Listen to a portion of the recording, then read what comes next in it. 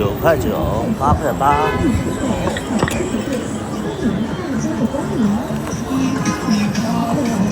快走快走，闻这个味儿我都受不了。是个味儿。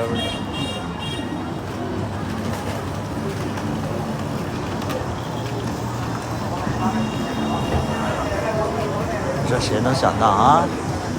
塌黄，没人接盘。接它也是老贵了。那整的多洋气啊！知道吧？想想多少年了，突然就破产。不需要啊。所以咱不做生意是对的，这么大企业都坚持不了。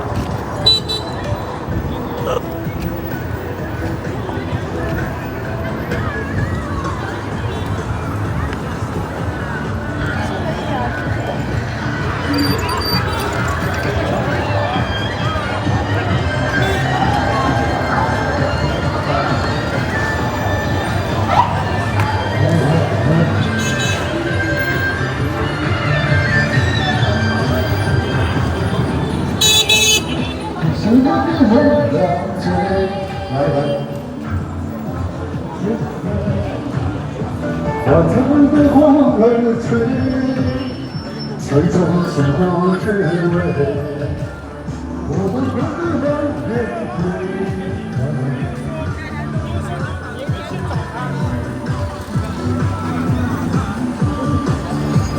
干啥去？去吃火锅。我们今天改善伙食。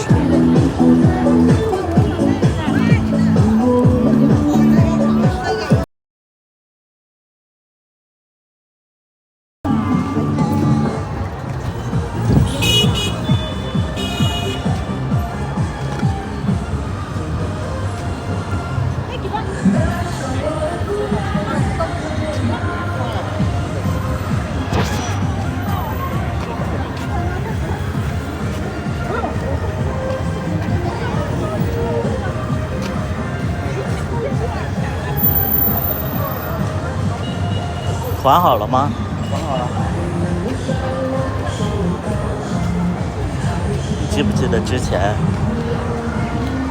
咱吃火锅的时候，好像谁要看团购我都非常排斥厌恶。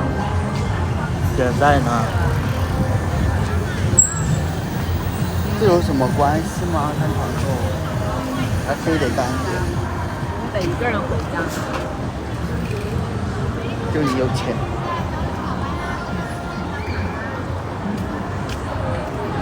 哎，你看那团购买完那么多菜，然后还便宜，然后呢你不够吃，但人家就会就是人家给你点餐的时候，哎，那个看看吃点什么？你说团购，啊，哪个套餐？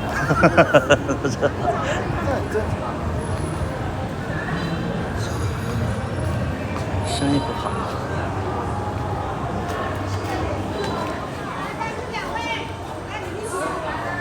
是这儿吧？欢迎两位。就这儿。对，这个沙发。你能坐多大呀？坐那边，快点。就坐这儿。坐这边会等一下热度哦，如果坐那边你可以凉快一点。是啊。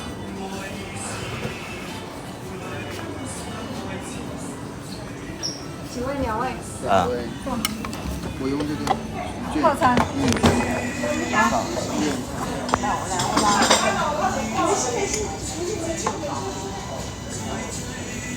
你看坐这这个背景多好，全是那个，这个叫什么？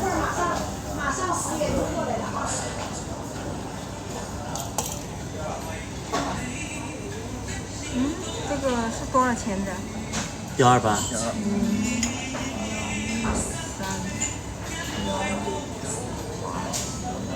没有人，虾呀，后边不是有人？你是虾吗？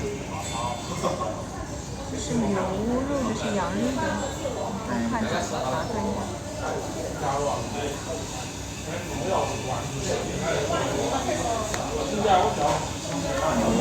牛肉的。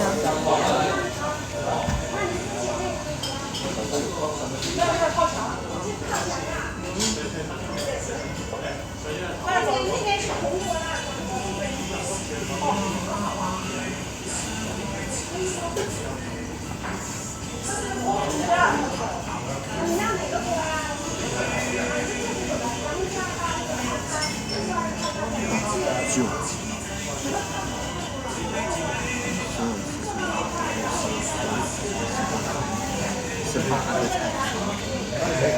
吃火锅。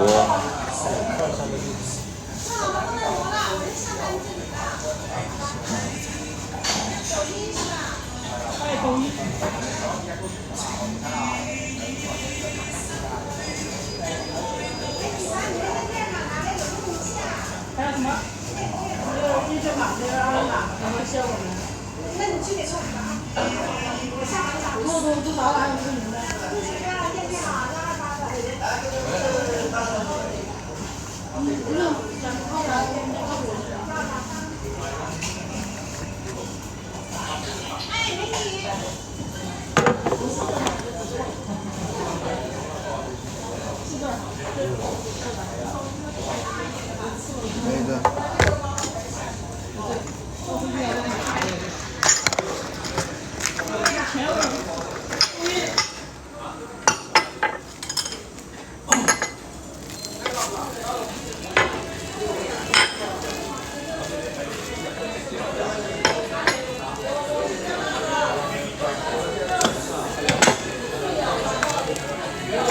杯子里好多悬浮物，你猜为什么？这个东西，它这个是什么茉莉大麦茶？所以才有悬浮。还不是普通的茶。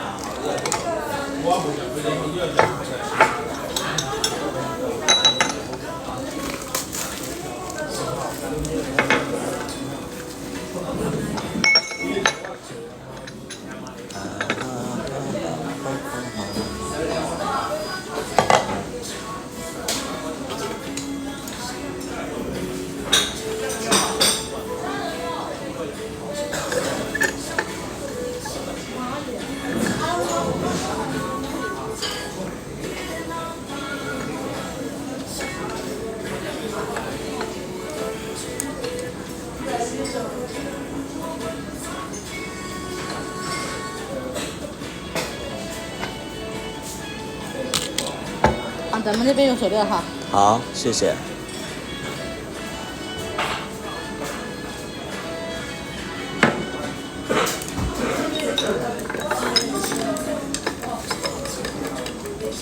不吃大小的。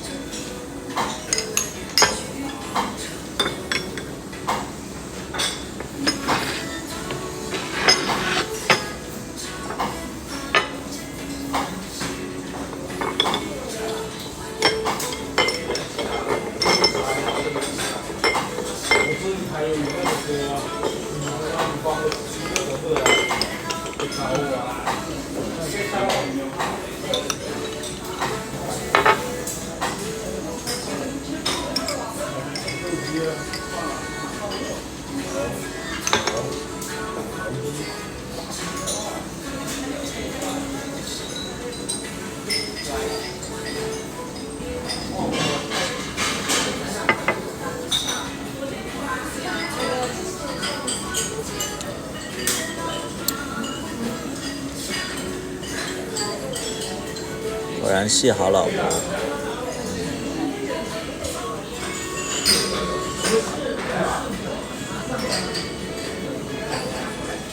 又有新老公，谁呀？你说刚才那个呀？我都无言以对了，我都说了我不是 zero 啊，我一直就熟悉我的人都知道我是 top， 天天说这是老公啊。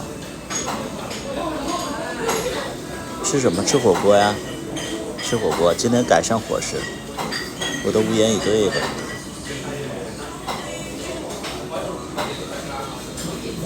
还有说什么又有新老公了，这个都已经快2年了，完了就说又有新的了，你2年没看我了，可能。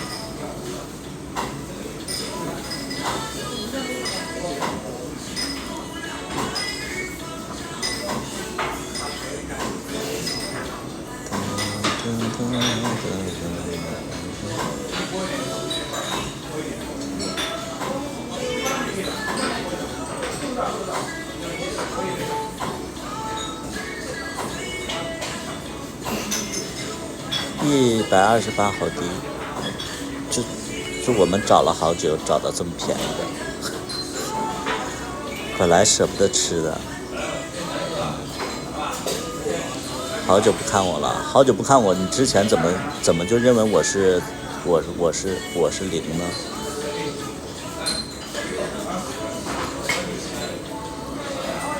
你从哪儿听说的呀？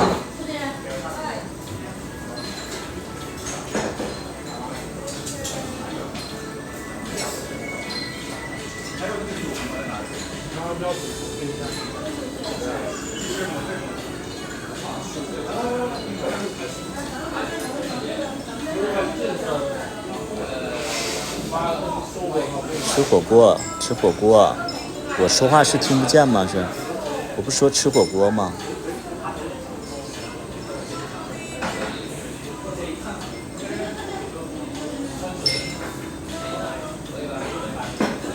吃火锅，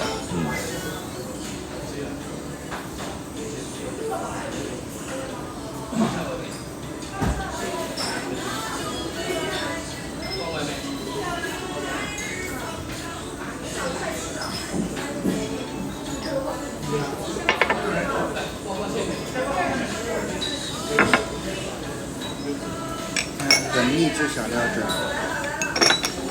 莆田有一家老北京火锅啊，我们其实也没想吃这家，因为这家便宜，我们想吃四川火锅。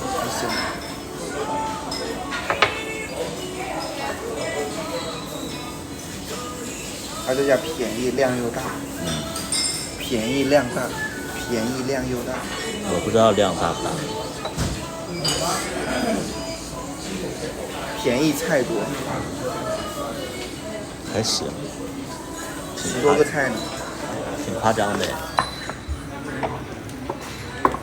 因为它全部上齐之后，它就是9宫格。哎呀，整那么满干什么？人家都没掉下去，你推下来，那么恶心。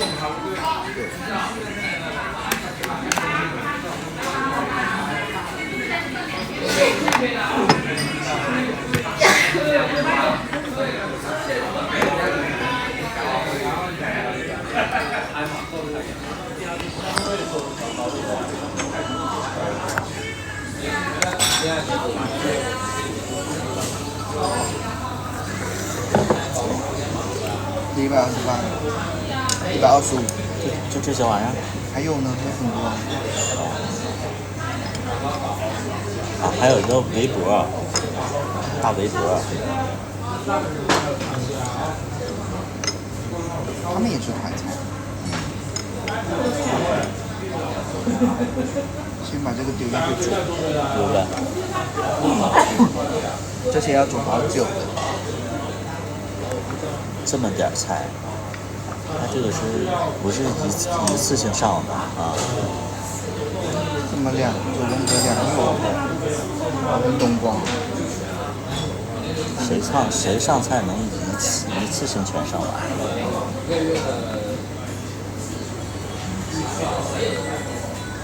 干啥呀？下呀！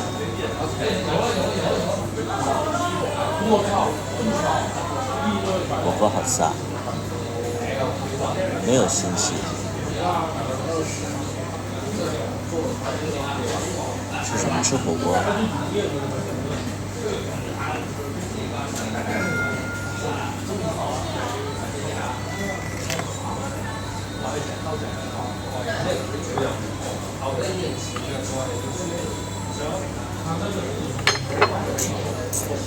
这个虾是熟的。啊。是熟的还是不熟的？这个颜色一定是熟的，就是有的时候我真的我就觉得跟他交流不了，来，我真的觉得跟他交流不了。就他问我这个虾是生的熟的，是你们就说这个怎么交流？这个怎么交流？生的熟的，问我这是生的熟的。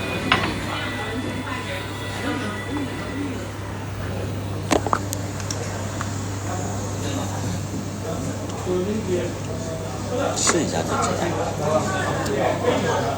那你吃啊？小大夫又挣钱给你改善伙食了吗？请你改善伙食。我在你眼里，我是一个特别穷的人，是吗？不能自己偷摸自带重庆火锅底，人这是北京火锅，你带火锅底料，我一下就看出来了。牛肉。啊，热的。等啥呢？它也不是北京火锅。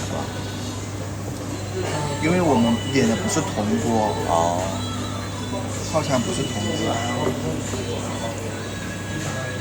他是家庭主妇。杯子。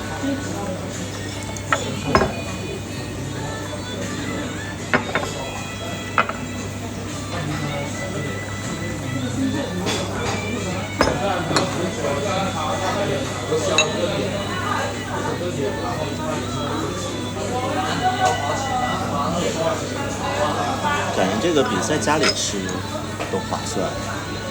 在家里吃还麻烦。你在家里吃，你叫那么多菜还叫不了那么多。是。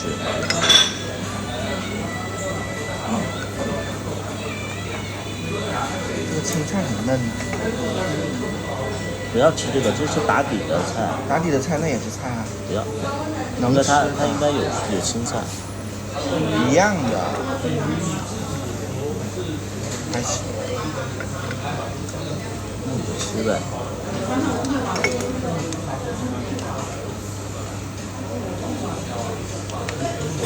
这种就嫩嫩的啊。这一顿得500-600，128，125，当然估计还有什么餐位费吧？没有，就全部包125，挺好吃的，吃北京什么涮肉火锅。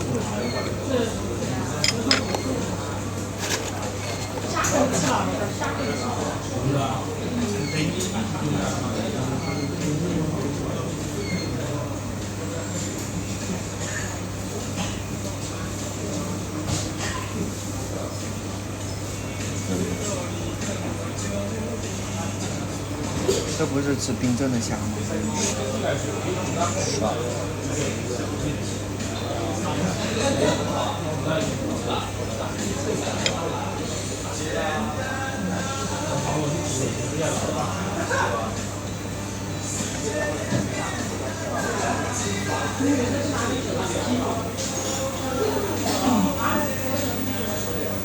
汤底好奇怪呀。它就是什么牛骨汤，有点像潮汕牛肉火锅那种汤。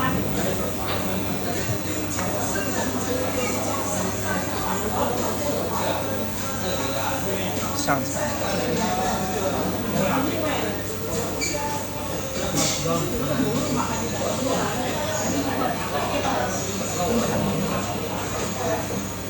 一股白菜味儿。好。这东北大炖菜的。小火一点。吃个青菜。蘸个料汁儿。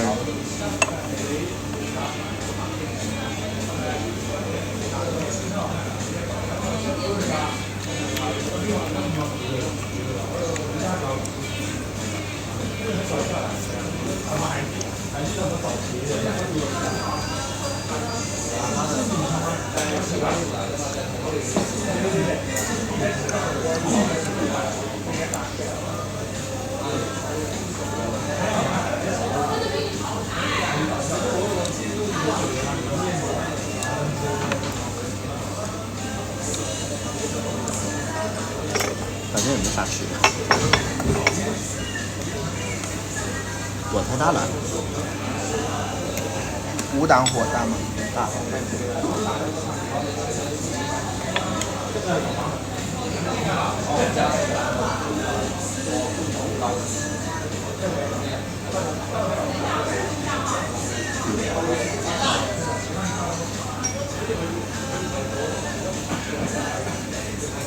这样熟了吗？肯定熟了。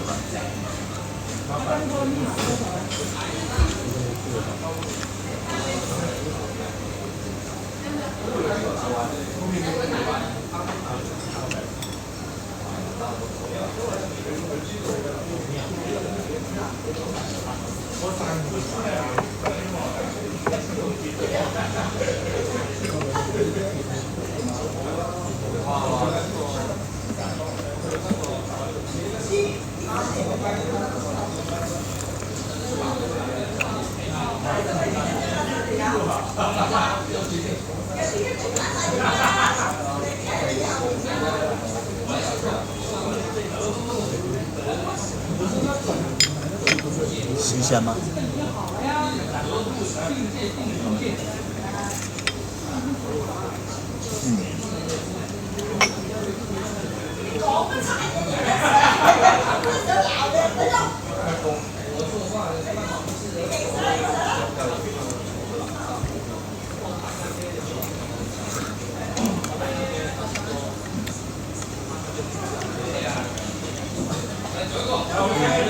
下个先拿出来放冷，有点烫。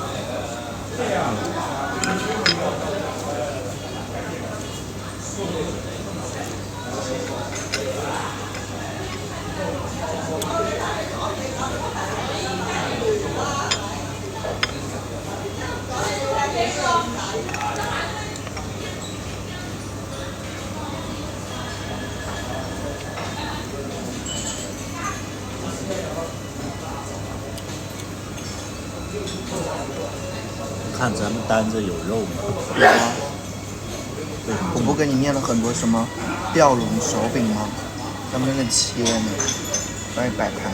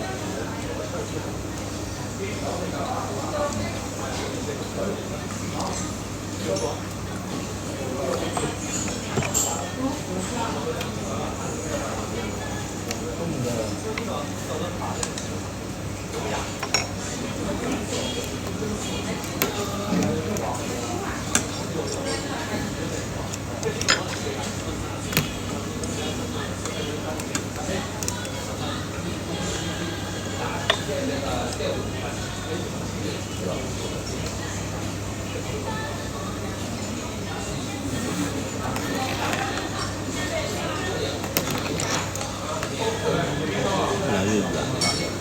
这都不熟。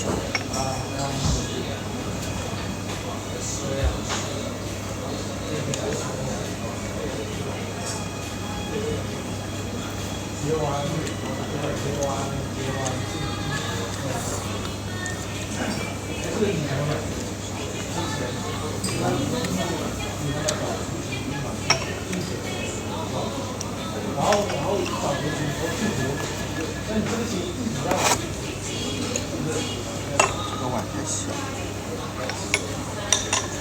牛肉好，里边好咸。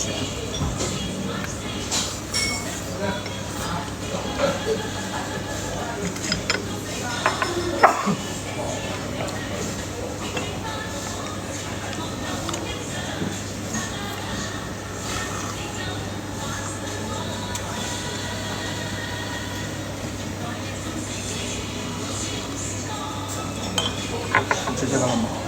吃了，好咸。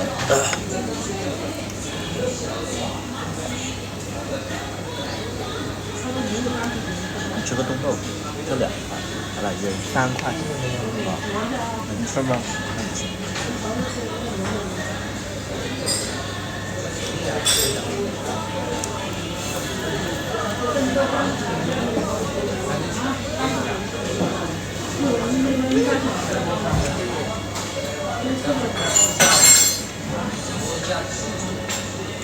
带纸。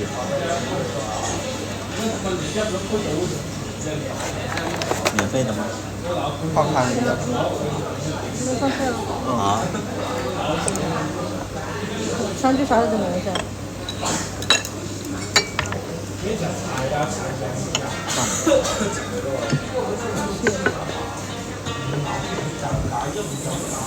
他都起了哈。谢谢。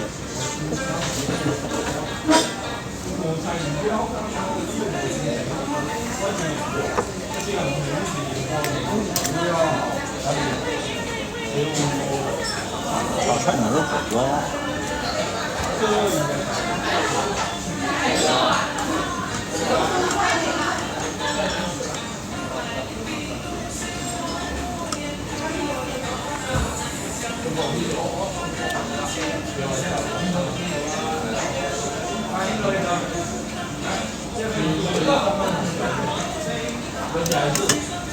可以吃了。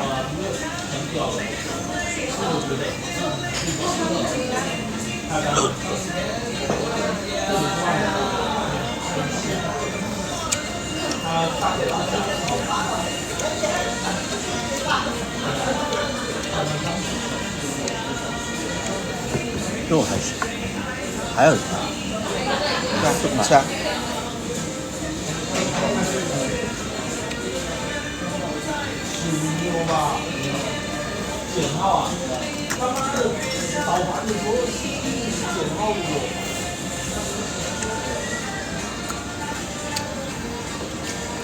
好咸啊！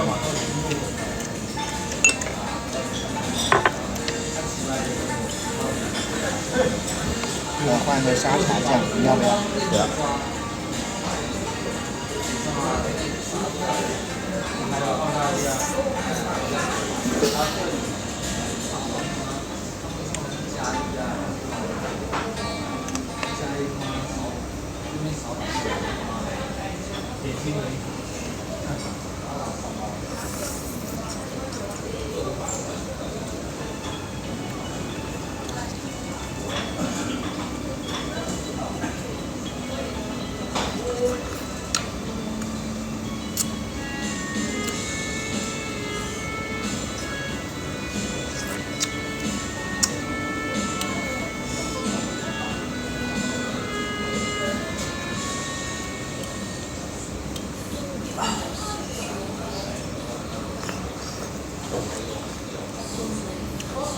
想看小大夫滚出去，我直播间里只能看。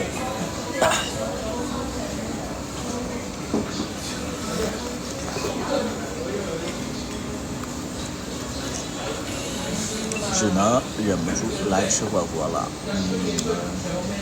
对，查了好几天了。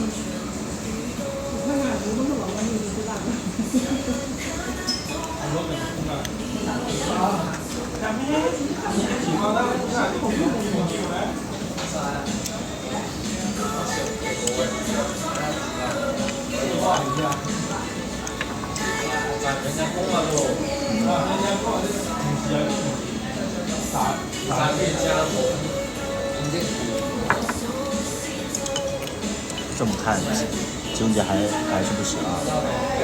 突然加了猪肉。啊？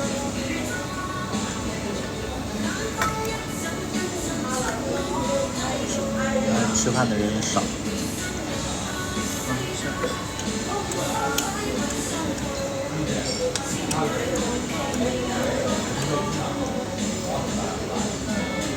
就是没钱，做生意不好做。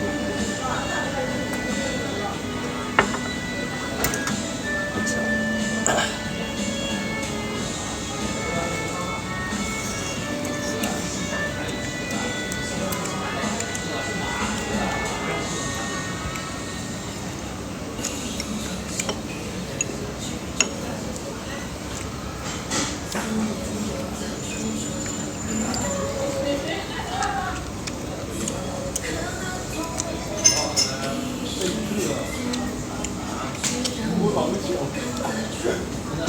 也有可能今天工作日没人。好，我这个撤了。跟工作日没关系。那你又不是做酒吧的，你指着工作日。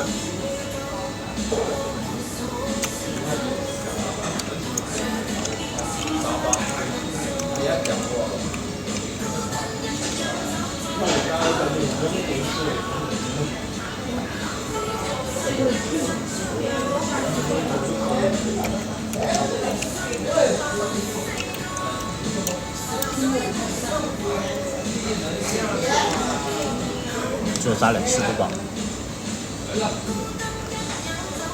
要不要点个主食什么的？你要点个炒米饭吗？我要白米饭。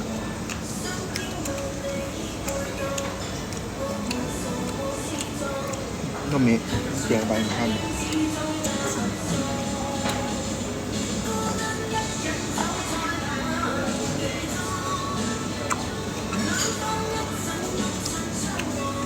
或者要面条也行。我吃白米饭。我点个面吧。有什么主食吗？看那个有白米饭吗？有手工面，有，应该有。我要白米饭。还有一个那我要一个手工面，好了，一个白米饭，一个手工面。没有其他的了哈。啊。它这还有东北大拉。什么？它这里还有东北大拉。它这里就是东北菜跟北京菜结合。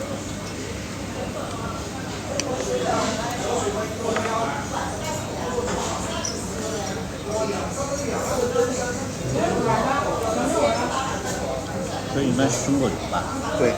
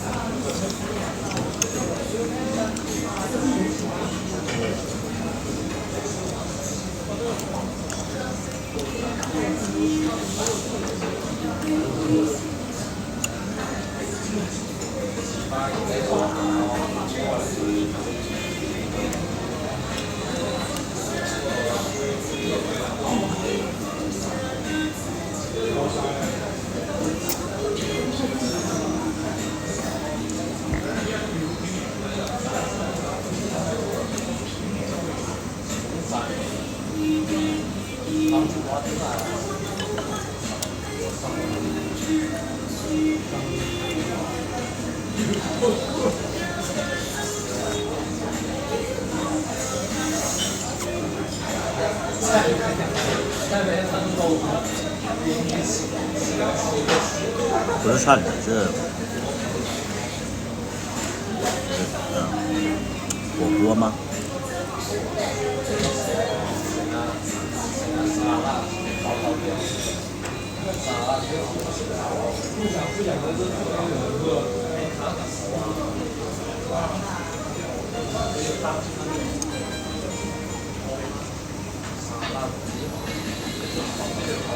谢谢。那用我有要给你下里吗？啊，下呗。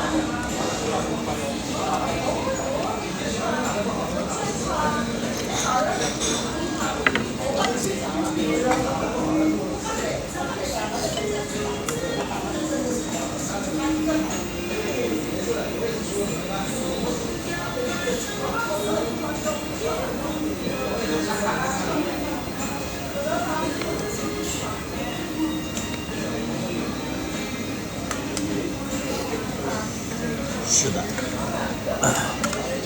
是的，老北京什么什么什么，它比较综合，它又是潮汕火锅，又是红火锅。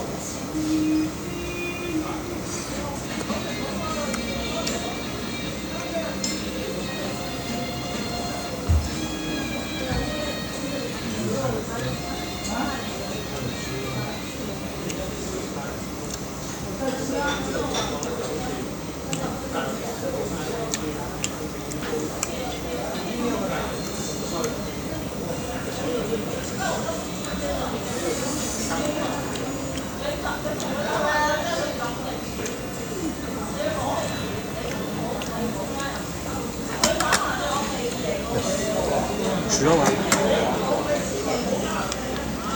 对，青菜。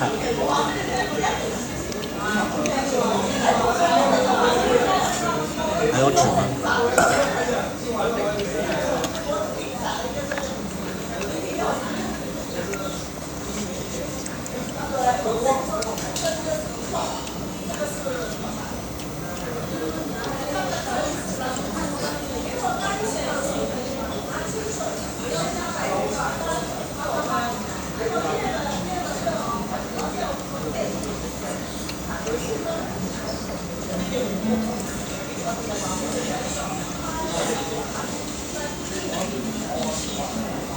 捏好了，那好了，吃一根试试。先把火小点，那好。没好，我就说没那么快。有一点硬。你说好了，没说很好。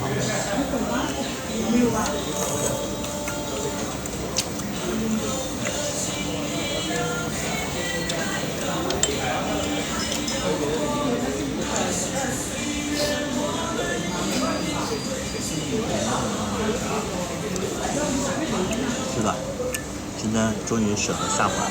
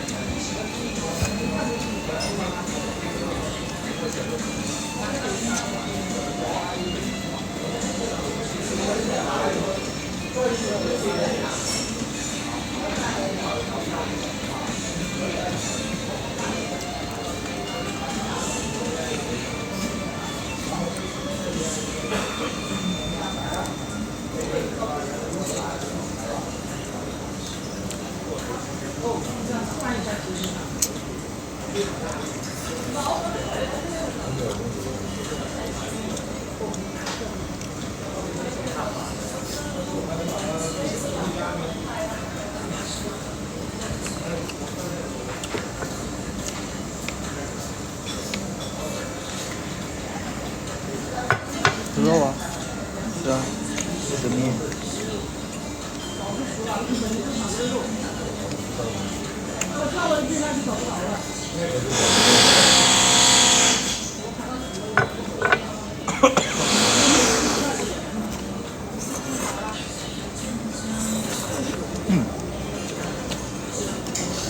面条好了。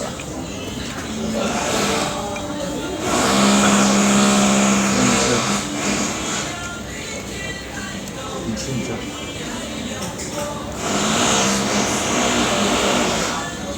你哥，吃饱。你不要，让吃面。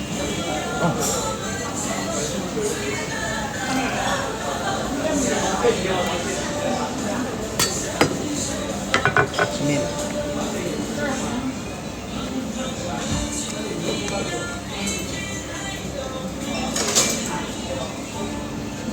你也来一碗。我尝一尝。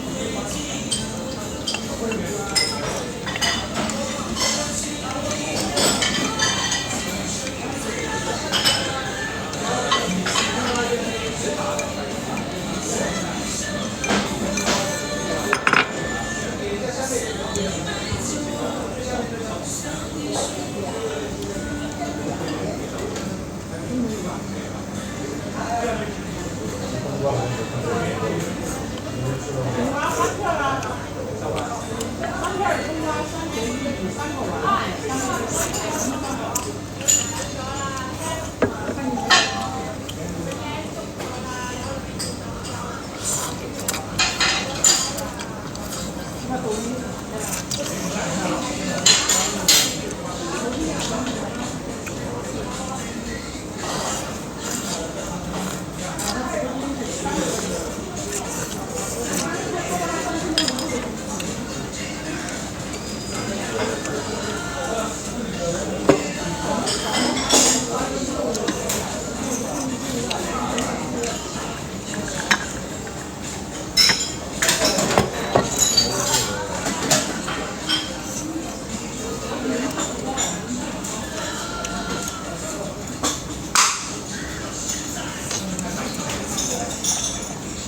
点好吃的。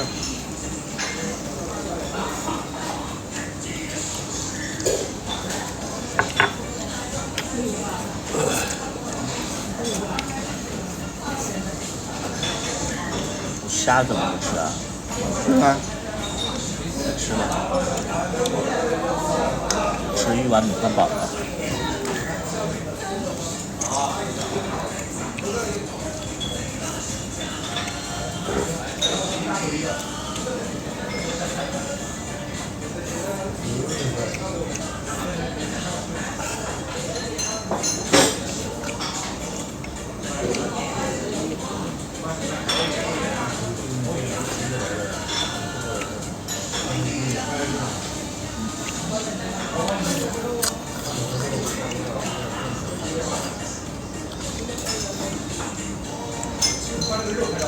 我是百搭。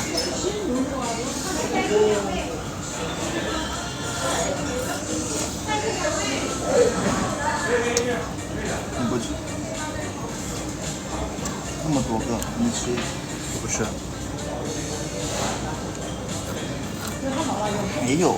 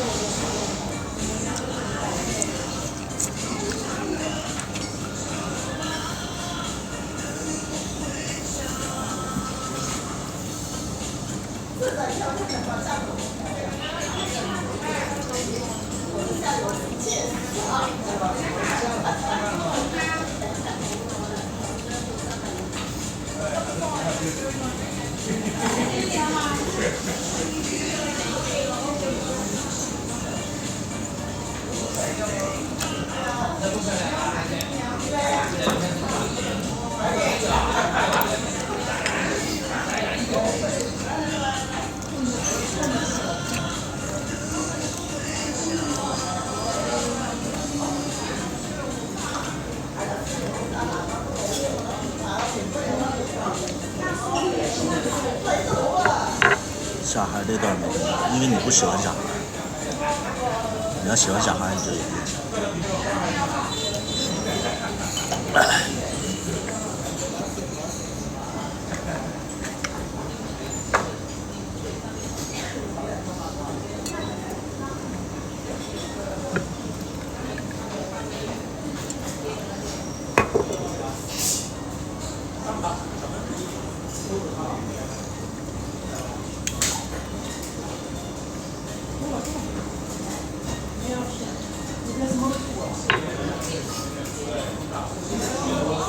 吃完了。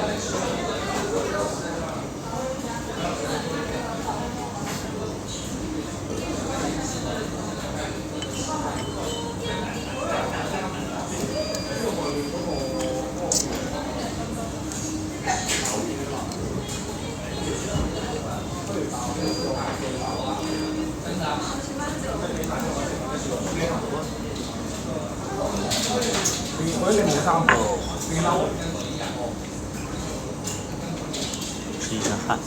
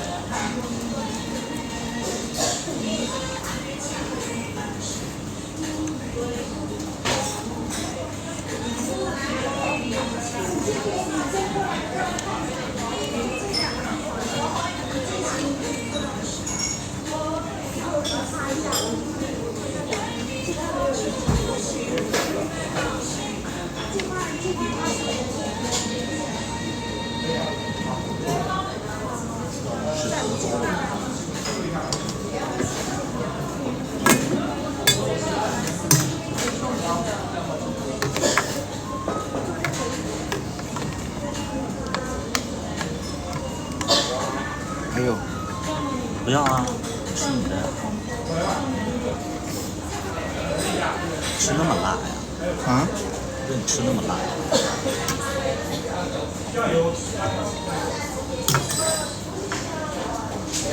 不有一块牛肉吗？没有，不要那个牛舌。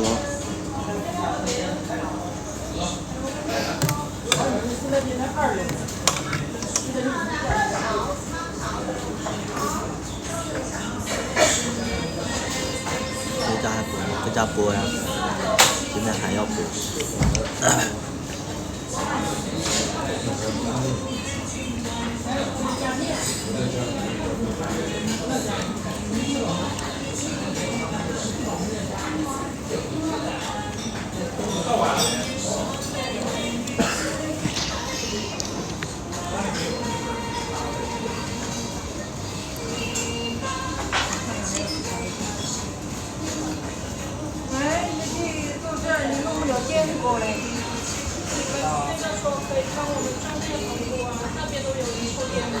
还会播到2点吗？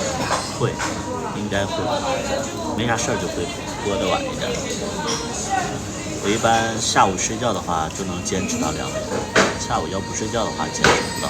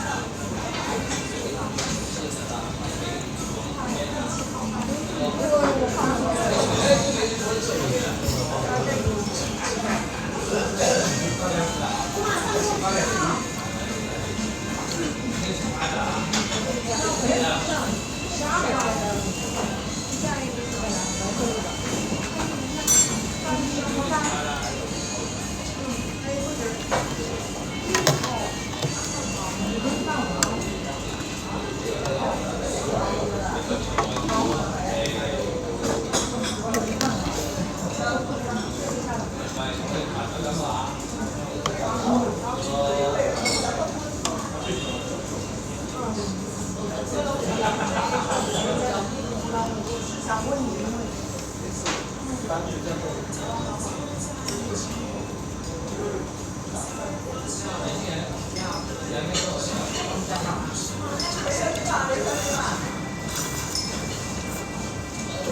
面泡太久了，不好吃。啊？这个面泡太久了，不好吃了，没有刚刚煮完的时候好吃。那走吧，买单。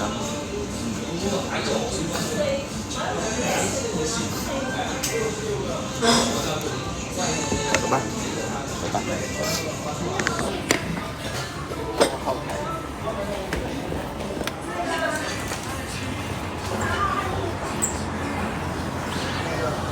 哎，他去买单了。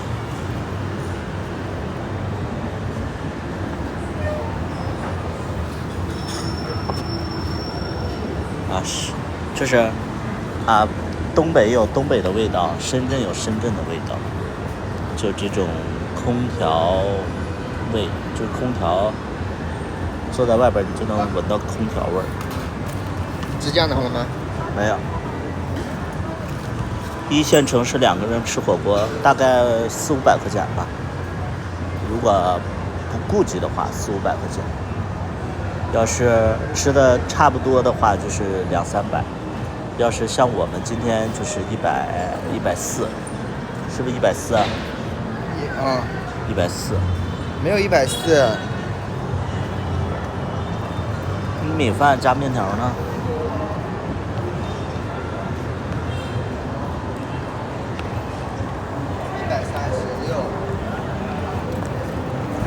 ？136，135，85，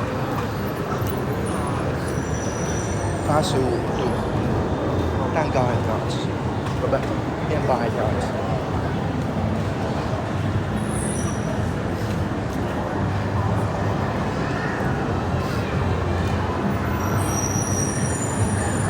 你想喝奶茶吗？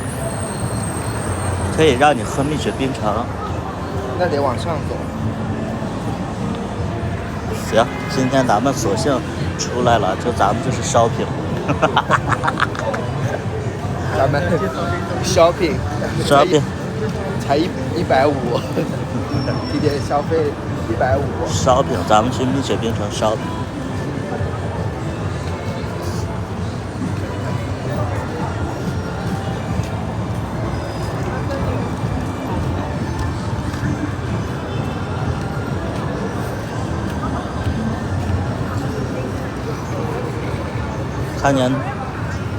看见代驾想起龙二了，你别说的好像龙二挂了似的。这些人真的是入戏出不来了，入戏太深。购物就是买，对，就是买。咱们就是6块的饮料咱们都不喝了，喝个8块的。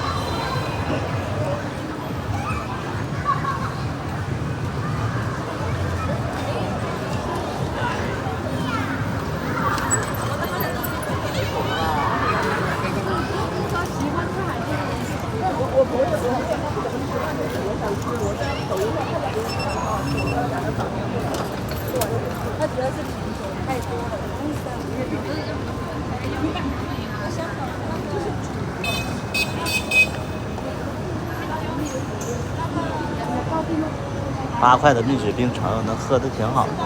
对呀，我饿了。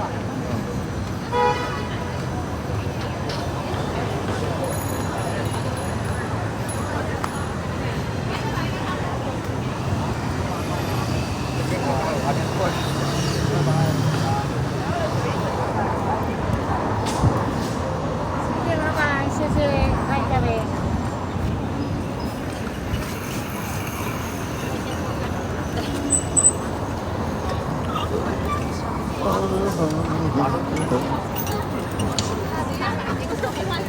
都不知道我是干嘛的人。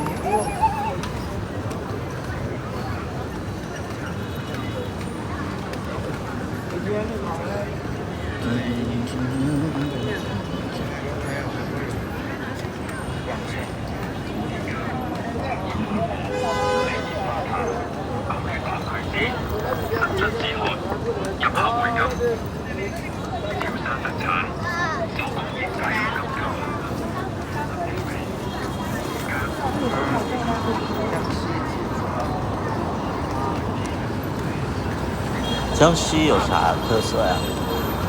江西有还蛮多的，江西他们的菜就是辣椒炒辣椒。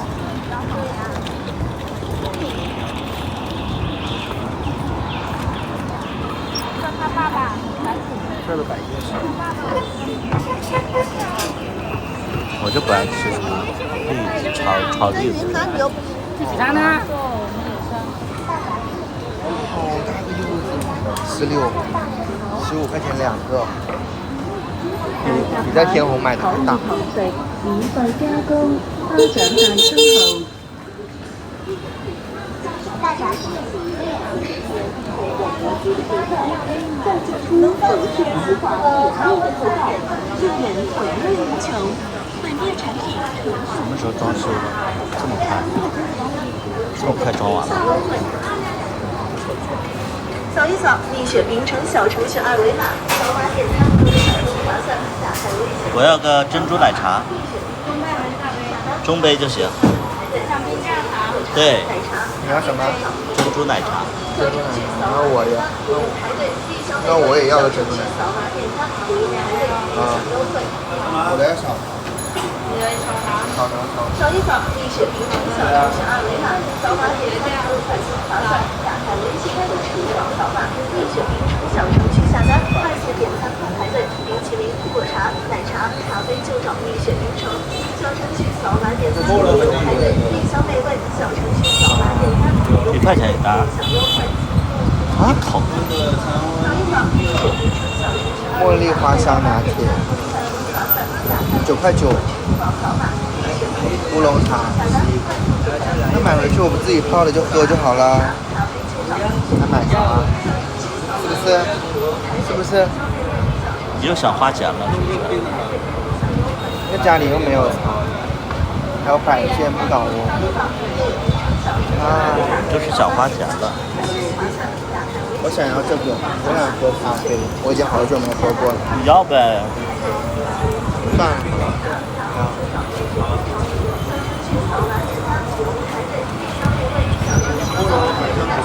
别整事儿了，拿吧。你要哪个？啊？你要哪个？你要哪个？你要茶吗？都行啊。你要喝茶，那我喝咖啡。我都行，你拿哪个都行。拿一个还拿2个？拿一个呀。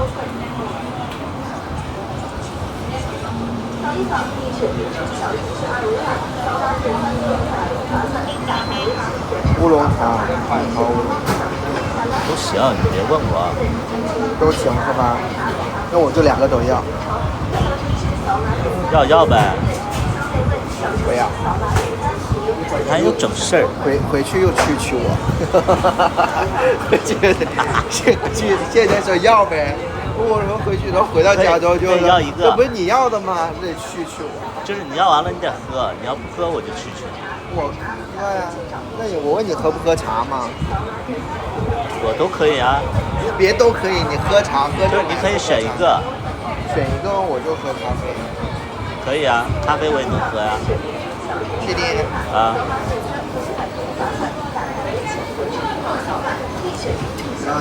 要这破玩意儿，我手机快没电了，快给我借个充电宝，快！充电宝，这都要回家了，充电宝。我马上没电了。还多少？划一下。不用划，这马上没电了，划。充电宝你借了，那一会儿还啊。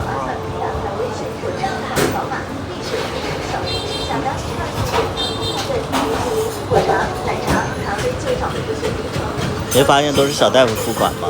有没有一种可能是他管钱呢？他管我的钱呢？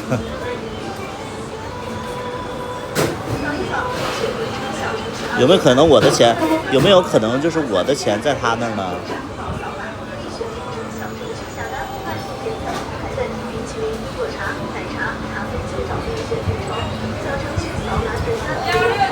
差点我手机摔了，还好有个壳。267。哎，就这个。扫码，立雪冰城小程序下单，快速点赞不排队，冰淇淋、苹果茶、奶茶、咖啡就找立雪冰城。小程序扫码点餐，不用排队，夜宵美味。小程序扫码点餐，不用排队，分享优惠。扫一扫立雪冰城小程序二维码，扫码点餐快划算。打开微信或者放多少钱在他那儿？生活费，上一次放了是8万块钱，放他那儿。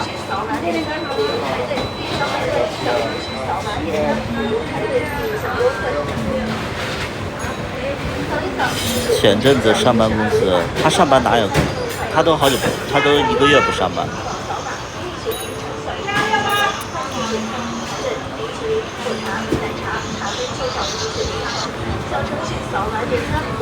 还充电宝吗？这是刚借出来，还进去不要钱。那行啊。来，快还，咱俩快走，走。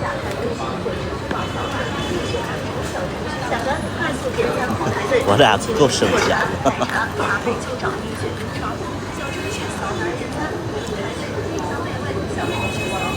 蜜雪冰城哎，6块哎，6块。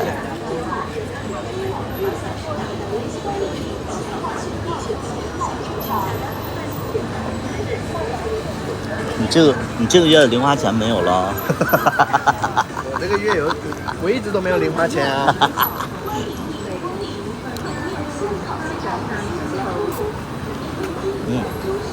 好甜。可以堂食免费加工8丈大生蚝，大闸蟹可以堂食免费加工。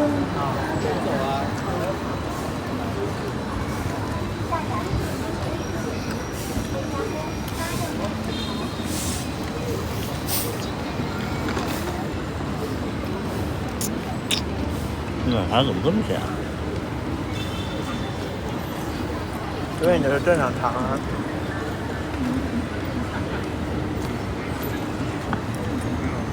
城管又来了。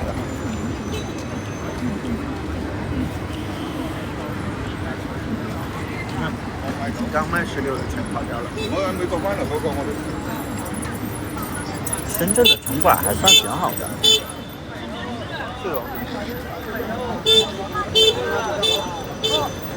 那橘子都拿好了，橘子刚拿得出来的吗？橘子拿好了，餐馆就是空没有。还有人去吃橘子啦，去吃饭吧。哎，来买个写个饺子。哎，写个饺子。等起来怎么行？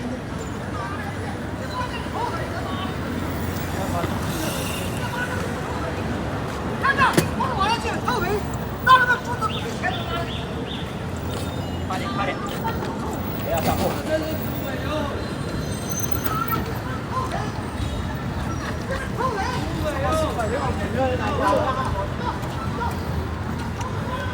我们刚说深圳的城管好，结果有好有不好的。他们前面那几个穿绿衣服的是他们的，是领导。我们东北的城管更恶劣。你看之前他们就我们楼下的那几个城管就会，他们跟那些小贩就打关系很好。你说你不要摆了，他就走，还会笑眯眯跟他说啊，我刚卖了点东西，刚切，他会好声好气跟就是说有来有往的说。东北的不是，东北的就是特别恶劣。然后就让他走，他说你不要在这里摆。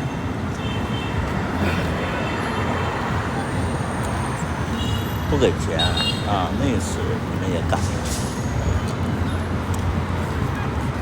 但是深圳整体还是好的，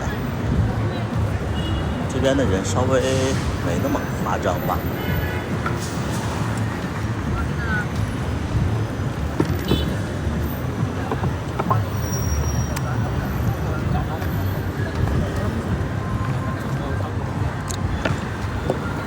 估计这个领导要带头示威。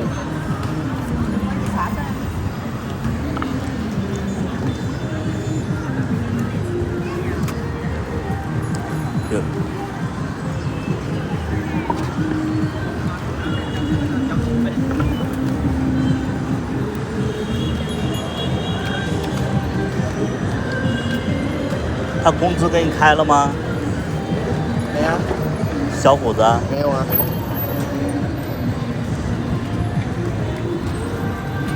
他们一般几号发工资啊15号。没发。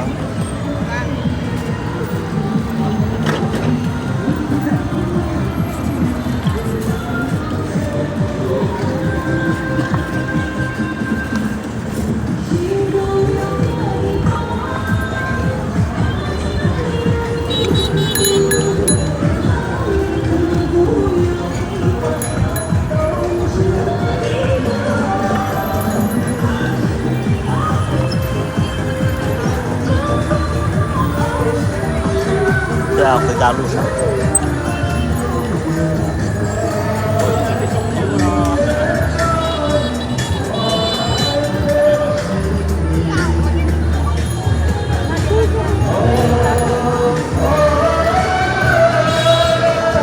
我想你的美丽，只为把你挂在我心。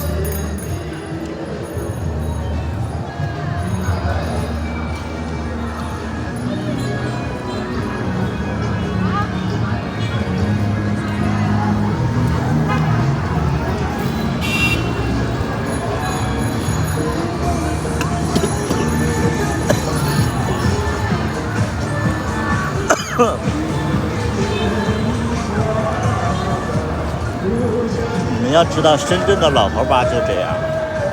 就你们喜欢老头的，你们要去老头的深圳老头的 gay 吧，就是就这种声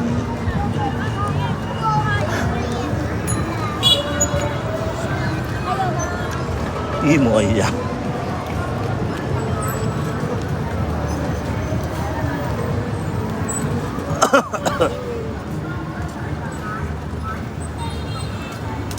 这边就不管，没到这边来。没有城管就在这儿，那不是城管啥呀？没来都。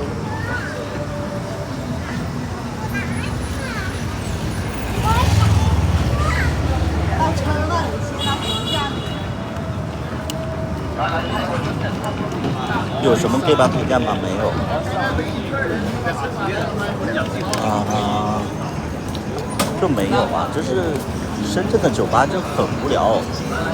你要去你就去那个年轻的城市，就什么成都啊、什么武汉呐、这种。也去过武汉的，想去武汉的，看一眼。还要是高的，就是从阿里过去的。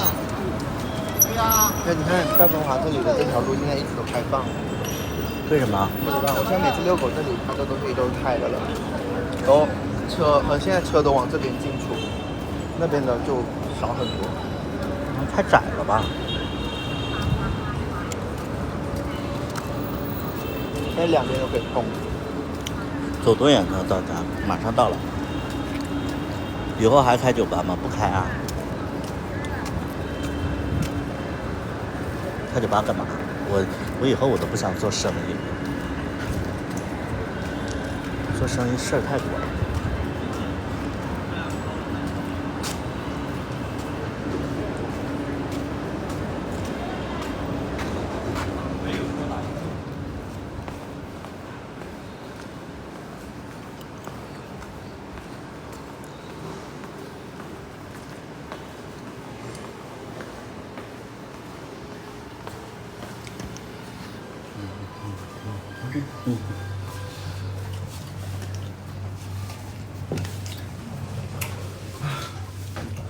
哎呀，之后开什么店？我说了，我不想做生意。开个蜜雪冰城，天天喝奶茶。蜜雪冰城。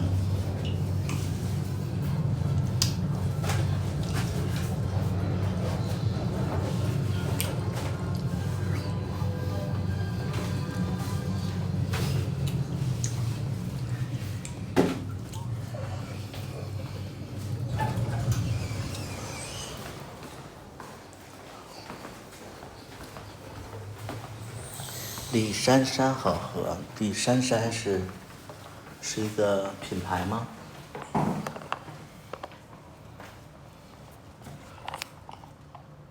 系统已锁定，请稍后再试。你这是越着急越进不去。哎，我的。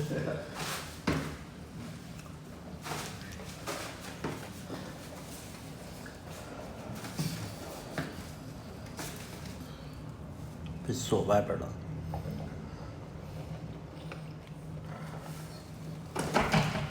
Monkey， 你给我开门。Monkey 开门。Monkey， 你开。Monkey 开门。系统已锁定，请稍后。系统已锁定，这都请是死的稍后再试。字。Monkey 开门。整的干啥？哎，好了，闪一下。系统已锁定，请稍后再试。别叫。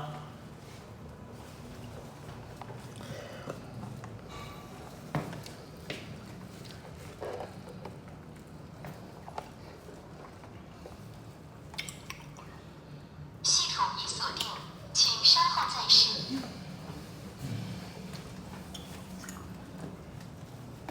等3分钟。这么久啊？我以为30秒。角度啊，角度问题。阿嬷手作排第一。喝过就觉得喝不懂，不懂。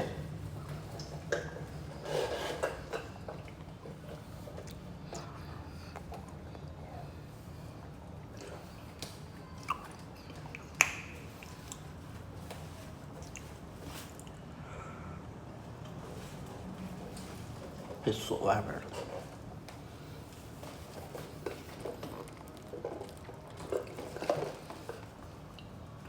系统已锁定，请稍后再试。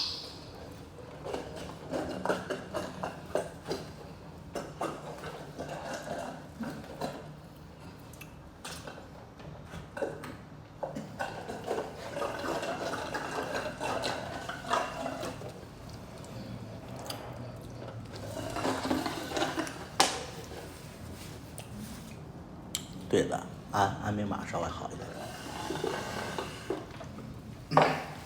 38了，可以了吧？系统已锁定，请你稍后按一再试。次，它的那个时间就重置了，你就不要总按。哎呀妈！谁说的？他都锁定了。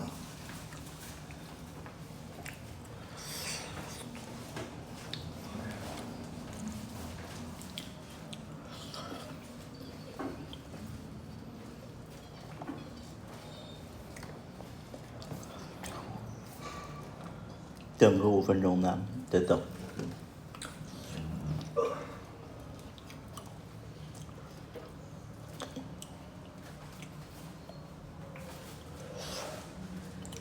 不要这么拿镜头，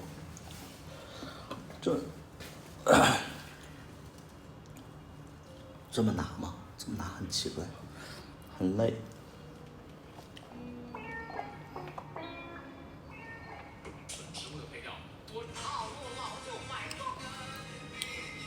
慢性子，按密码快得很。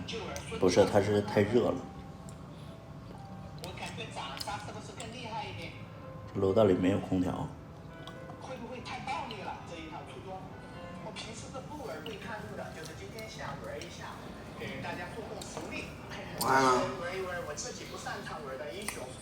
他上次别弄可以。来，新来我按这里。姐姐们，还有我的可以了。谢谢来。那你就整，我就看你浪费多长时间。浪费多长时间？哎，不信我，你懂。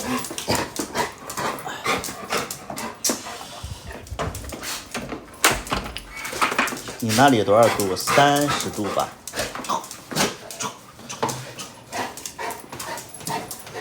30度。好了。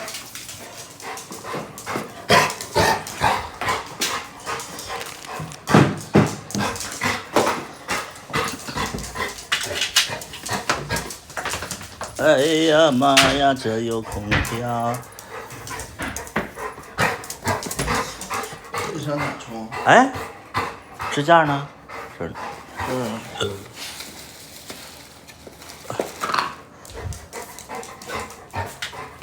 都说马上没电了，在赶上断电之前把电充。哎呀，1%的电，我的天！心谁也不给，我会试着放下往事，管它过去有多美，也会试着不去相信你如何用爱将我包围，那深情的滋味。但愿我会就此放下往事，管它过去有多美，不盼远近仍有慈悲。虽然我曾经这样以为，我真的这样以为。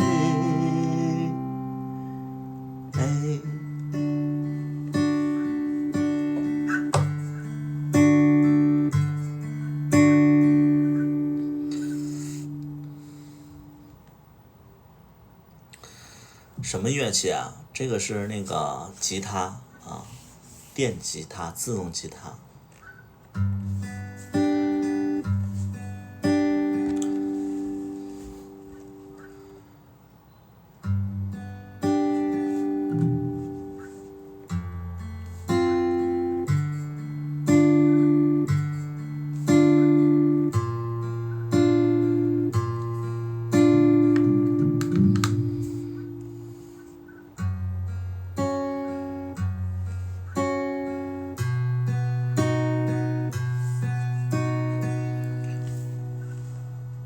我会好好的，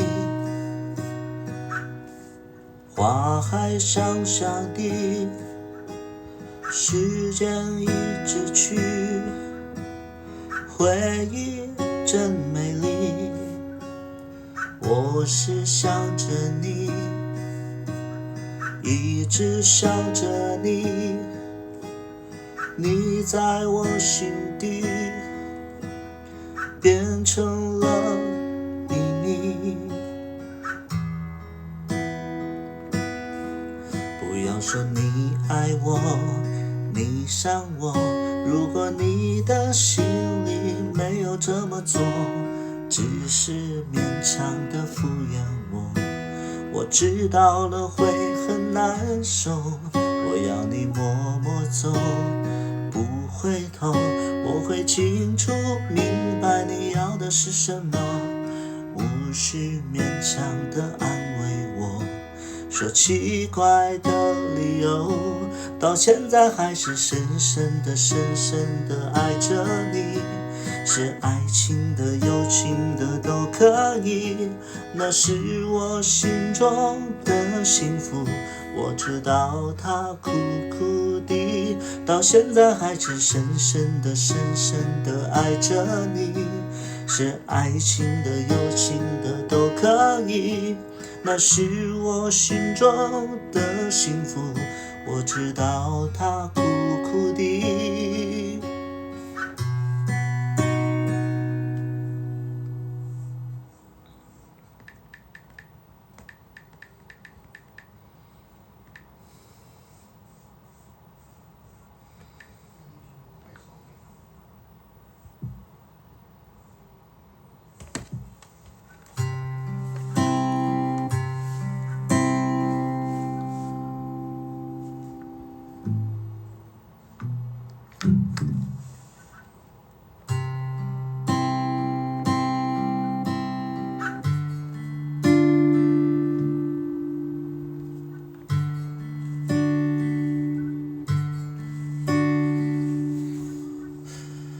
为你我用了半年的积蓄，漂洋过海的来看你。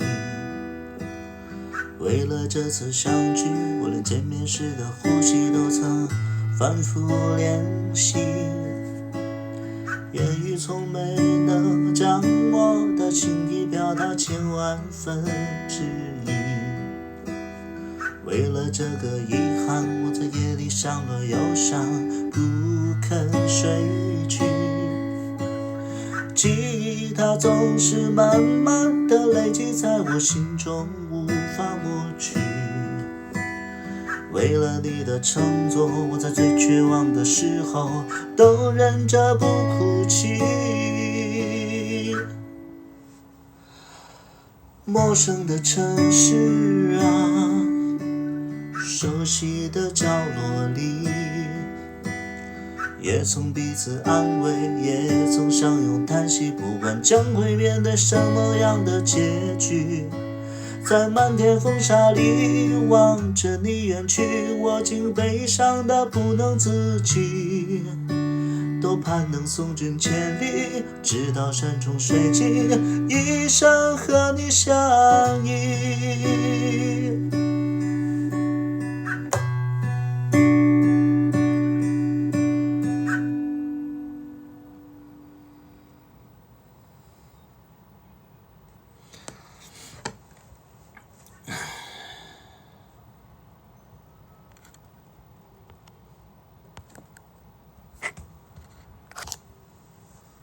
声音好悲，哪里悲了？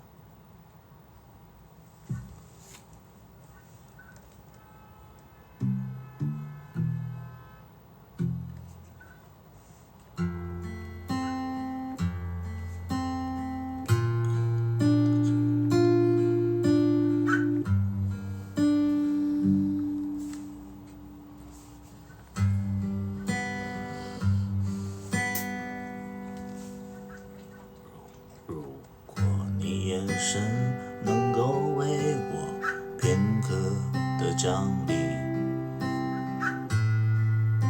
如果你能听到心碎的声音，沉默地守护着你，沉默地等奇迹，沉默地让自己像是空气。大家都吃着聊着笑着，今晚多开心。最角落里的我笑得多合群，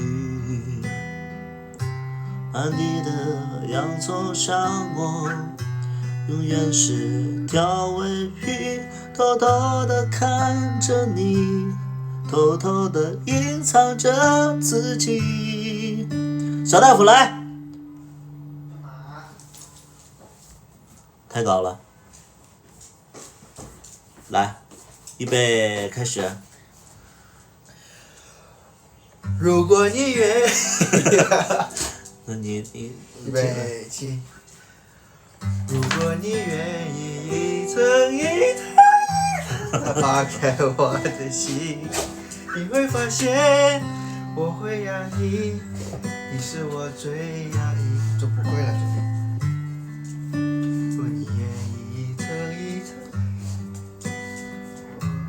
我的心，你会鼻酸，你会流泪，只要你能听到我的全心全意。唱成这样，你哪怕你识字儿，你都不能唱成这样啊！我找不到调啊。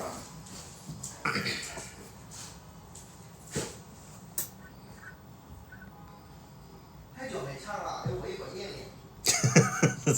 这。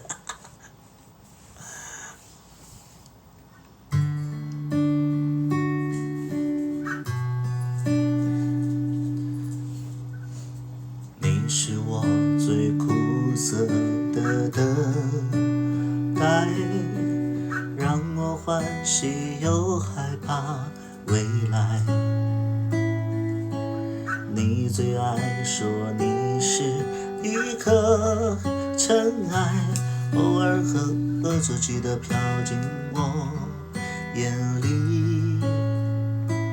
宁愿我哭泣，不让我爱你，你就是真的像尘埃，你不是，你就真的像尘埃，消失风里，重来。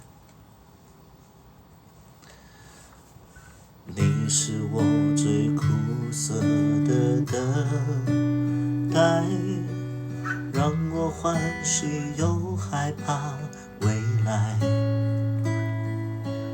你最爱说你是一颗尘埃，偶尔和出去的飘进我眼里，宁愿我哭泣，不让我爱你，你就真的像尘埃消失风里。你是我最苦痛的抉择，为何你从不放弃漂泊？还对你是那么难舍难舍，你总是带回满口袋的沙给我，难得来看我，却又离开我，让那手中泻落的沙像泪水流。风吹来的沙落在悲伤的眼里，谁都看出我在等你。风吹来的沙堆积在心底，是谁擦也擦不去的痕迹。风吹来的沙落在悲伤的记忆，谁都知道我在想你。风吹来的沙明明在哭泣，难道早就预言要分离？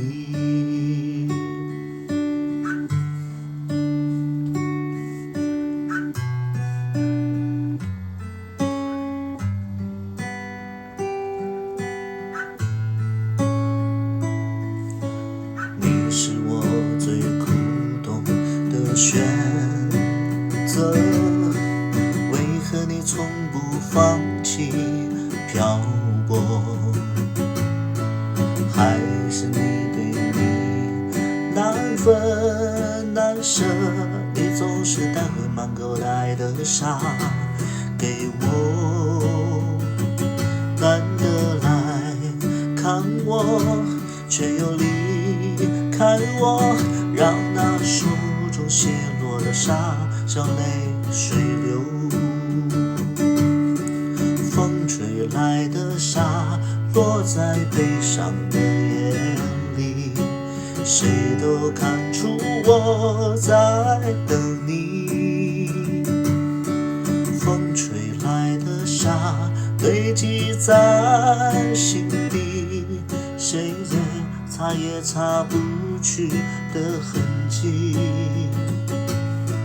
风吹来的沙穿过所有的记忆，谁都看出我在想你。风吹来的沙明明在哭泣，难道早就预言要分离？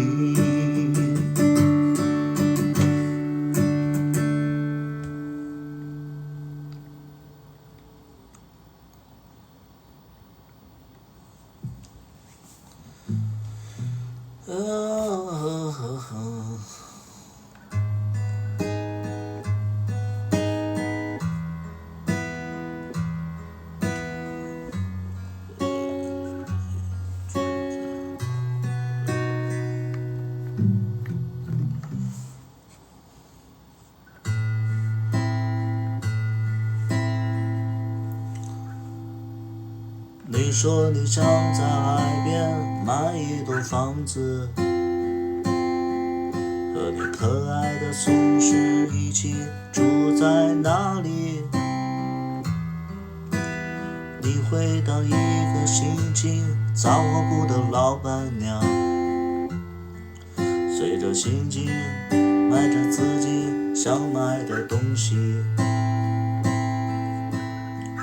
生活越来越压抑，你变得越来越不像自己，一个人站在被吹的风里。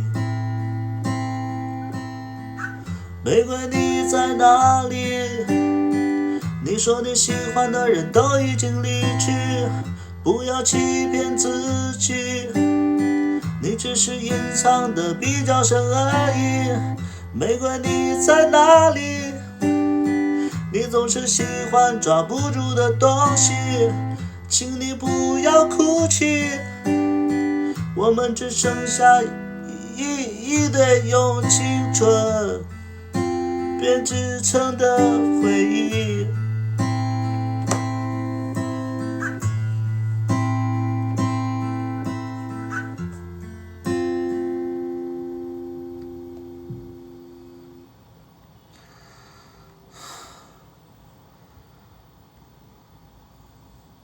想听就说，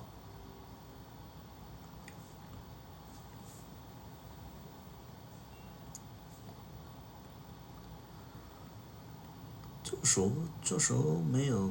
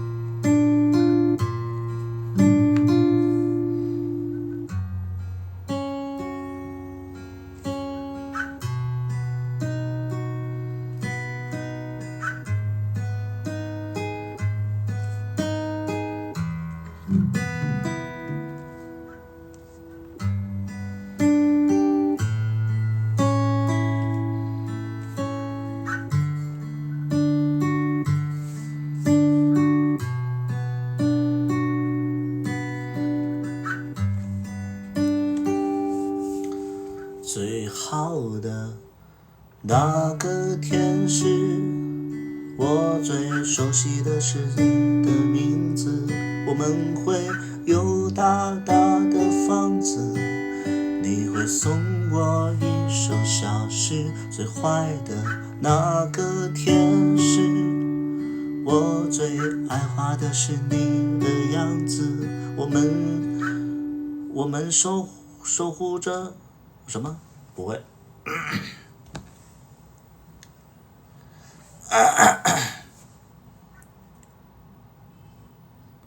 你这个杨快乐，你怎么听出来这是什么歌？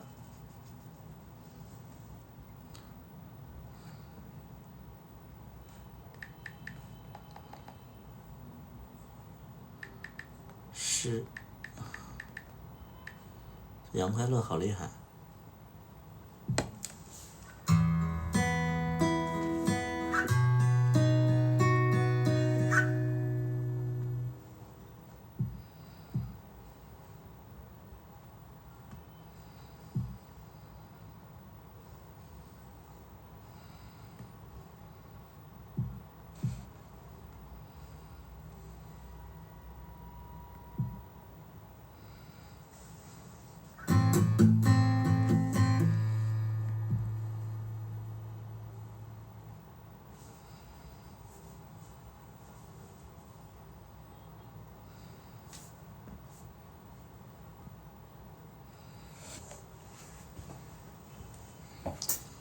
唱就说，唱就说唱不了。我试试。救赎。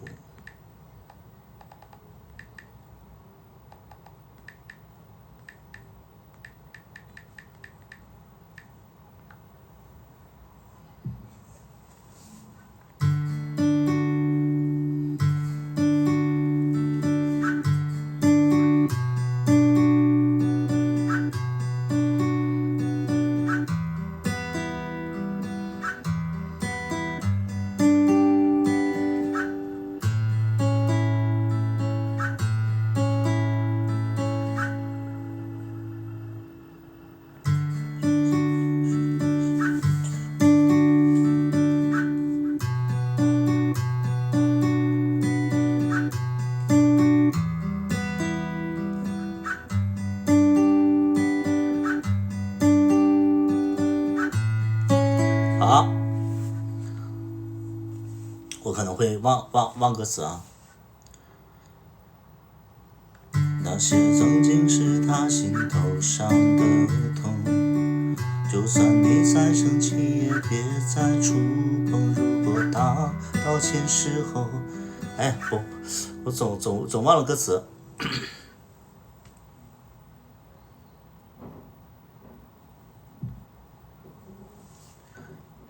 那些曾经是他心头上的痛，就算你再生气也别再触碰。如果他道歉时候心急如焚，是否会给你带来一些虚荣？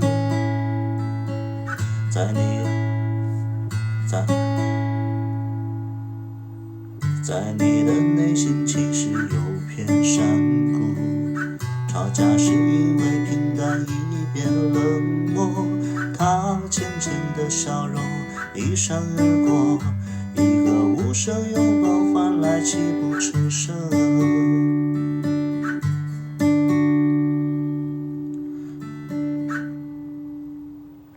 哪有什么可以任性挥霍？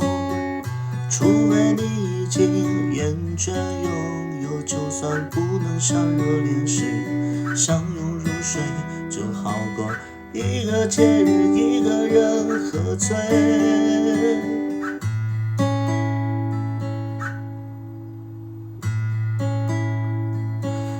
不知不觉你习惯了他的葫芦，他现在也记得出差常换内裤，虽然在一起的日子里吃了很多的苦，但是确定了这是你们想要的幸福。没有过往的人，不是，哎，累死了，这，哎，差不多得了。这个歌的谱子我自己都不熟，差不多得了，别为难我。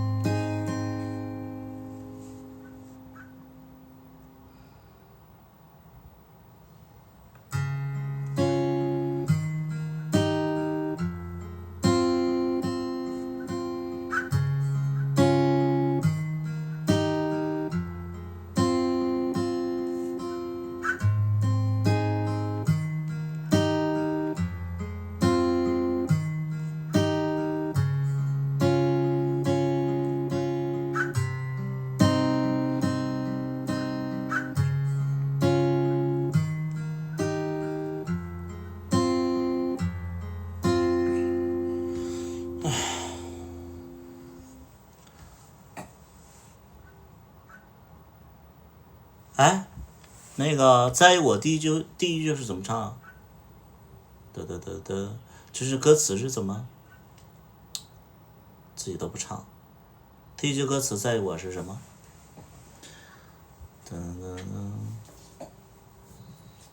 啊，最后一次是你坚定紧紧抱住我，就算雨水，就算什么？就算什么？就算最后一次是你坚定紧紧抱住我，就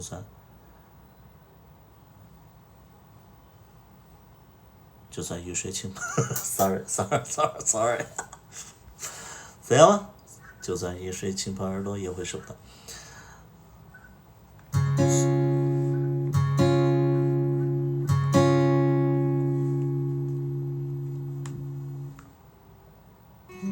你找个歌词呗。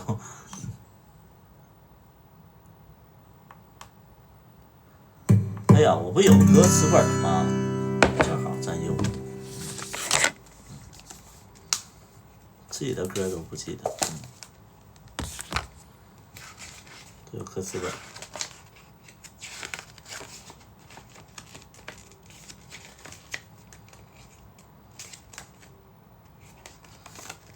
这歌词本有用。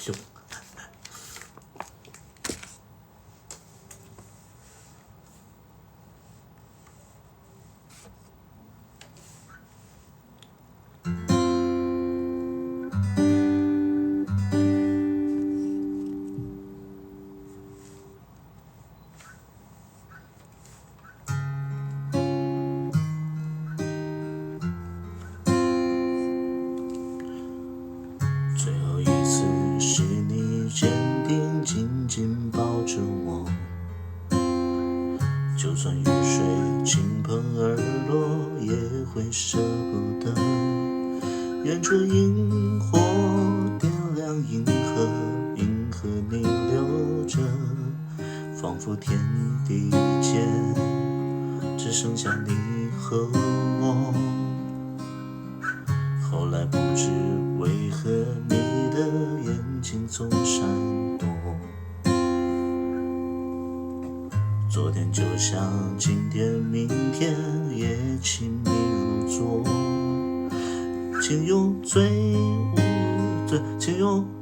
无情，请用最无情的称，请用这，我找一找，再来。最后一次是你坚定紧紧抱着我，就算雨水倾盆而落也会舍不得。远处萤火点亮银河，银河逆流着，仿佛天地间只剩下你和我。后来不知为何你的眼睛总闪躲，昨天就像今天明天也亲密如昨，请用最无情的沉默代替应付我，不愿你胡说，也不想被俘获，留下的不能再执着，失去的不过是烟火，誓言都会随着都随我自己是有多久没唱了？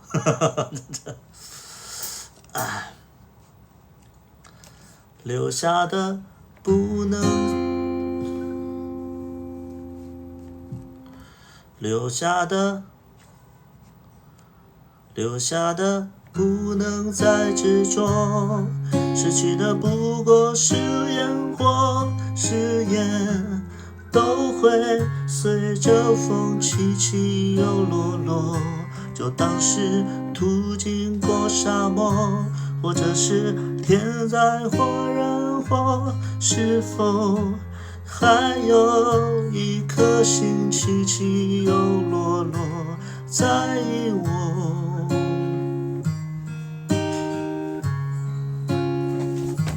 在意我。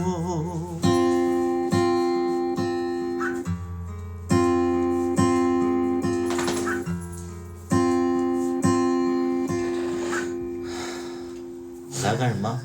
来听你唱歌，看你喝水没有。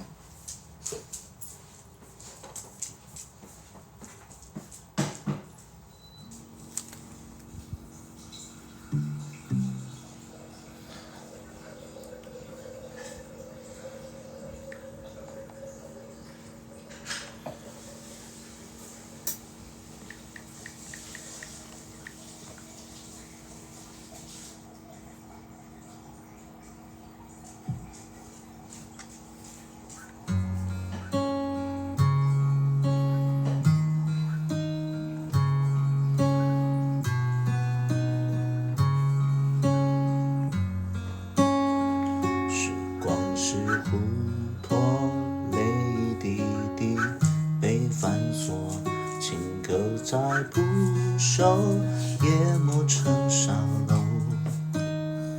青春的上游，白云飞走，残狗与海鸥，闪过的念头，潺潺的流走。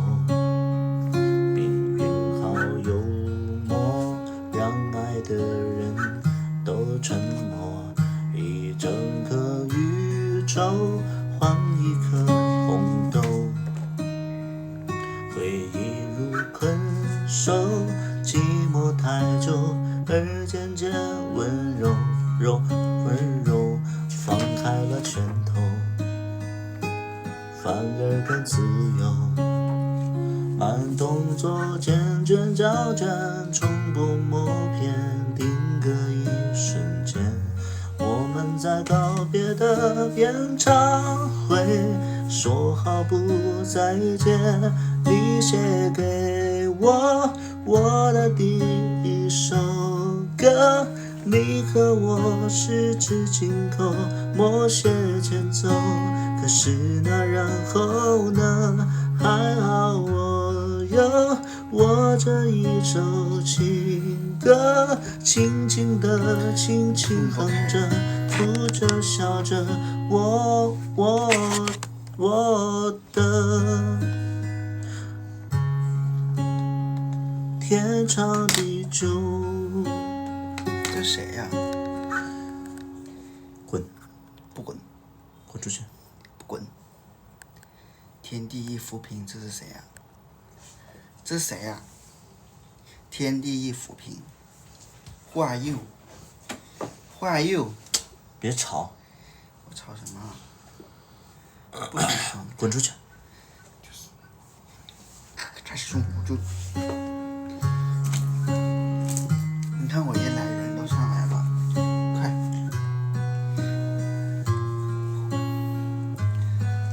你以为他们是来看你的吗？他们是来看我凶你的。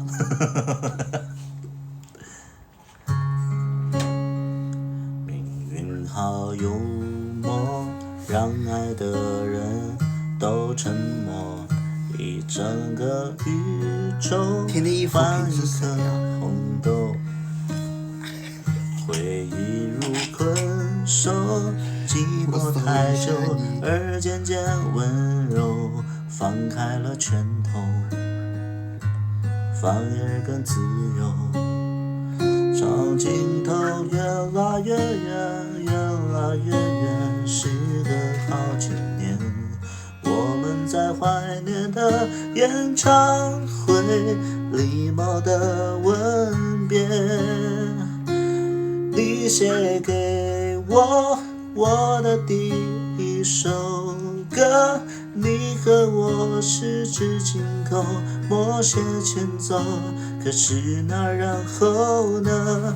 还好我这一首情歌，轻轻地轻轻哼着，哭着笑着，我的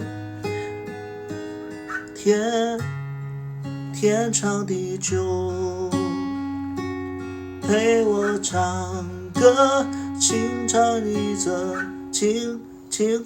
你的情歌，舍不得短短附和，心还热着，也该告一段落。还好我有我这一首情歌，生命宛如静静的相拥的河，永远。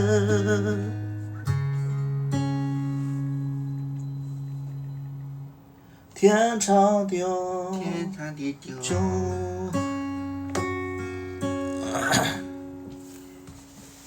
不知道你是谁吗？这话说的，我知道我还在说啥吗？不知道他是谁。无所谓他是不是谁。哦。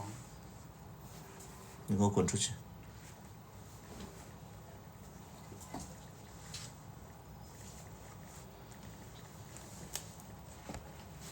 再给我滚出去！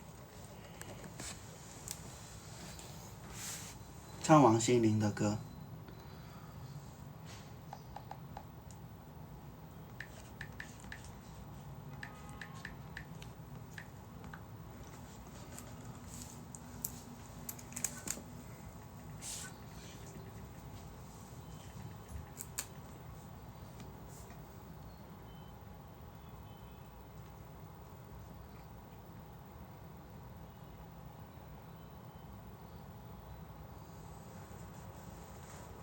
想看你和小大夫互动，我能打他吗？不能，滚！小大夫真的不会唱歌吗？他可以唱。唱月亮代表我的心。月亮。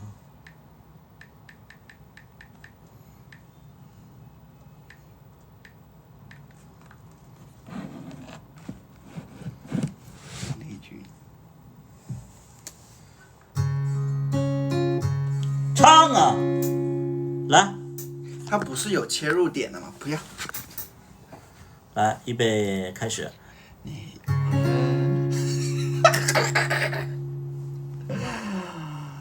它不是这首，它有一个切入点的才对啊。就是这首。你看。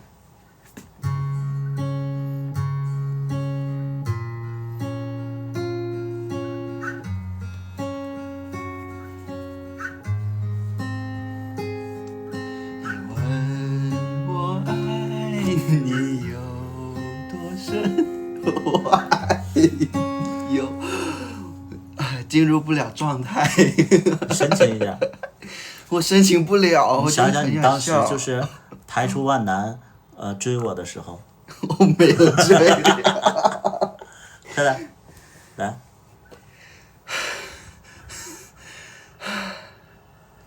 你跟好几个人抢我，你忘了？我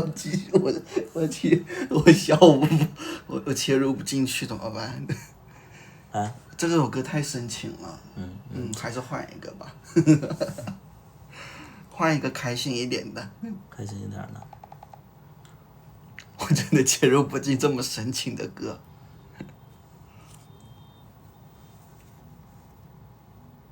你给大家唱一个粤语的。粤语啊，谁啊？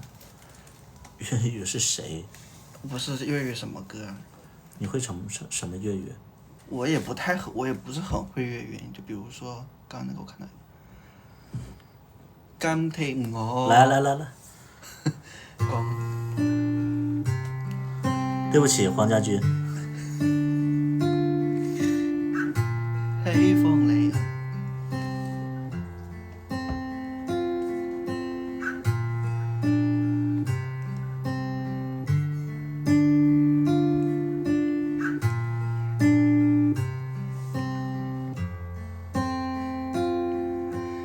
今天我可以連水飄過，為咗冷出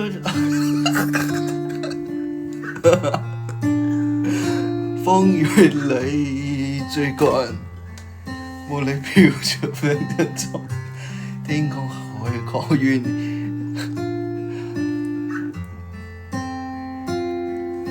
多少次，我不会讲了已经。迎着风。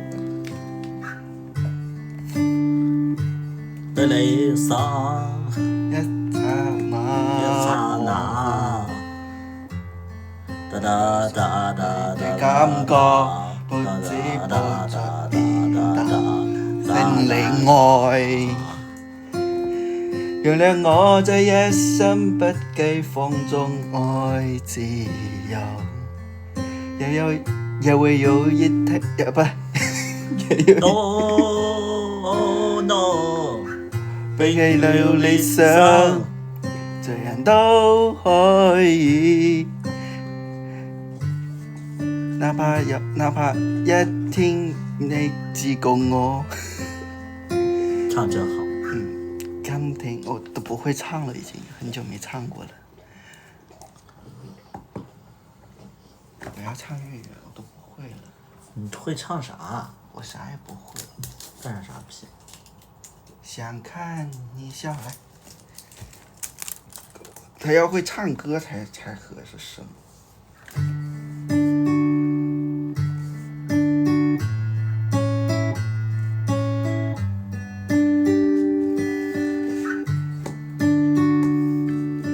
想看你笑，想和你闹，想融入你懷抱。上一秒紅着臉在爭吵，下一秒轉身就能和好。你也唱一下，我跟不上。不怕你哭，不怕你叫，其實你是我的驕傲。一雙眼追着你在亂跑，一顆心早已經準備好。準備好。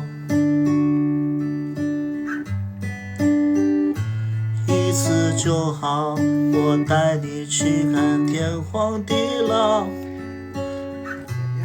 下的日子裡開懷大笑。滾！你不，你才滾！你跟音樂道歉。音樂對不起，我沒有這個天賦，但我勤加練習。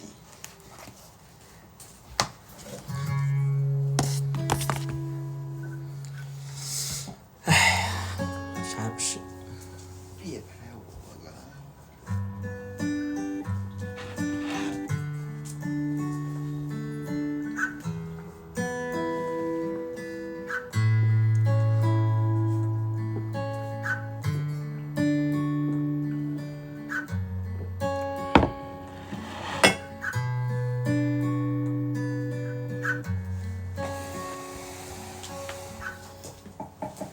给我看看你手機。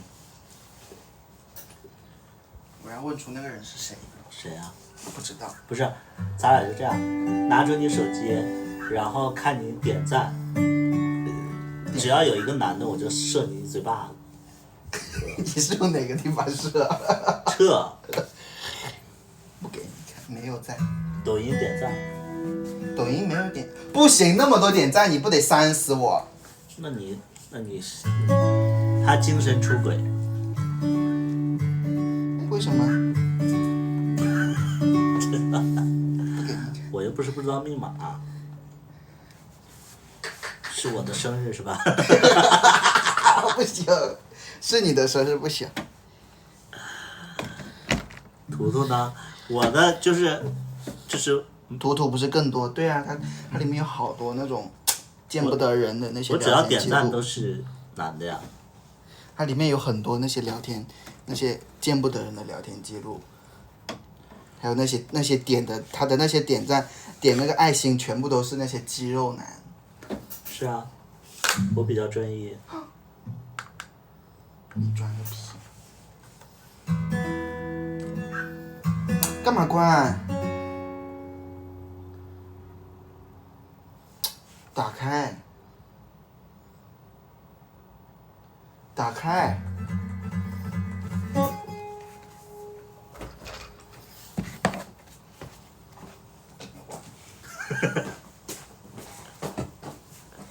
算走了，把门带上。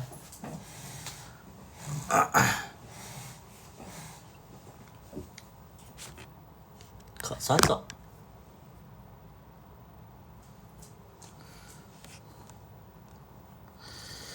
不怕你哭。你好，你好，你好。今天我们讲个什么故事呢？讲个什么故事呢？想听什么故事？还挺好，他就脾气好。他脾气好，嘴儿好。你出轨的故事，我没有出过轨。创业的艰辛，创业艰辛啊！其实我创业还比较没有，就是我不觉得我那个算是艰辛，就正常。哎，对，讲讲你和发财的故事啊。讲不了，因为那是人家的隐私，而且人家就是，人家那个人有对象，咱不能讲人家啊，就那个暗明了，人家有对象，他要是单身或者说就是他应该不喜欢被别人提及。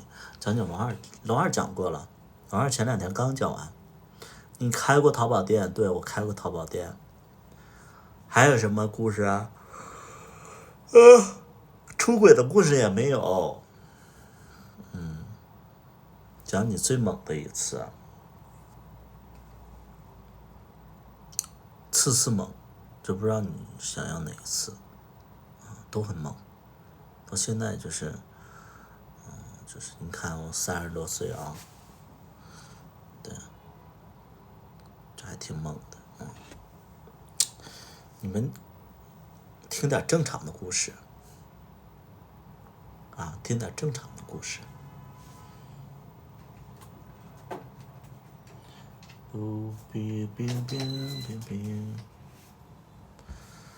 听点正常的，来，正常的。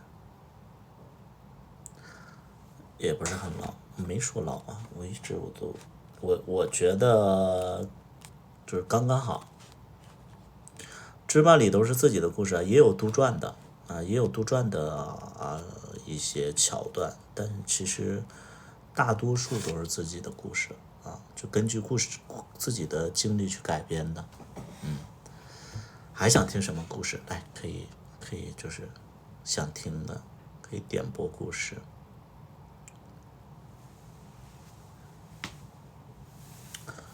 小茉莉和芝麻3是不拍了吗？这是得有投资才拍呀。有什么想分享给新进圈的人的经历？新进圈你就是要经历啊，你要经历。芝麻里店长那部分是真实的吗？90%是真实的，唯独不真实的是现实中的那个店长没有这么好看。对。现实当中的那个店长不好看，而且有点又母又胖，然后，对，芝麻里更作还是现实中更作？芝麻里是作，现实当中是爱折磨人。对，你是怎么遇到这么多 gay 的？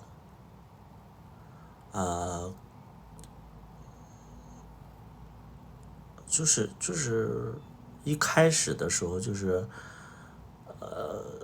就遇到了一个 gay 嘛，然后后来自己就是了解嘛，了解以后，然后我就在那个 QQ 的聊天室里边，然后就认识了一些 gay， 然后后来又在那个交友网站上留自己的照片，然后就是从那以后就一发不可收拾了。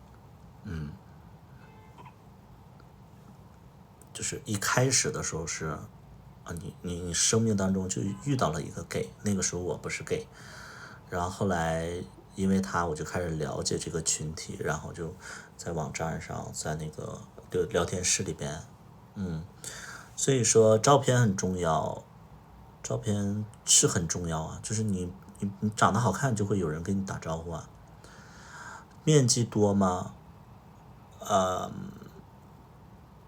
面积是在24岁之前，我可能会面积。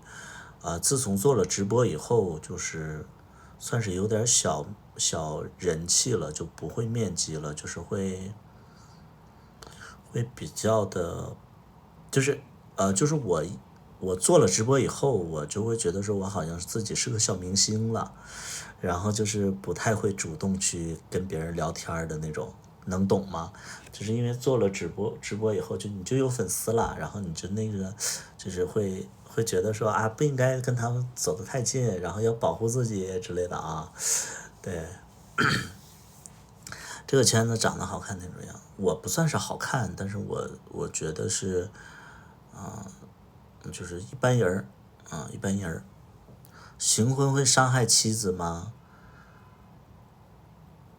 我没行婚过，我不知道跟你怎么说。路上被认出来能要签名不？什么被认出来要签名不？不会签名，但是会合照啊。对，就是我现在路上如果认识我会合照之类的。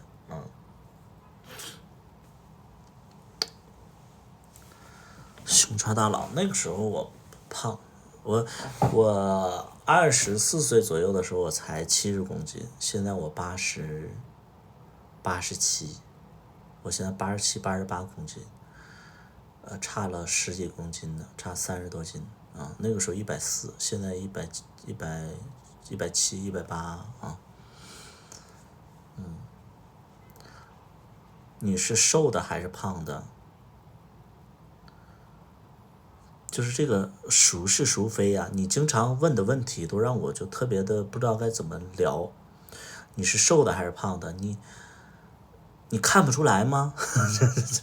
你是我的直播是就不清晰吗？这你怎么分清楚？怎么分别熊和猪啊？我熊和猪都不太喜欢，我也不用去分。就是我不太喜欢就是那个体重特别大的啊，就是脂肪特别多的我都不太喜欢。土豆多高啊？我175，我175，对。你的身材算胖吗？你看不出来吗？你喜欢狒狒？对，我喜欢狒狒，我喜欢狒狒，对。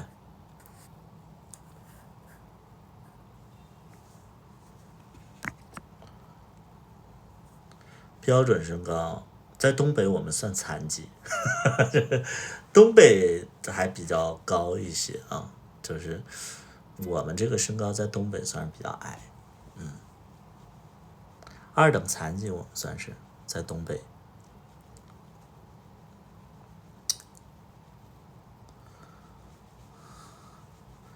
想听什么故事？我看我有什么故事可以讲。南方小土豆算什么？南方小土豆就是做零的一把好手啊！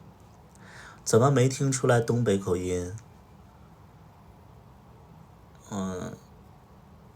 就可能是因为我本身来讲的话，我们就是哈尔滨的，哈尔滨那边就没有口音啊，就没有口音，对。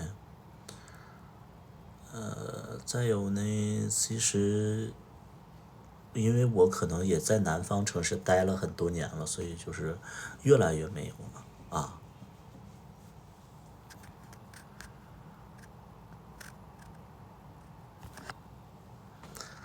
龙二算脂肪多吗？我哪知道嘛？问点人类该问的。我现在都有对象了，咱们别问人家行吗？就是啊，对呀，我咋回答这个问题啊？我都有对象了，你别问这些了。小大夫多重？小大夫82，1.70米82。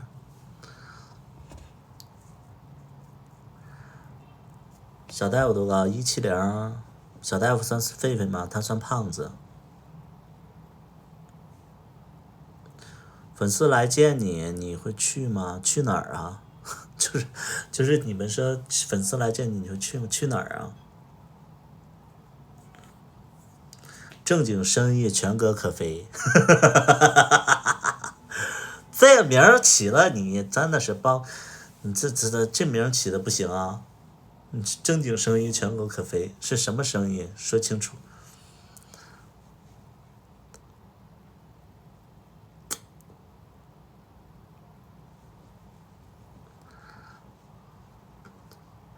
想了解你当时为什么选择投资酒吧，以及选择在深圳。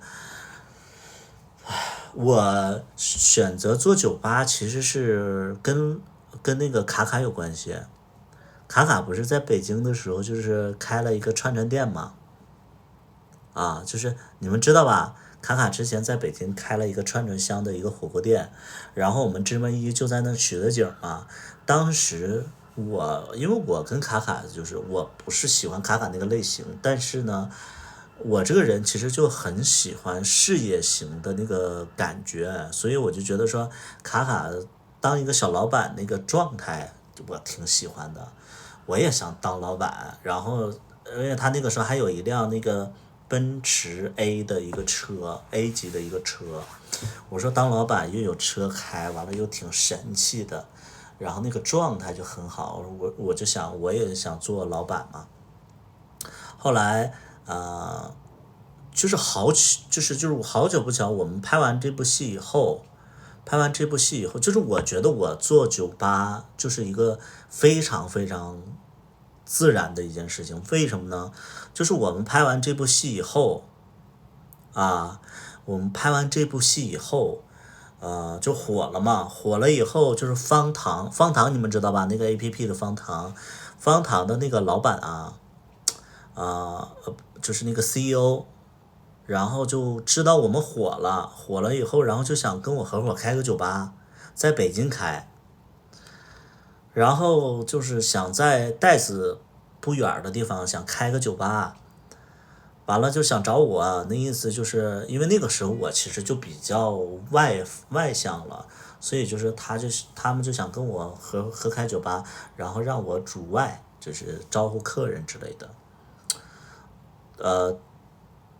但是呢，这个事儿我们就在筹备的过程当中，然后深圳的我这家酒吧原来的老板就找到我说想让我过去演出，就这样我就过来演出了。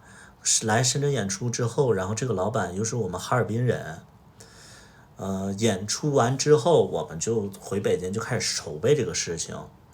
然后有一些开酒吧的一些细节我也不懂，所以我就问这个深圳这个老板，我就说这个音响应该怎么弄，大概花多少钱。然后这个深圳这个酒吧老板就说那个你别轻而易举的跟别人合伙，而且现在就是投资比较大，而且那个时候已经疫情了，就不建议我说那个就是稀里糊涂开个酒吧，肯定得赔。他说你要是想开酒吧，我这个酒吧给你，但是呢租金就比就是那个金额要比他们少很多。当时我们在北京的时候就是我们3个人合伙，然后每个人大概出70万左右，也就是一个酒吧大概要200多万。但是呢他说你要想开酒吧，你先拿我这个酒吧练手，就这样。他就说你来先做一段时间，你要是想做的话你就回北京你就做，你要是想清楚的话或者你把我这个店拿走也行之类的。然后我说那行，我就来了深圳，我就来了试了将近7、8天，然后我就了解了一下，我就说其实他这个酒吧也不错，而且我对深圳的印象比较好。后来我说那你这个酒吧你要给我的话，你要多少钱？他说30万，他说30万就给我。我说30万有点贵。其实我当时就会觉得一个酒吧给我只30万，我都觉得说太便宜了吧。就是你们会觉得说一个酒吧多少钱，但是我会觉得说一个酒吧30万，我觉得很便宜很便宜。然后但是我得卡价啊，我说20万行不行？然后这个酒吧就纠结了，这个酒吧老板就纠结了几天，然后就20万就给我了，300多平，300-400平一个酒吧，300-400平，然后就是里边的所有的设备就直接给我了，20万就给我了，然后我就这么的我就来酒吧了，我就来这个深圳开酒吧了，就这样，就是浑然天成，就是为啥这么便宜？就是因为贵了也没有人接呀，对。如果让你重新，你还会选开酒吧？会啊，我觉得这就是老天注定让我开个酒吧呀，对不对？在天津至少几百万，现在赚钱不赚钱啊？我现在关了，开了3年多。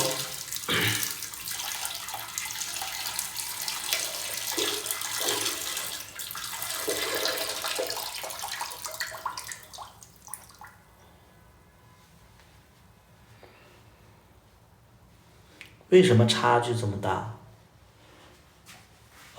不是差距大呀，是你们压根就不懂，你们压根就不懂酒吧这个行业，它不是你们想象的那么。你要开个新酒吧确实贵，你要像接手一个酒吧其实挺便宜的，就是你要新开一个酒吧，比如说你开那种就是蹦迪的酒吧。它需要场地特别大，层高特别高，然后设备就是比较先进。你像我们这种就普通的这种酒吧，其实很便宜，不是说它什么差距特别大，没有什么差距。贵人多，就是我不觉得说什么，我做很多事情是因为贵人多，其实我会觉得说这就是你的想法，就是你一旦有这个想法，然后所有的事儿好像都推着你去坚定你的想法就包括我想写歌，然后我就往这方面使劲嘛，使完劲儿之后，就是你会觉得这个事儿就很顺的就让你把它做成了，我就是这样的一个状态，我也不会。我做很多事情都不是特别难，就是我做它就直接就做了不知道你们能不能懂回本了吗？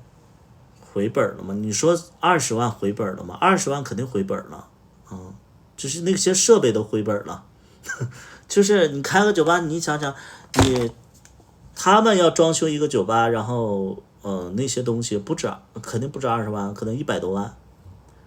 你们知不知道我开那个特别小的酒吧，然后整体下来还花了100万呢？因为新酒吧我要从装修，然后设备，然后进货什么的，整体要100万所以就是你说这20万回没回本？它肯定回本了。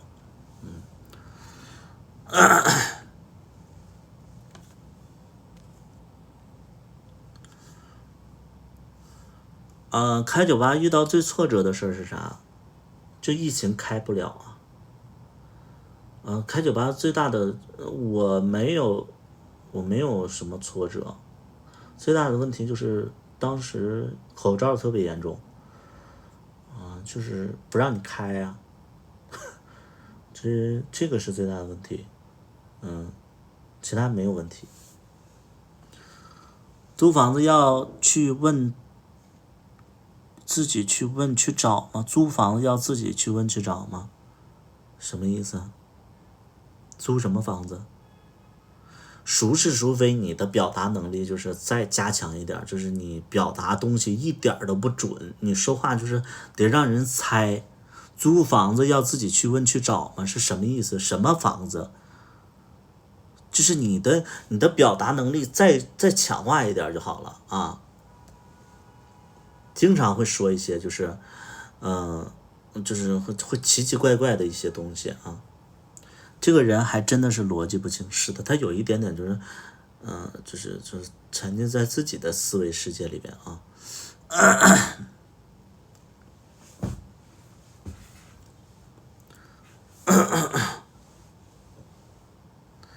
就是我会觉得开酒吧这个事儿，就是我30岁的时候，我对自己的一个规划。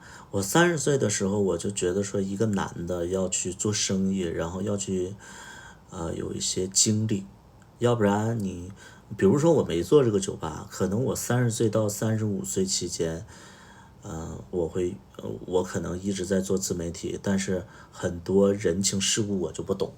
但是我觉得30岁到35岁，我用了3、4年的时间，我去学这个人情世故，我面对这个社会，以后会比较的有帮助。所以这就是我，你们会说什么后不后悔做酒吧之类的，这其实就是我想做的，这就是我想做的。而且我在做这个事情的时候，主要目的就不是为了赚钱，对，就是你人生到了某一个阶段，你就是会有一些想去发展的方向你也没看懂是不是？我就是太年轻，然后没有经历，是不是？对，特别是30岁的时候，你会羡慕那些，因为好像卡卡比我大2岁，还大3岁之类的啊。我那个时候看卡卡开的餐厅特别好对，就是会觉得挺羡慕的。对未来有什么规划吗？没规划，因为我该经历的我都经历了。我现在对自己的期许就是说，先等这个经济复苏以后，看这个能干点啥，咱们再选择干点啥。现在方便谈吗？酒吧一天最高的营业收入，最低又是多少？酒吧圈子里的酒吧，你们的理解可能跟我们的理解不太一样，因为你们不懂。圈子里的酒吧就是周1至周4的时候，客人就比较少。你要说什么最低又是多少？最低可能0收入，最高的时候3万多，那就是周末一天3万多2万多3万多所以就是说那个你们不了解酒吧。你们特别是圈子里的酒吧，你们压根就不了解，所以跟你们说，我没有任何的隐藏之类的，就无所谓，这都可以分享。但有的人就会说他酒吧就是你知道我外地的粉丝来深圳，然后就想打卡我的酒吧，然后他们就来了，他们说没什么人。我说没什么人，我说你是周几来的？他说是那个周2来的。我说那周2肯定没人，对。关门就是卖，就不是说就是我为什么不跟大家讲这些东西？因为很多人都不懂酒吧是什么东西你像那个你的问题就充分的代表着你完全就不懂。就是你这个问题就代表你就是不懂这个东西酒吧是关门还是卖掉了？酒吧不可能卖掉，为什么不可能卖掉呢？因为酒吧是你要租别人的场地，你卖掉人家的场地吗？是怎么呢？酒吧它不是一个产品，就是我们在做酒吧的时候是租别人的场地在租别人的场地所以就是没有说什么卖掉这种说法。他不是说我们开一个酒吧我们就要把这个房子买下来，他不是，他是租，就是像商场，就是你们做餐厅也是这样，就是你可以买，但是你没必要吧。这一个商品，你们要知道一个商品房一个商品房它至少得几千万，对不对？合约，就有的人就说你不做酒吧是不是因为亏了？我说我是因为合约到期了，我说我房租到期了，所以我不做了。他们就说你在撒谎，你明明你就是亏了。我说那有什么不能理解的吗？我说我房租到期了，所以我不做了这是很简单的一个就是一个规则，但很多人不知道嘛对，很多人不知道。江湖酒吧好像生意很好，不好不好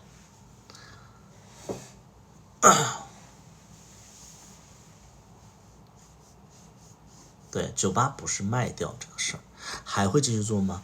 我人生的一个体验过了就没有想着说再去做它，明白吗？明白吗？你们能懂吗？就是你人生，你比如说你上学，我上学的时候我就去上学了，然后我上完学以后我就去工作了。有的人说那你还要去上学吗？就是你要是想深造，或者说你对这个事情有执念，你再去做。你像我就是没有执念，我就觉得说，这个就是我的一个体验过了，无论说它是赚了赔了，这是我一开始就想明白的事儿，就是我就不会介意这个所谓的结果是什么，我在乎的是过程。对，就是疫情期间，对，就是这疫情期间就是这样啊，你没办法啊，没办法。所以我现在的想法就是什么，我什么都不做，然后等那个经济稍微复苏一点，然后看看这个时代还让你做什么啊？这个时代还让你做什么？就是现在我觉得就是一些实体的店其实它就是不好做，其实代表着这个社会其实它就没有需求这么大了啊。没有这么大的需求，所以呢你就不做，对不对？而且我有其他的，我觉得我有其他的可能性，对不对？对，现在只能说这个可能就是静观其变。干电商也不是你们看到的这么明白，就是你看我看得好明白，不是我看得明白。就电商其实也不是你们想象的那么好做，很多人都做电商都不行啊。为啥嘴唇发白？因为滤镜，我给你换个滤镜就好。因为今天那个光一直有问题，我换个滤镜就能好很多。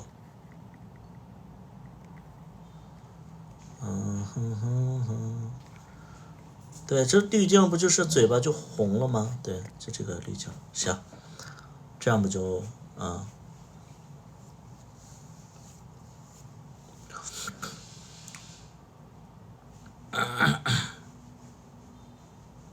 你知道，就有很多人就是不懂，然后他就说，你不做酒吧不就是亏了吗？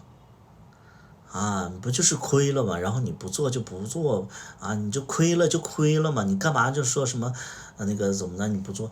就是因为什么？就是我签了3年的合约，我签了3年多的合约，然后就是你这3年你要交押金，然后你必须得干满这个，就像你们租房子一样，你们要签那个租房子的合约，然后这1年你要住满。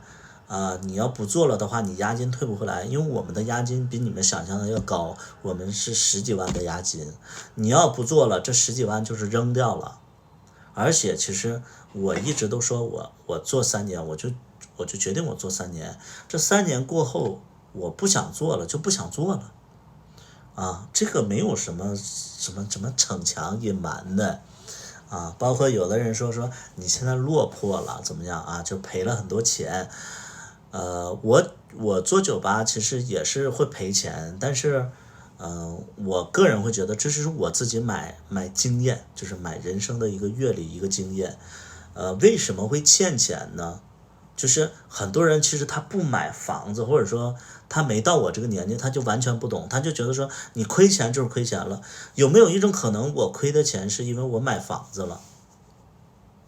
对，因为你买房子你买车可能都用到贷款，就是你年纪小，你可能觉得说你有的人会觉得说这是欠银行钱也是欠怎么样，因为你没到这个年纪，你不懂，你就是30-40岁谁不欠银行钱呢？就是我也不能说这么完全的就不欠，但是大多数人其实都是贷款买房子我们就是这么的欠了银行的钱有什么这个欠款之类的。怕不怕泡沫经济？你怕不怕？我就想问一下，你怕不怕？你不是还得住吗？啊。那个爱妻就是说你怕不怕？你是不是你得买房子？你是不是你得买房子？你怕不怕？你都得买啊！这怎么还有个灯呢？哎，这儿租房子，你可以租房子呀。我不知道你今年年纪，对呀，你年纪小，你觉得租房子？你年纪小，你可以租房子，但是我们年纪大了呀。我们年纪大了，完了每次就是人家房东，然后就是不租你了，然后赶紧走那种感觉。你在30、40岁的时候，你想经历吗？你作为一个小孩，你可以就是说面对这种事儿啊，因为你觉得这不是说你们经常面对的事儿，你会觉得说这个是新鲜事儿。但是，一旦像我们这个年纪，我们更多的是有一个心理的归属感，就是无论说这个房价怎么样，是你对这个人生或者说对这个阶段你是需求的一个是归所啊，你是老有所归，什么什么就是就是累了有一个就是可以依靠的一个港湾，对不对？这个就是物质上的家，而不是一个人。对于你们来讲的话，你们这个年纪还期待就是说我累了，我想找个肩膀；我们累了就想找一个自己舒服的地方啊。对，一个月房贷多少？我2万多，我房贷是2万多。深圳普通人怎么买房？深圳现在没有限购，我们那个时候有限购，现在没有限购了啊！现在没有限购了，就是只要你交1年的社保，你就可以买房啊。你要是不在那个市中心买的话，你去那种就是因为深圳会有几个区，就大概3、4个区，它是需要交社保，其他的那些区也并不偏远，但是那些区就是就发展的没有这几个区好，那些是不需要社保的啊。有没有考虑回老家买房？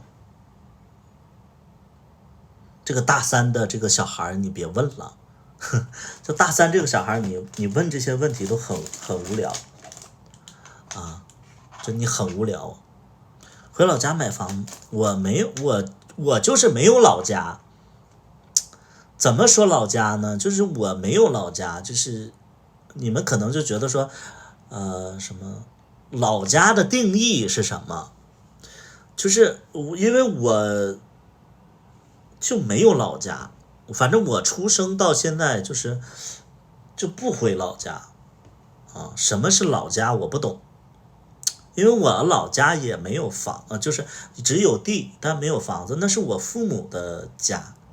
我出生以后就是东飘西荡的，就是跟着我妈在外边，就是我妈我爸他们就是外出打工，我们就跟着父母，没有回过所谓的老家啊。老家也没有从小住的地方那也不叫老家，我们从小住的地方那也不叫老家呀。什么叫老家？我不懂。深圳买房子，对呀，我买房子了，所以每个月房贷才2万多。你们能懂吗？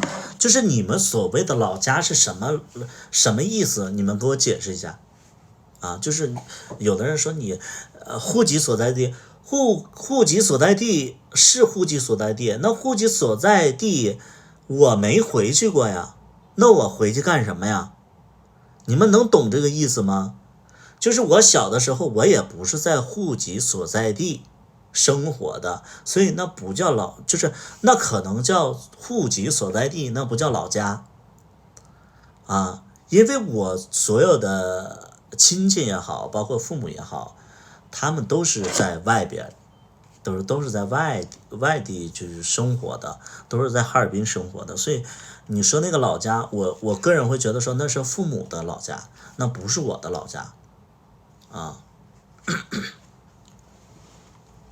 因为我们小的时候就就是外来务工人员啊，就是外来务工人员的子女，就没有回过老家，过年过节也不回，所以就对老家这个概念，我就觉得很奇怪啊，就没有。你是哪个屯子的？我是哪个屯子的？是户籍所在地哪个屯子？对，那个老家，你说你让我回去，说什么回户籍所在地去买一个房子，前提是你的亲戚在那边，或者说你在那边生活过，你了解那个地方，你可以回去。但我的包括我哥我姐，我们这一辈儿，反正我家里人没有在那边生活过。对，而且老家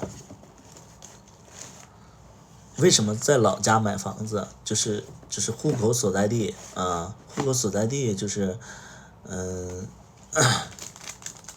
回哈尔滨，我现在就不回去啊，就是回哈尔滨干什么？就是你们要懂一个观念啊，就是很多人就是会有一个特别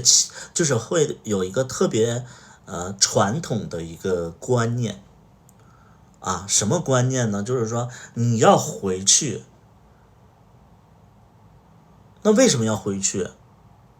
你们之所以就是说让我回，就是多久回一趟哈尔滨，你们肯定会觉得说我父母在哈尔滨，或者说我有亲戚在哈尔滨，我在这边生活，我自然而然会把我的父母接到我身边，所以我回去干什么？我没有亲戚。这回你能明白，就是我为什么不回哈尔滨？他就是那个是你们传统的观念，就是说啊，你从哈尔滨出来的，你要回去干嘛呀？就是你能懂不？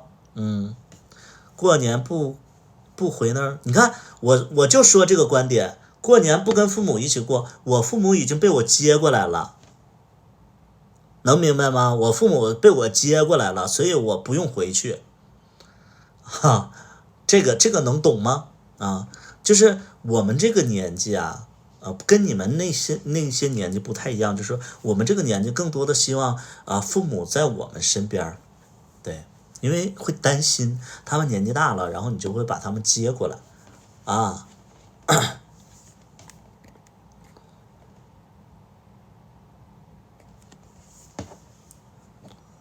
不在哈尔滨呢，我都为什么会觉得说？就我会觉得说什么故乡也好，包括是老家，这个很奇怪，因为我就是一个走到哪儿我都希望着就是说家人跟着的那种啊，没亲戚就是没亲戚，我是91年的，新的故乡，深圳，我也不懂。我不懂什么故乡的概念，你知道吗？就是我就没有所谓的故乡的概念，因为我会觉得说，我就觉得都是中国呀，就是没有那个强烈的那个点啊。在龙华买吗？我没在龙华买，我在罗湖。对，就是没有什么故乡的概念，没有。来了就是深圳人，我也不觉得我是深圳人，我就觉得我是中国人啊。而且就是在哪儿生活不都一样吗？你有钱，你在哪儿都能融入的非常好。你要没钱的话，哪儿都不承认你。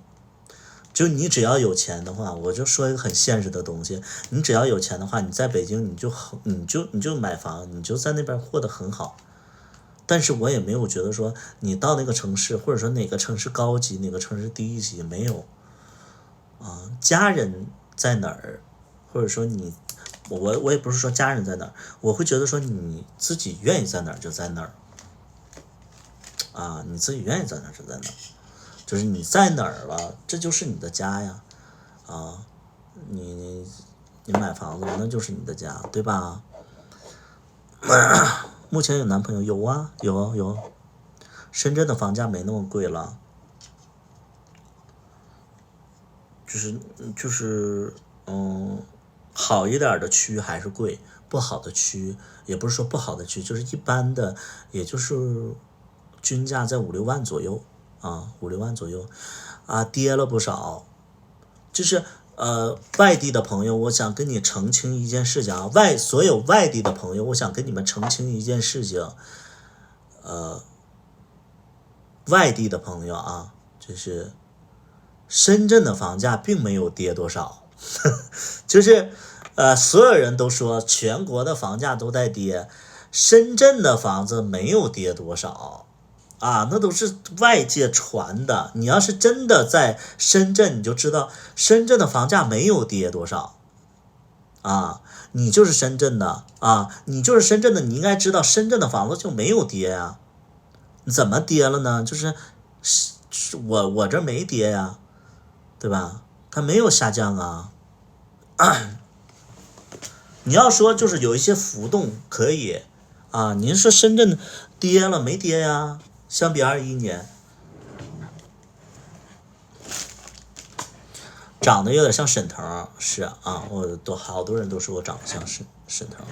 就一线城市的房子，你可以说它前几年是泡沫，但是你不能说它跌了，这个房价也就是这么回事儿啊，成交价跌了。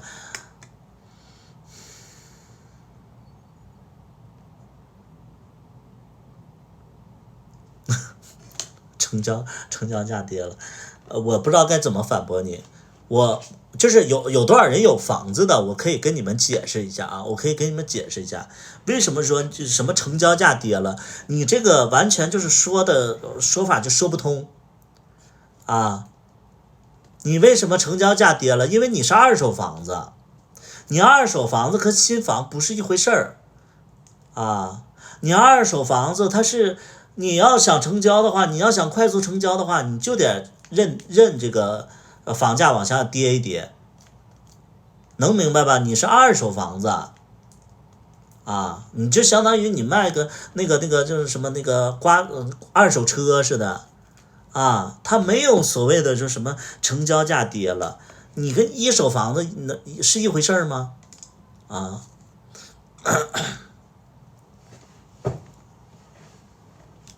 对，你买房子，你住了好几年，你10年以上的房子，完了你要求就是说啊，是像那个新房子一样卖，你怎么可能呢？那谁不愿意买新房子呀？所以说你就是成交价跌了这个事儿，我就觉得就挺扯的，你完全就不懂啊。你就好比就是说你住20年的房子，你想卖到就是你想卖到就是你们那个区的新房子那个价，怎么可能？你怎么可能啊？这绝对不可能。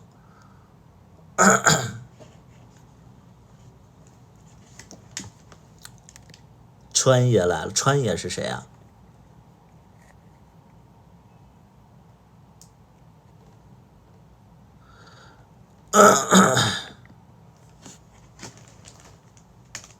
所以你就像我这个房子，我从疫情前我是22年买的，然后这是2年过后，所有人都说深圳的房价跌了，啊，所有人都说深圳的房价跌了，但是我这边房价就是没跌啊，就跌了几千块钱，啊，就跌了4、5千块钱，5千块钱，就每平米跌了5千块钱。你说这是传说中的跌了吗？我觉得这不是啊，每平米5千块钱那算跌啊？这个不算啊，深圳呢啊，对，他这不是说传言中的说什么啊，你可能就是惠州的房子，我惠州也有一套房子，我买的时候140，现在80卖了。就是2年时间我亏了60万。深圳那个叫跌，房价跌了啊！深圳我整个我就亏了60万啊，对吧？啊，所以就是你深圳的房子没跌啊，没跌。惠州房子就是140买的，然后现在80卖的，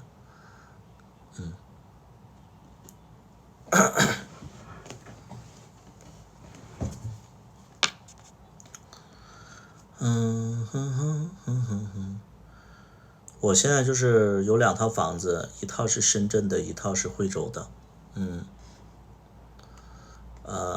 因为我把惠州的房子卖了，然后又攒钱买了一个大一点的，1平米5000还不算跌，所以这就是城市的差别嘛。这是城市的差别。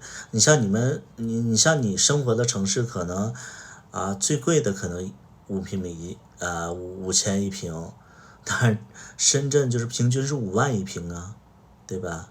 那它怎么能算亏呢？2年亏这么多，是的，因为我22年买的时候其实是算是高点买的，就是高点买的，所以现在就是因为我又着急，就是因为你们要知道一点，我为什么说亏这么多我要卖掉，因为我想买其他的房子，所以表面上是我亏了60万，但是如果说我现在不卖掉的话，我就买不了那个房子，那个房子现在它也是跌的，所以我就等于置换了一下这回你们能明白吗？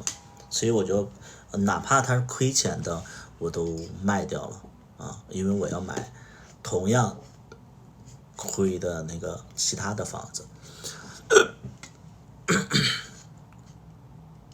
哎呀，讲这个房子了，就看啥都讲。这个光太刺眼了。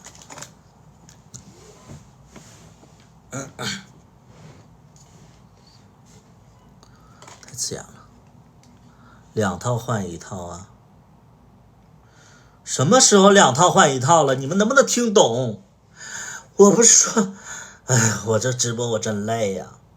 我啥时候说2套换1套了？我是说1套换1套。累得慌。买房不如租房。没房子听不懂是吧？买房不如租房，为什么这么说？你们怎么个观点？为什么这么说？买房不如租房。我想问一下，你有房子吗？你有房子吗？你说买房子不如租房，没有恶意啊，就是我们就单纯的交流。为什么会说买房子不如租房子我2个城市来回跑他不在，你2个城市来回跑不是，就是又住不上，因为我妈妈在那住啊，就是哎呀，我妈妈在那住，然后2个城市离得不是特别远，你有车的话非常的就是1个小时车程，能明白吗？就是我为什么在惠州买房子，因为我妈妈在那边住，她不在深圳住。然后为什么要买到惠州？因为惠州便宜，但是离深圳还比较近有的人说1个小时车程也挺远的呀。那你们要知道大城市，就是大城市你开车你到哪儿都得1个小时你要小屯子的话，你可能就是就直接就是那个10分钟逛完了。那你大城市它就是到哪儿都远所以我觉得说惠州到那个深圳的话不远。阿姨也来广州，对呀，来了呀，我就说了嘛，所以我就说我不回哈尔滨嘛，因为没有亲戚在那边就你其实你主要回哈尔滨也好，回家乡也好，你不就是看父母吗？你看你二姨去，你至于回去吗？对吧？你还是主要就是你要看你的妈妈爸爸呀之类的所以就是他们就是不在东北，所以他们让我接过来了，所以我东北几乎没有什么特别重要的亲人了，所以我就不会回去。那个日文太装了吹土豆板不是韦小彪，他不是说装，他是有点神经病所以就是他还就是造谣到我身上了，那他又说不出来啥，我就觉得挺无聊的，我就把他拉黑了嘛。舟山离深圳也更近，你看你在哪儿啊？我在罗湖区，那肯定是那个惠州比较近嘛。对吧？一直吹自己有钱，吹自己有钱这个事儿，我就压根就没介意，就是有钱人不会说自己有钱的。啊，有钱人不会说自己有钱，你们要知道这个点啊，有钱人不会说自己有钱，你们就记住了，有钱人不会说自己有钱，不会啊在直播间里说自己有钱啊。包括你们在网上就会看到那种就是比如说一个人买了一辆新车，然后评论区里就说你怎么买这个车呀？怎么不加点钱买那个车？这种评论就代表着说这帮人没什么钱，他们连这种车他们都买不起，他们只是就是说啊，不是有钱人就不会这么，就有钱人不是说低调，有钱人就不会把时间浪费在这上面啊，就是有钱人干嘛呢？就是这是一个特别无聊的人才会去做的事儿啊。你比如说，就是我经常我跟小大夫我俩就没事就看车的视频，比如说新出了什么什么车，然后有的人就买了以后，我们从来不去评论别人，为什么呢？因为无论是说他买了贵的车还是便宜的车，那是他自己买的啊。我们为什么要去评论他这个车好坏呢？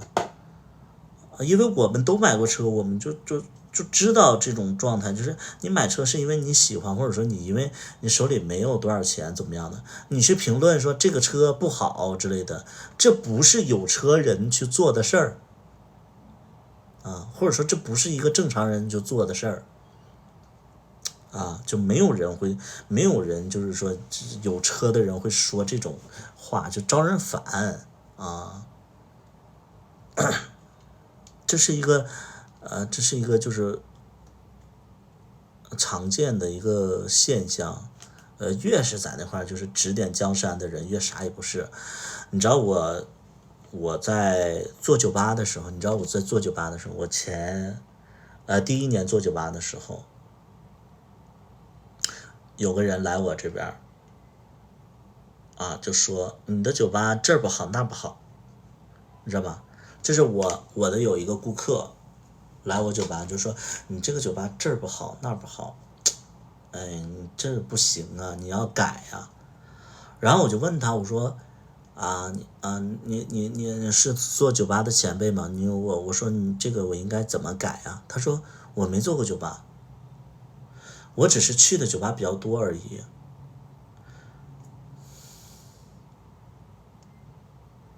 你们能懂那种感觉吗？就其实真正做过酒吧的人，他不会就是指点别人啊，就是都没做过的人才会指点你。就比如说啊，有的人就是有的人看我的剧也是这样，有的人看我的剧也是会说你这个剧如果说这么拍就好了，或者说我写一首歌，他们觉得说哎你这首歌歌词写的不好，如果把这个歌词改成这样的歌词就好了，我就非常不爱听。这不是说你高傲，是因为如果说他是一个前辈的话，或者说他真的有这方面的经验的话，我愿意去听。你们能懂吗？我愿意去学，愿意去听，就是他能力比我强，或者说他有相关的经验都可以。但通常去点评你的人是他啥也不是，他什么都不懂，他觉得应该怎么样。真正做过，你比如说写过歌的人都不会去点评别人啊。你看我从来不去就说哎你这歌要这么写就好了，因为我知道写歌人的一个状态啊。还有我记得我在写那个救赎这首歌的时候，我记得有一句歌词是不押韵，然后那个时候刚出了以后，有一些听众就跟我说这歌词怎么不押韵呢？你可以改一改，这一句要改成押韵一点就好了。我心里就一个想法，我说因为现在所有的歌基本上都走押韵的那种那种小感觉，其实押韵挺俗的。就是我个人而言，我觉得什么歌高级，就是那种不押韵，但是每一句话听着还特别舒服的。我觉得这种歌就是很少这种歌一般人还写不出来这种歌就是很少数，很高级所以就是那种反而追求押韵的其实就比较俗了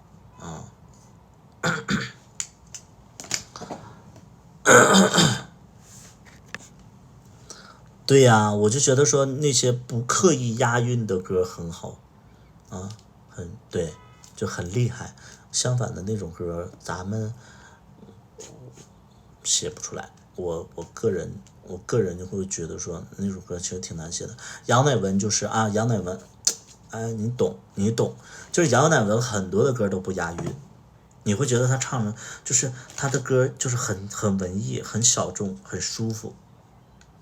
杨乃文就是这样的歌手，尤其是杨乃文杨乃文他不是一个热门歌手，但是有机会你们可以听听，就是杨乃文挺厉害挺厉害的。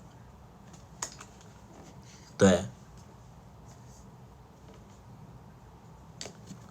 我现在眼睛就刺眼，你知道吗？这个背景也是刺眼，这样就不刺眼了，这样就好很多。被这个直播其实最大的就是伤眼睛。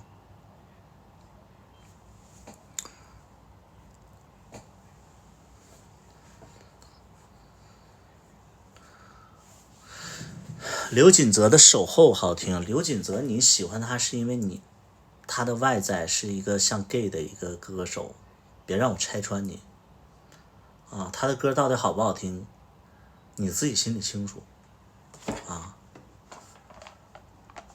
刘锦泽你是因为他的外在你才喜欢他的，别让我拆穿你。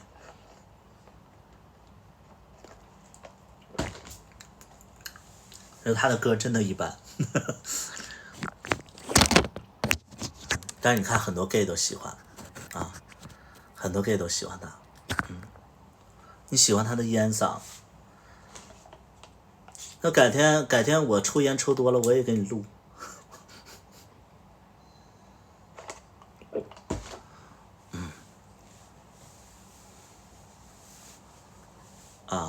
是就伤眼睛，就确实是伤眼睛。刚才那个白墙晃得我眼睛也是不舒服刀郎喜欢吗？前一段时间我就是因为刀郎，然后我在评论区里吵架，我真的不喜欢刀郎我就是不喜欢，我就是觉得他的歌其实挺那个的你无论你们喜不喜欢，我就是不喜欢，因为我本身我就不太喜欢直男。第二点呢，就是他的长相我也不喜欢，我喜欢一个歌手就是喜欢他的作品，跟长相没关系。你看就是那个一个大胖圆一个大圆子，就是很多人都是喜欢那个刀郎的长相，就间接的喜欢他的声音，喜欢他的作品了。但我喜欢一个歌手就是喜欢他的作品他的作品不好就你让我去喜欢他，我喜欢不了女歌手。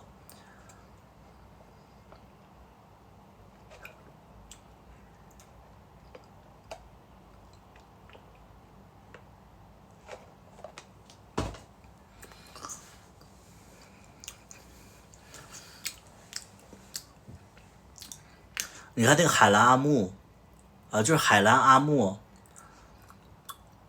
他的外形他的声音我觉得都不好，但海兰阿木有几首歌我真的挺喜欢的。海兰阿木你们知道吗？这海兰阿木就是长得就是不是 gay 喜欢的，而且他声音就那种声音就是不喜欢，但是他作品我真的挺喜欢的。有几首歌我曾经等过你，我曾经等过你，就他唱出来就是真的很心碎你知道吗？就是就是那个我曾经等过你，因为你也相信，就是他这首歌经常会配那些就是什么留守儿童想爸爸妈妈了，或者说什么那个女儿出嫁，爸爸的那个反应，什么出门在外，然后突然回父母身边了，然后父母的反应就是他就会配这种视频，哎呀老感人了，然后我就特别喜欢这首歌，我就觉得写的真他妈好啊，而且他那个破锣嗓子，他唱出来就是真的有破碎感啊，就是咱们就说这首歌真牛逼，他很多歌我都挺喜欢的。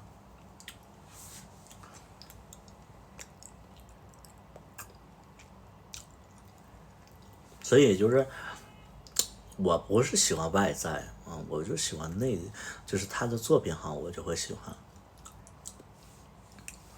你就像金志文，我最讨厌的一种歌手，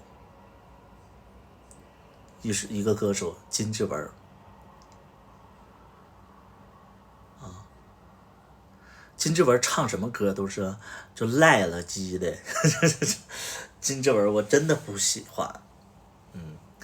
那一那我觉得挺好的啊，真的那一那我觉得挺好的。金志文我喜欢不上来，跟他的长相跟他的没关系，他有很多好的作品，但是就他的唱法一直我都觉得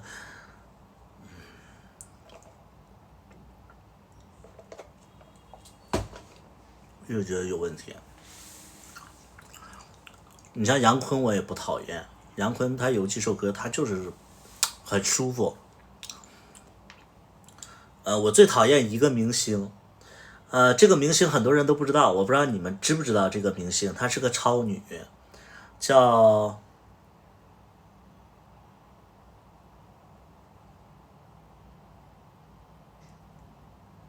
完了我又忘她是啥了，就是有一个超女叫什么李斯丹妮，这是不是？她叫什么李斯丹妮？对，叫李斯丹妮。就这个人，他唱不行，跳也不行，然后他天天霸占着就各种那个综艺节目，我就觉得他火不了，他就没事他就出来膈应人，你知道吧？就是我就觉得，哎呀，这真的是他后台到底有多硬啊？就真的这个人就出现了什么浪姐，这各种节目啊，李斯丹妮。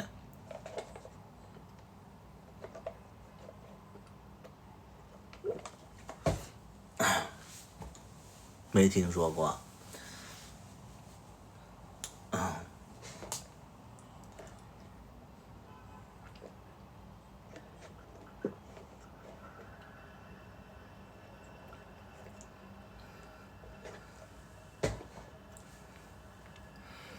因为浪姐啊，浪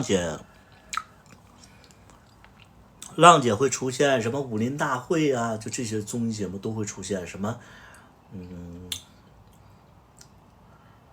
偶像来了啊，就这种歌，对他挺活跃的，他挺活跃的，没有人喜欢大咪咪吧？还行，大咪咪还行。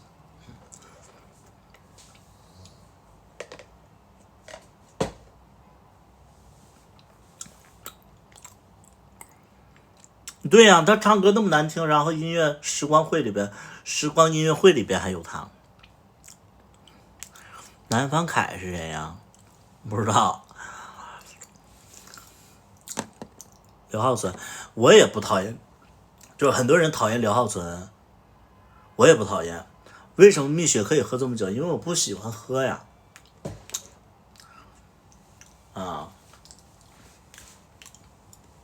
我不喜欢喝，所以喝得慢。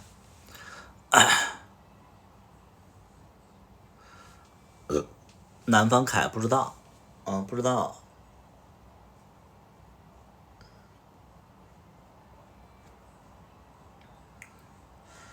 华晨宇我也不讨厌，华晨宇的歌都非常的好听，就是我不知道到底有多少人就是讨厌华晨宇，但是我你看华晨宇的长相肯定不是我的菜，但你们要知道华晨宇的作品非常好。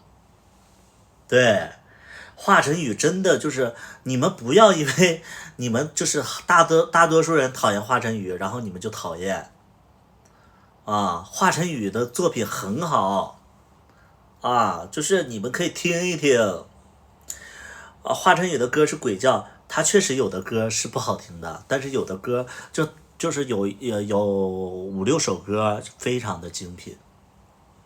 对，他有5-6首歌非常好。对，他几首歌就是这样，就是他不是所有的作品都是这样啊，包括张杰，有的人说张杰土，但张杰的作品也很好吧，宝宝们，你们不觉得张杰的作品其实很好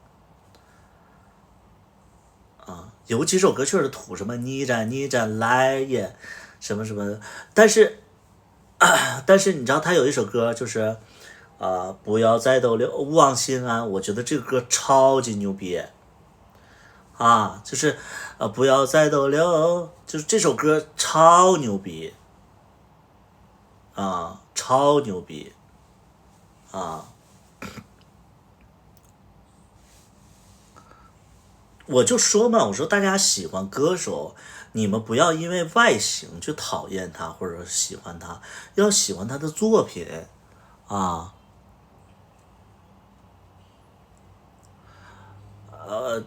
我觉得大家讨厌张杰，其实是因为他有点过分的占资源了，所以大家会觉得他不配啊。你们能懂吗？就好比就是有一部分人讨厌我。你知道，就是很多的，就是我的观众会讨厌我，就是芝麻的观众会讨厌我，他们就会觉得说，百里屠夫也太能给自己加戏了吧？哪部戏都是男主角，他演的又不是最好的，他长得又是一般，他凭什么能当男主角？但是你们要知道一点，我是资本啊，而且就是如果我不拍的话。你们那些喜欢的人，他们没机会拍，所以就这个事儿你们要搞清楚。我也不想当男主，但是就是我是这个投资人呐，对不对？就是而且就是我还是那句话，如果说有能力，有人有能力去把握角色。撑这几部剧，其实我不愿意当主角，因为我太累了，我就又得当导演，然后又有大段的台词，然后又得导戏，我其实忙不过来，你知道吧？就是哪怕就是有一个人能撑起来，那其实我当个小配角我乐不得的，我当一个配角，但是我有那种主角光环的配角，然后我嘎啦一下我就死了以后就是这个剧里全他妈都怀念我给自己一个特别好的人设，哎，就比如说那个什么那年花开什么什么正什么什么，就那里的吴聘，我也希望有这么一个剧，你们能懂不？就是我就完完全全可以给自己一个白月光的角色，比如说富察容音呐，什么吴聘呐，包括就是好多角色，他中间就是俩人跟主角正浓的时候，包括那个卡那个角色，我完完全全可以把这个角色就是放我自己身上。但我为什么就是说一直在演主角，其实就是没有人能撑起来，你们能懂不？对，很多人就在网上就是骂我，就说哎，他凭什么呀？他凭什么跟龙二打戏啊？你看他那作那样。他一个作灵丑灵怎么样，就开始骂我，你知道吧？我就很无语，就是大家可能会觉得说我不匹配手里的资源，就像张杰一样，就张杰大家就会觉得说唱的也就一般吧，但是为什么就是好像全世界都在帮张杰，对吧？所以就是这一点，我觉得张杰招人讨厌了啊。还有就是说那个华晨宇就是确实鬼喊鬼叫，对，后来你是一了，就本来就是一啊，就是你们都不知道我为什么演零。很多人就说你演了零，你就是零。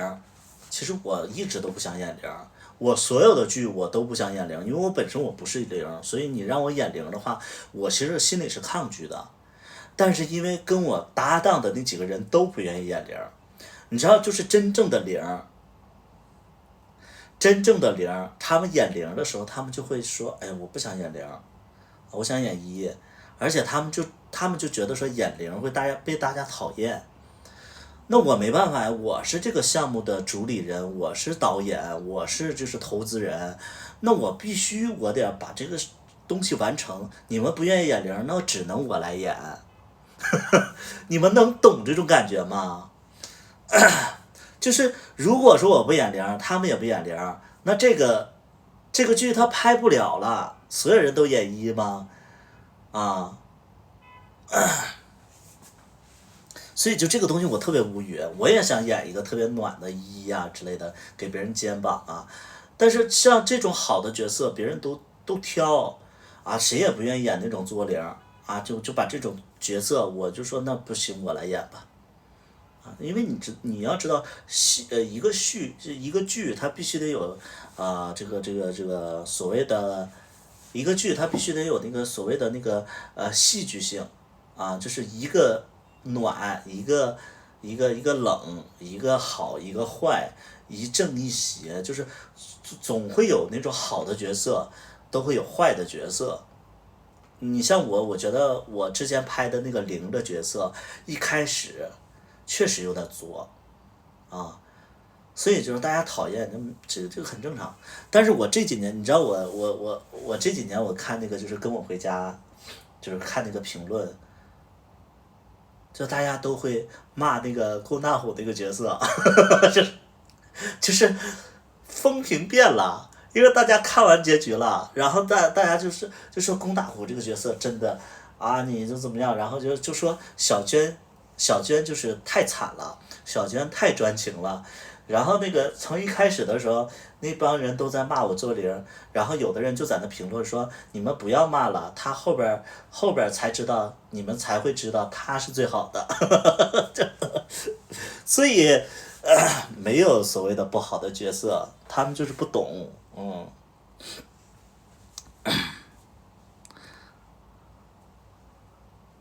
对，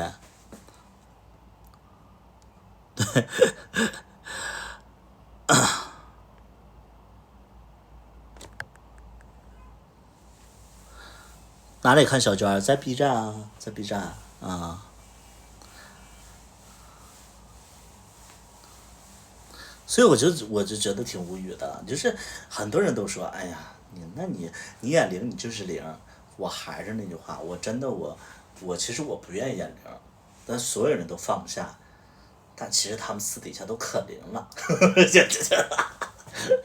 私底下，哎呀，一个个都可零的了。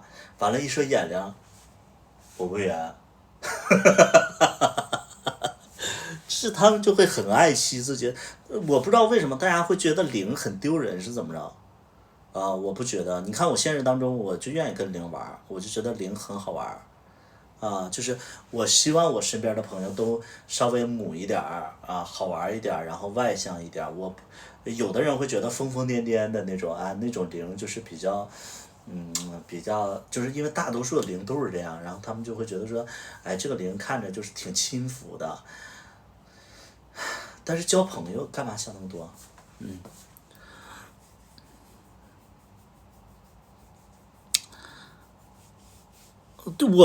你为什么要端呢？就是零怎么了？我就不明白。你们因为大多数的零会觉得零讨厌零，不是大多数的人会觉得观众会讨厌零，因为他是零的视角。但你们知不知道，观众也有一的观众，那些一的观众看到那些可爱的零的角色，或者说看到那种小可怜的零的角色，会非常非常的保护欲，会非常非常心疼。有很多的能接受对象是零的那种作。你像我在感情里边，我找不了那种憨厚的类型，因为我觉得憨厚的类型，我会觉得说跟他谈恋爱好无聊。我喜欢稍微有一点点脾气，有一点点作的零，因为只有这样的话，我才有存在感，我才能去保护他，或者说给他那种老公的那种就是哄着他那种感觉啊。你们不知道一的感受啊，你们不知道一的感受。一的感受就是看到那种楚楚可怜零，或者说那种呆那个倔强零，或者说那种傲慢无理零，都会觉得说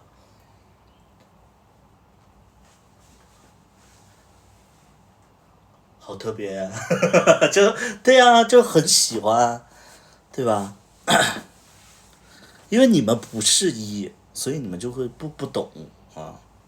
我真的有好多，你们要知道，就是大哥呀，就那些有钱的大哥，其实都喜欢零。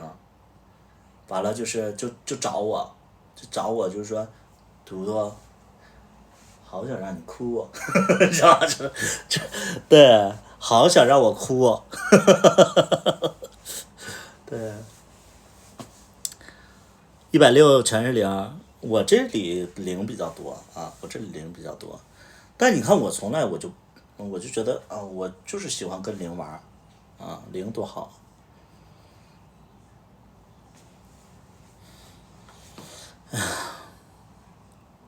会作的零，喜欢会作的零吗？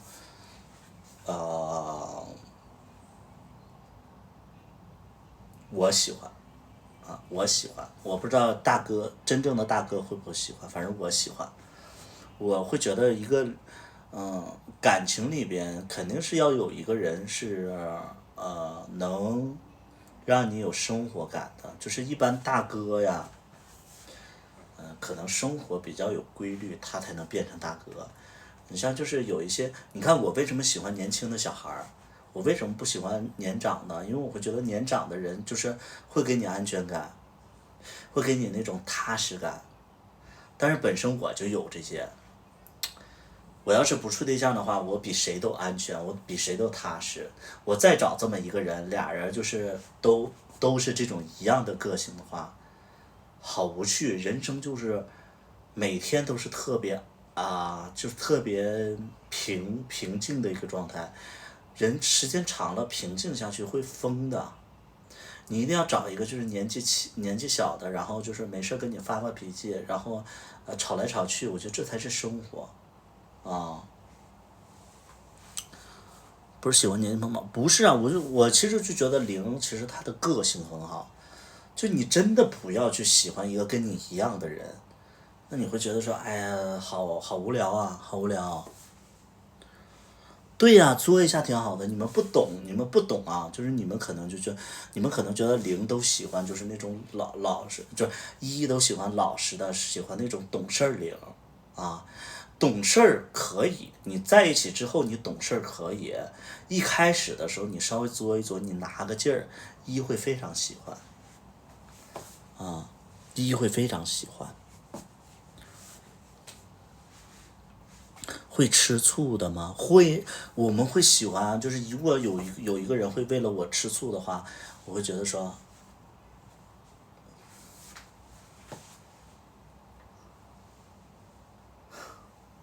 再忘，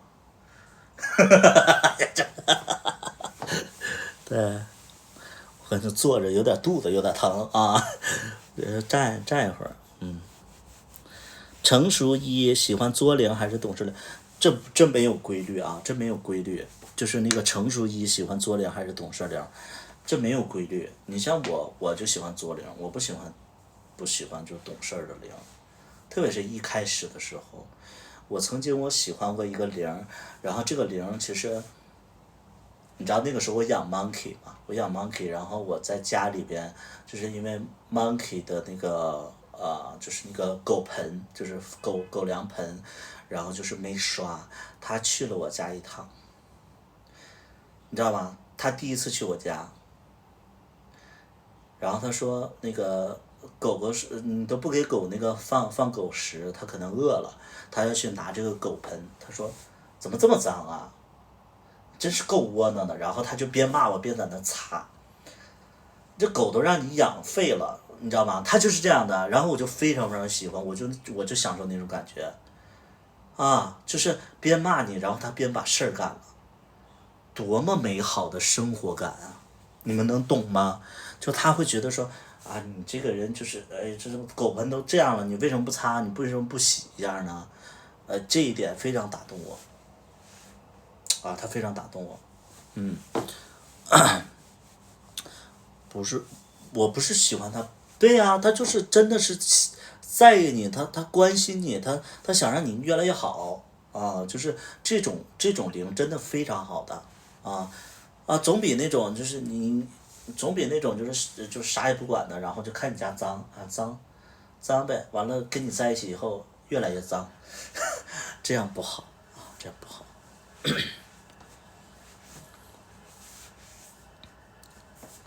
你们要懂，一真的不是你们想象那种啊。你说，因为你们喜欢安全感，一也喜欢安全感，一喜欢安全感干嘛呢？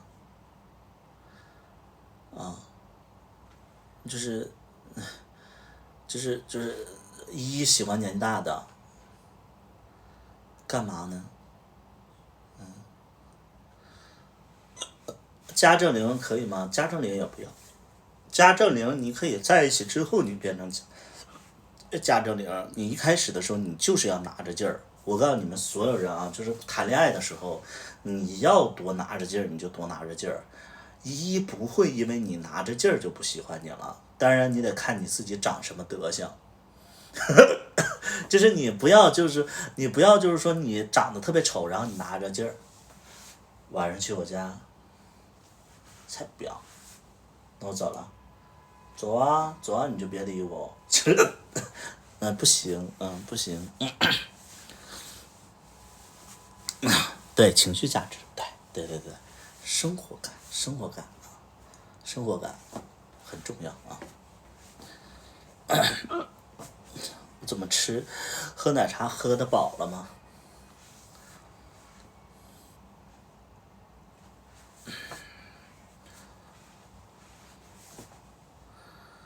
万一这样一个月分俩怎么办？万一这样一个月分俩怎么办？啊？什么意思？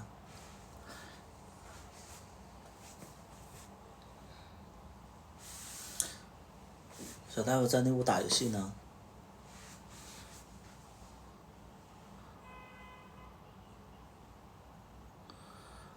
对，我肚子一直都很大呀，我现在就是胖。欲望来了还是会喜欢看猴的视频吗？我现在喜欢看肌肉的，我就是也不看猴，就肌肉的，然后喜欢看肌肉露脸的，我喜欢看这种视频啊。我不知道有多少人像我一样，就是视频我尽量看露脸的，如果实在露不了脸的，我看身材，对，因为我要看表情。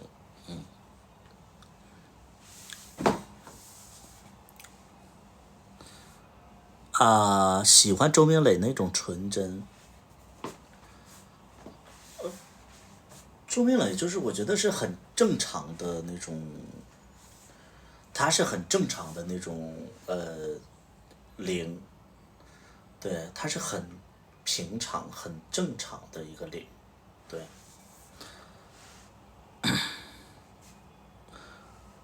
运动时的表情会丑丑的吧？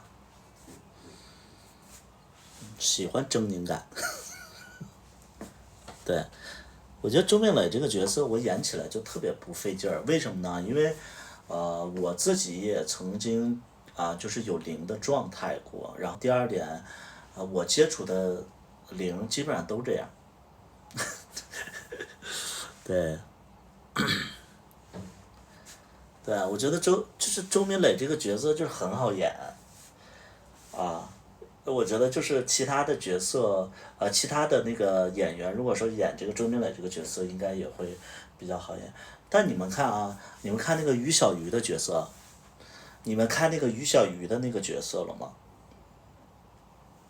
就是那个小茉莉，于小鱼那个角色，我觉得那个角色也很好演，但是那个演员演得非常不好，因为他可能。因为他也是零，但是他可能不是那种零，我就觉得他演的不好，就不是那种我觉得他可能放不开或者怎么样，他撒娇他也不像撒娇我觉得这几个人谁演零演的好，就是我看看演零演的好的，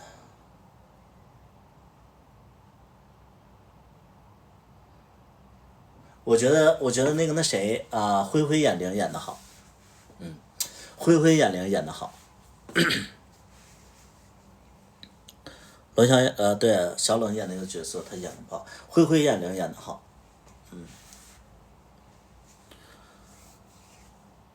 狸猫什么属性？现实当中还是剧里边？会不会是不是？灰灰是一，我知道，我了解的灰灰是一，灰灰是一，我跟灰灰都打了多少年交道了？他从16年跟我认识，然后他就在我身边，他就属于我的一个弟弟一样，对。现实好像是零，我能说吗？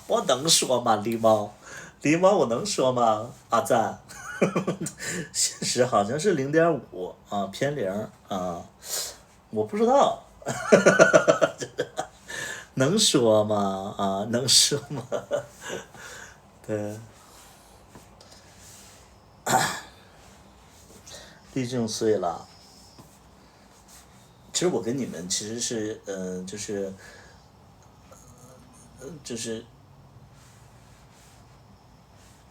我也是据我了解，那我呢？我是一呀，我是一让狸猫来澄清一下，可以啊。据我所知，它是0.5偏0，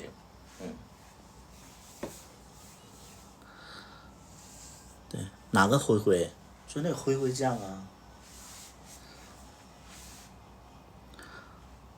图图这个不要看，肯定是一，我是一啊，就是我也做过零，但是我清楚明白自己是一，但是如果说你让我做零的话，我觉得我也能做，但是我觉得让我做零的人，我其实做零这个事儿，我觉得最主要的不是说生理。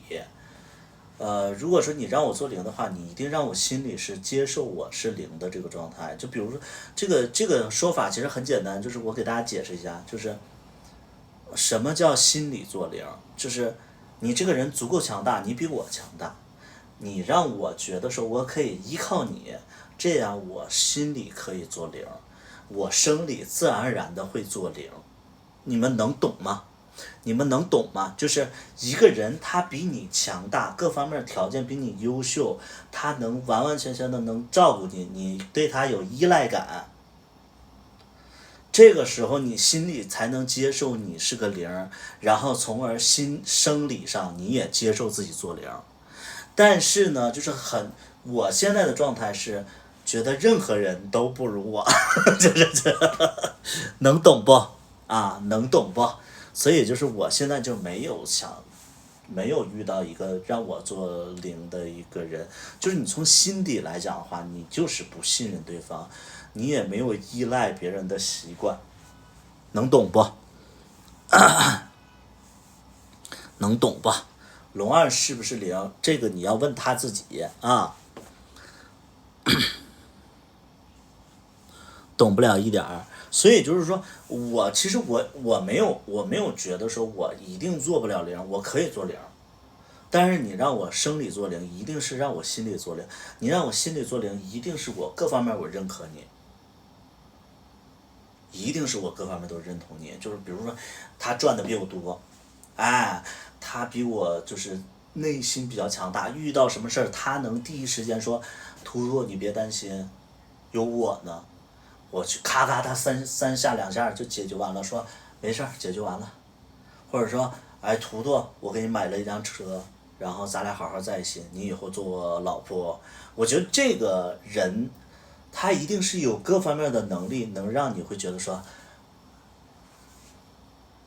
好，我愿意，就是他各方面比我强大，我愿意，对，一定是这样啊。但是你要说就是那种啊，就是那种他，你知道就有一种我就觉得特别奇怪，就是图图你能做零吗？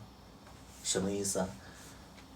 因为我做不了零，所以只能你来做了，你知道吧？就这种，去你妈的，搞东西，他妈你看你那德行，你知道吧？就神经病，你知道吧？对，真的有那种就是就是因为他做不了零，所以他要做一，然后你要做零，你什么东西你啊？他可能觉得1和0其实就是生理上的，但其实不是啊。其实他是那个感觉，那个心理上的东西啊，所以说这个跟传统意义上的1、0它没关系，你知道吧？啊，东北的0很多，哪儿都0都多啊。好好，有想睡觉的咱们就睡觉啊。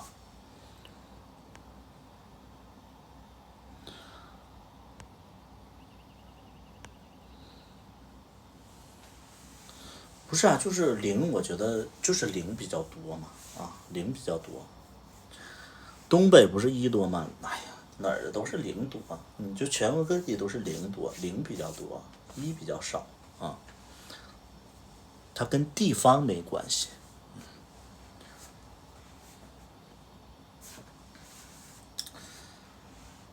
啊，刚才讲到一个人，然后刚才讲到那个灰灰酱啊，我给大家讲讲我跟灰灰酱的故事。有多少人想听我和灰灰酱的故事？啊，想听我和灰灰酱的故事的，请扣1来。想听我和灰灰酱的故事的，请扣1来。我看看有多少想听的，我就给大家讲这个故事啊。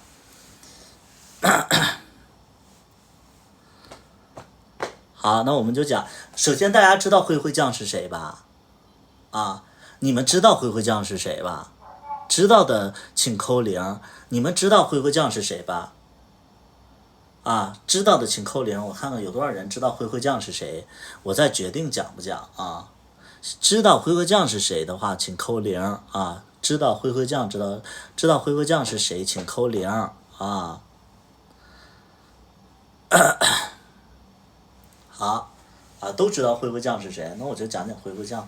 灰灰酱是，灰灰酱其实是16年的时候，记不记得我跟大家说过有一个服装大佬，啊，有一个服装大佬是在我16年的时候，然后就是通过直播认识我，然后要包装我去那个好声音。后来我跟那个服装大佬就是关系就走得比较近了，然后这个服装大佬其实那个时候他就没跟我说他有对象，但是呢他就其实就对我挺好的。然后那个时候灰灰其实跟这个服装大佬就认识啊，然后这个服装大佬就跟我说，哎，那个你有一个小迷弟想见见你，他来这边，你要不要跟他吃饭？我说我不见。我说谁呀？我说我见这些人干嘛呀？我就没见灰灰。就这样，这其实是我跟灰灰算是第一次有一些小接触，但是我不知道灰灰是谁。直到后来就是我那个时候在咸蛋家直播，然后呢我有一个北京的一个朋友，他呢就是说，他说那个我在直播上看到一个小孩特别喜欢你，来帮我。我说谁呀？然后因为灰灰酱那个时候也在咸蛋家直播，我也在咸蛋家直播，然后我就去那个看灰灰酱到底是谁，我那个朋友到底喜欢的灰灰酱是谁？结果我就点进去了，然后就是看见灰灰酱，那是我第一次见的灰灰酱直播，他在那直播呢。然后那个人就是我的朋友不是喜欢灰灰酱嘛，然后就是想给灰灰酱刷点礼物。然后呢，就是加灰灰酱的那个微信，结果灰灰酱就看到我来了，然后他说了一句，他说，如果说百里加我微信的话，我就加你微信。然后我就是我就是心想，我就说这个人，哎呀，真的是要加，就是我加他微信，他才能加我朋友微信。我说那行呗，那就加就加呗，就这样我就加了灰灰酱微信，灰灰酱就加了我那个朋友微信，但是其实后来也一直都没接触没聊嘛。再后来我灰灰酱就是那个时候就是想去北京发展，然后她当时处了一个男朋友，当时灰灰酱处了一个男朋友，她就想去北京发展。但是呢，她和她男朋友都没钱，她男朋友，我觉得她当时的男朋友就不是特别喜欢灰灰酱，然后灰灰酱去北京，她男朋友并不希望跟她同居，因为她男朋友也是跟别人合租的房子，我也不知道怎么着，就是她男朋友没让灰灰酱跟她一起同居，所以灰灰酱去了北京之后就住在我的那个朋友家里了。灰灰酱明明有对象，然后他去北京之后，他不跟他对象住在一起，住在一个喜欢他的一个网友家里边。我那个朋友在北京是有房子的，所以就是把灰灰酱安排到自己家住去了。但是灰灰酱呢，住在我朋友家里边，知道我朋友喜欢他，但是灰灰酱没有说因为住在他家里就跟我那个朋友发生任何关系，就是他守住了底线。但是呢，就因为这个事儿，当时我就会对灰灰酱的印象非常不好。我就说你有对象，然后你去北京还要住在喜欢你的人家里边，我觉得你这个本性就不好。你们能懂吗？你们能懂吗？就是我觉得这个本性不好，所以我对灰灰酱的初始印象就非常非常不好。你们能懂吗？你们能懂吗？对，就是他有对象，然后他对象不让他我也不知道是不让还是不方便，反正他有对象，然后他去北京了以后不跟他对象一起住，然后呢他住在我朋友家里，我朋友是喜欢他的，但是呢他就是唯独有一点还挺好的，就是他没有跟我朋友发生什么东西，就是我那个朋友就是想跟他发生什么东西，灰灰酱一直都抗拒就躲，但是还是住在他家里。他还是住在他家里，所以我对这个人印象非常不好。后来我就是那个服装的大佬又跟我说那个灰灰酱就是曾经要见你的那个小孩子，我就一下就对上了，对上以后我就知道，但是呢我就对这个灰灰酱印象非常不好了。但是有一天就是喜欢灰灰酱的我那个朋友跟我说你那边还要拍戏的话，灰灰酱也非常喜欢拍戏，你能不能带着灰灰酱一起拍戏？我说你这算是求我吗？因为我那个朋友其实算是我的一个哥哥。我说你是为了灰灰酱来跟我谈这个事儿吗？他说是的。我说有必要吗？我说你跟灰灰酱又没在一起，而且就是说你去帮人家是怎么回事啊？人家有对象。他说哎，我就是单纯的想为灰灰酱就是争取一下。我说那行，那就见一面吧。结果我那个朋友就带着灰灰酱请我吃了顿饭，单独请我吃了顿饭，就等于就是说我那个朋友带着灰灰酱见导演，然后我又见到灰灰酱了，就是现实当中第一次见灰灰酱。灰灰酱全程就是不说话，他不敢说话，然后见到我他比较紧张，然后我全程也是挺就是不太待见他。再后来呢初始接触，然后我就觉得他不说话，但是呢，我觉得这小孩儿不说话其实是加分的，因为他比我想象中的要沉稳，不像之前觉得那么浮躁啊，所以就是说初始印象我就对他还行，然后后来我就让他进我的剧组，然后帮我打杂，然后有一些配角就交给他了，就这么一来二去，他就等于算是作为我的助理进了那个剧组，结果呢那个剧是《跟我回家3》，然后没拍成，但是呢灰灰在剧组里边表现比较好，所以呢就是我对灰灰的印象其实就有改变，因为灰灰这个孩子啊，他有那种坏心眼儿，但是他本质上他还是比较憨厚的人。怎么说呢？就是他明白可能这个圈子会有一些灰暗面，但是他的行为，他其实都是遵守了那些比较克制自己的行为，或者说就怎么说，他本质是好的啊。就是我跟他就是在剧组里工作，我就觉得他踏实肯干，然后接地气，不浮躁，他是真的喜欢拍剧，其他的不好的那些东西，基本上我觉得就没了，因为我在剧组里边跟他接触，主要看的就是这些，至于其他的我都不管。再后来呢，我这个剧就没拍成，但是灰灰就没工作，我就就是我那个朋友就给灰灰酱找工作，结果灰灰酱去了一个广告公司，一个月赚5000块钱，然后那个广告公司不是汽车公司做策划，然后灰灰就是受不了那个老板，那个老板就是骂人，就带脏字儿的骂，所以灰灰酱就不愿意在那儿工作。后来我就说那我这边需要助理，当时我就没给他钱，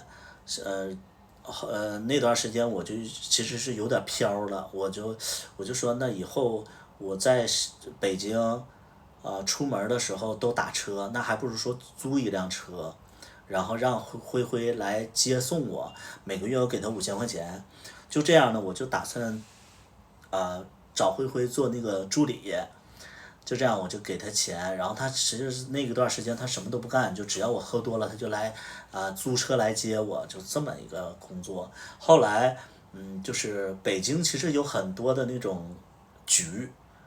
有一些有能力的人，我们会接触那些有能力的人，所以我其实就鼓励灰灰去参加这种局，但是灰灰就会对这种局他没有掌握的能力，所以他就会问我，他就是说，哎，一大帮人，大家都在讨好那个有能力的人，他说那个哥我应该怎么办？我说你不要去讨好，我说你要闷声去干事情，因为那些有能力的人，其实身边会乌泱的有一些就是恭维他的人，他已经习以为常，但是他其实之所以他有能力的话，他的观察力一定很强，所以说一大帮人都围着他敬酒之类的，这个时候你什么都不要做，你就在那块安安静静的去，比如说你给别人倒酒，比如说你无意当中给他拿一杯水，你不要说话，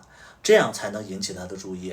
所以灰灰从那以后吧，他就非常认可我，然后他就是跟着我。再后来，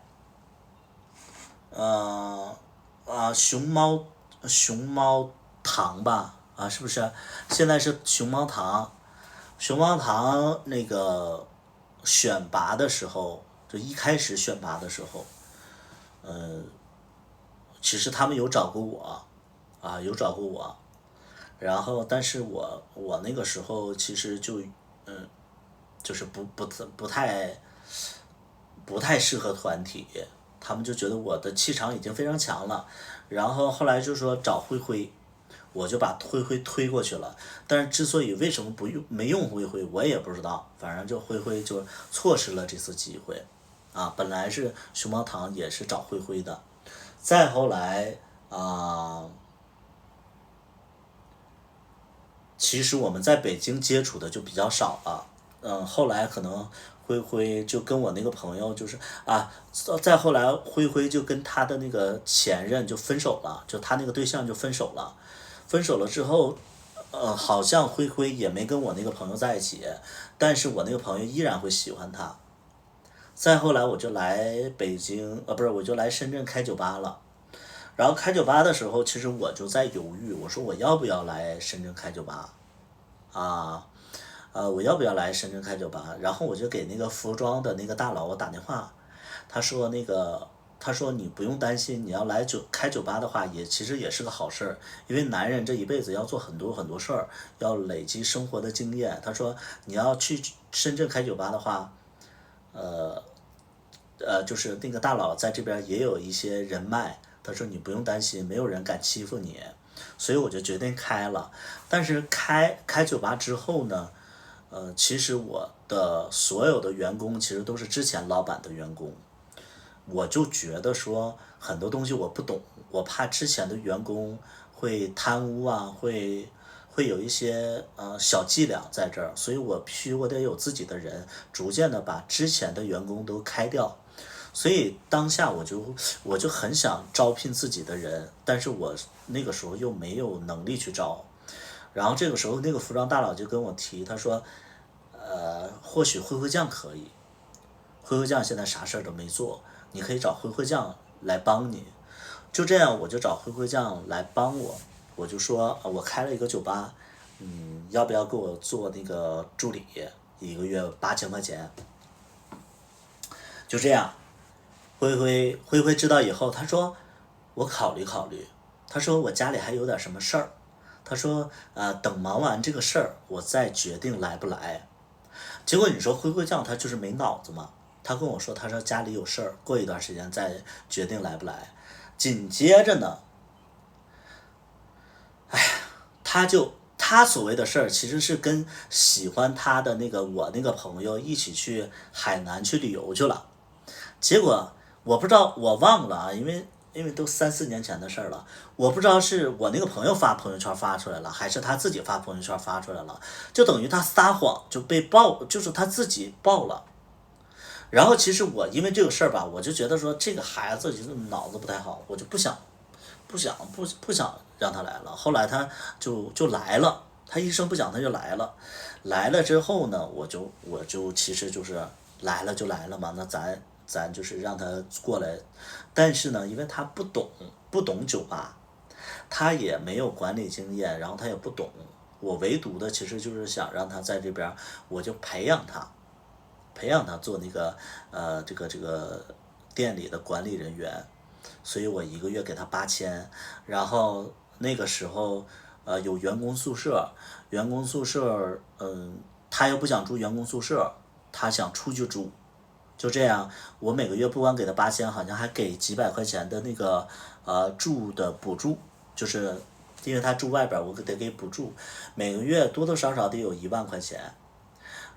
就是我不知道你们觉得这1万块钱多不多啊？我不知道你们觉得1万块钱多不多？对于我们当时来讲的话，我觉得其实这1万块钱很多，我觉得很多。首先第一点，他没有管理经验，他就是一个小朋友。第二点，他没接触过酒吧。第三点，很多事情其实就是我教他怎么做，对，我教他怎么做，然后他就在这边工作其实，他来了之后吧，我就拿他当，因为我会觉得说之前我们就认识，然后他来这边吧，我就觉得他也算是帮了我一个忙。我其实来这边我就拿他当，一是员工，二是像小弟弟一样。然后我就告诉他一点，我说那什么，我说你来这边啊，你不要乱处对象。我说你，其实我自认为，我觉得灰灰酱长得吧，中等偏上。其实灰灰酱长得还行，但是也不是说特别好看，但是也就是长得还行。我说灰灰酱你的长相还行，我说现在你又在我这工作，我说你不要乱处对象。我说以后咱们就是接触一些有能力的人，或者说真的条件非常好的人，你也喜欢的，咱们再处。我说我也会使劲的给你找一个好的对象。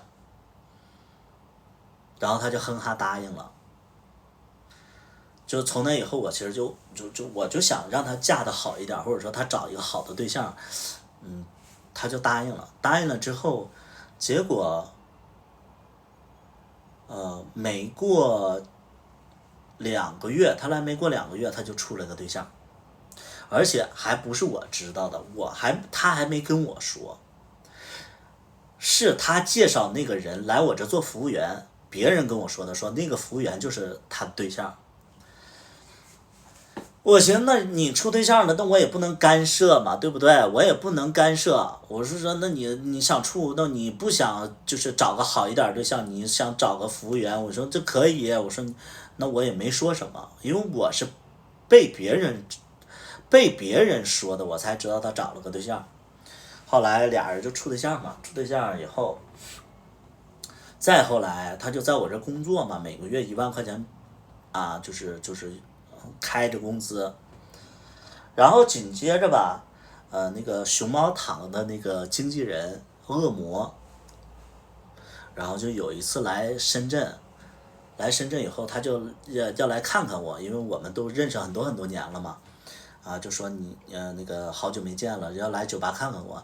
结果他一来以后，他就看到灰灰了，然后他就那个意思就是说，跟灰灰就是聊天儿，因为我那个时候我在忙别的，然后灰灰就跟他聊天儿，然后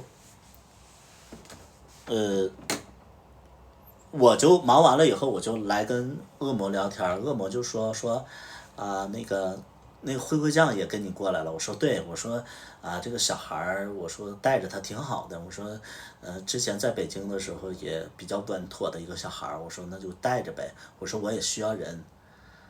他说但是他有一点点就是有一点点小想法。我说什么意思？他说他刚才我跟他聊，他说他不太喜欢这份工作，他觉得每天都熬夜，然后伤身体，赚的又少。然后我听到这儿我就挺生气了，你知道我听到这儿我就挺生气了。你们能懂吗？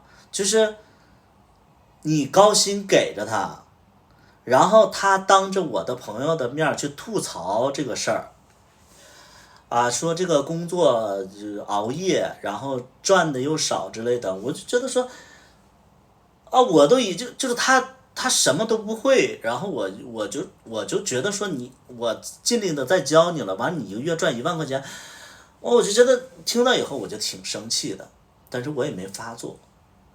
后来我就那个跟他说，我说我其实我就没当面跟他说，我说过后我就跟他说，我说灰灰呀，我说那个我不知道你怎么想的，但是我要告诉你一点，就是如果说你心里有什么想法，你可以直接跟我说。第二点呢，你不要当着外人的面说咱们这不好，这样人家也不会觉得说你是真不好，反而人家会觉得说你是有点不懂人情世故。我说这对你没什么好处。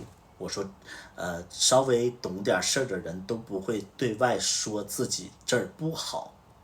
我其实就在点他，我就点他嘛。然后那段时间可能他真的工作压力很大，再加上那个店经营也不是特别好，然后我其实就想快速的让他就是明白这些事儿。结果有一天我外地的就是喜欢他我那个朋友来了之后，然后我们去那个深圳的其他的 gay 吧去玩儿。那天周五，人其他的酒吧就说人满为患，然后我在那边有很多人认识，我就打招呼。但是呢，我去那边一点都没心思玩，我就在担心，我说他这边生意这么好，是不是我店里也忙得特别忙？我就说着急回去，我赶紧去忙活店里的事儿。因为我觉得别人周五都特别好，然后我自己店里可能今天生意也不错，我就着急回去。结果我就喝了点酒，我就赶紧回去了。回去之后真的不夸张，我回去之后一桌都没有，就别人的酒吧人满为患，就是已经没位置了。我一回我酒吧，我以为是那个音响坏了，就里边没声音。然后我进屋的时候，就是没声音也可以。我进屋的时候，辉辉带着那个员工在后边在那坐着，然后有说有笑的，这我就炸了。你知道你可以没生意，但是你们要真的就是就是感恩的话，你们不能说没声音，你们还在那块给我就是有说有笑的啊，就是一桌都没有，然后你们在那块有说有笑，而且你辉辉是那个管理人员，你怎么可能带着员工在那块坐着有说有笑呢？我说你一点心都没有，而且在这儿的前几天，我的意思就是说，辉辉你是店长，我说我每个月给你1万块钱开着，我说你每个月你得做那个策划的，我说这个酒吧周5周6他生意好的时候，你得做一些促销活动啊，或者说一些节目啊，你得做策划。他说我也不太会，我说那你得学呀，我说然后紧接着就是周3的时候我就跟他说，我说还有2天周末了啊，就是周5了。我说那个策划想好了吗？他说正在想。结果周5的时候一点策划都没有，就等于他这1万块钱就是就是他策划完全不下，他每天他就是检查卫生，然后就是跟大家一起就是说就是在店里边。我就说这1万块钱花的这，而且你不做活动，他就说就是不用做活动，结果一桌都没有。然后我就趁着酒劲儿，我就拿着麦克风，我说来，你们过来一下，过来我开个会，我酒劲儿上来了。我说那个宣布一个事儿啊，我说那个今天休息。我说一桌客人都没有，然后你们不在营业状态的话，咱们就索性就关掉，别人家来了以后看到你一桌生意都没有，咱们哪怕今天不开，咱们都不要就是呈现这种现象，越没人人家越不来。我说第2点，我说那个取消辉辉店长的职务。就这样辉辉就被我撸下来了。撸下来之后呢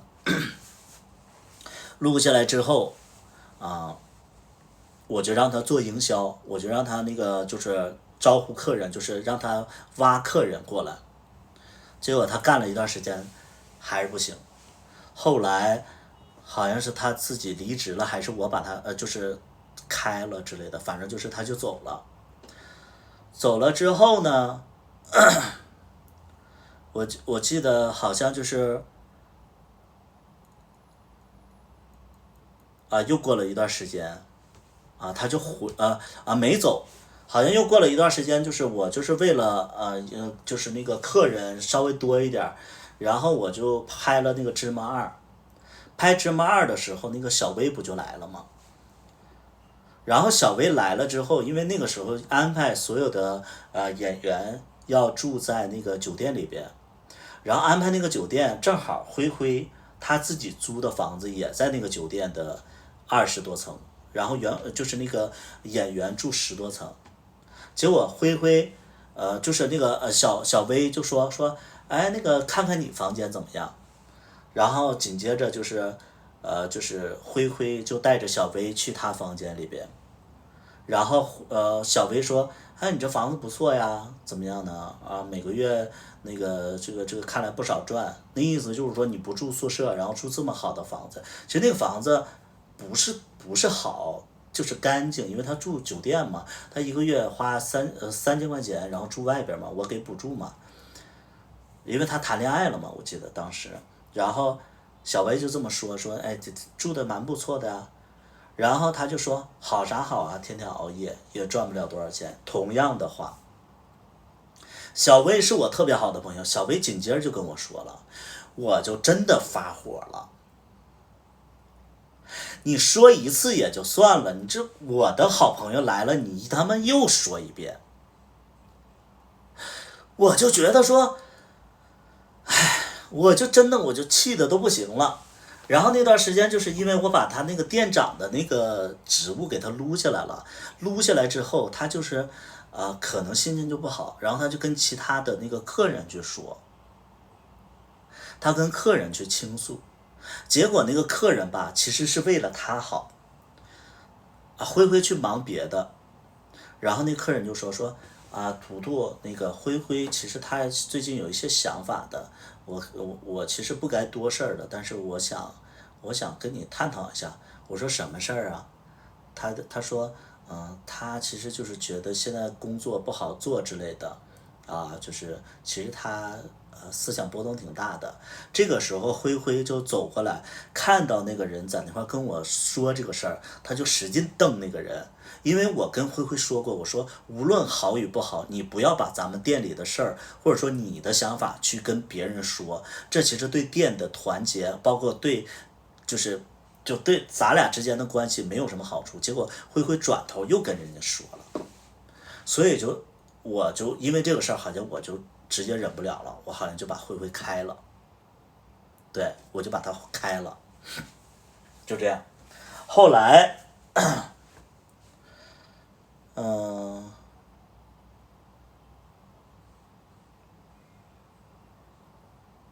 后来好像是我又过了一段时间，我让灰灰又回来了就给他开了之后，我们就去那什么了，因为我们芝麻2拍完了之后，然后我们就做综艺节目，我就先拉着灰灰做综艺节目，因为他在芝麻2里边他不就是演了一个角色嘛。结果到了民宿之后，其实各方面都可以，直到就是说我跟龙二不是吵架了嘛，我跟龙二就是因为直播的一些事故，然后他就龙二就误会我了嘛。然后你像这种情况下，我说实在的，你像这种情况下，我不知道你们怎么想。我觉得我有点霸道了啊，我这个说法可能有点霸道，但是呢，因为我跟龙二其实就是误会，然后当时我记得误会的时候，然后我好像问了大家，我说我就真心话，我就问大家，我说你们也觉得我是故意的吗？这个直播事故，他因为那个龙二可能就故意的认为说我是这样的。但是龙二可能误会我了，但是我觉得说这个事儿发生的时候，我也想看看大家对我的印象。我就说你们也觉得我是故意做这样的事儿吗？他跟另外一个演员不吱声，小薇是站在我这边。你知道，其实我心里在想，你他妈是我的员工，你是我弟弟，这种事情的时候，你第一时间你要站在我这儿，而且你是了解我的，我绝对不是这样的人。然后他居然不站我这边，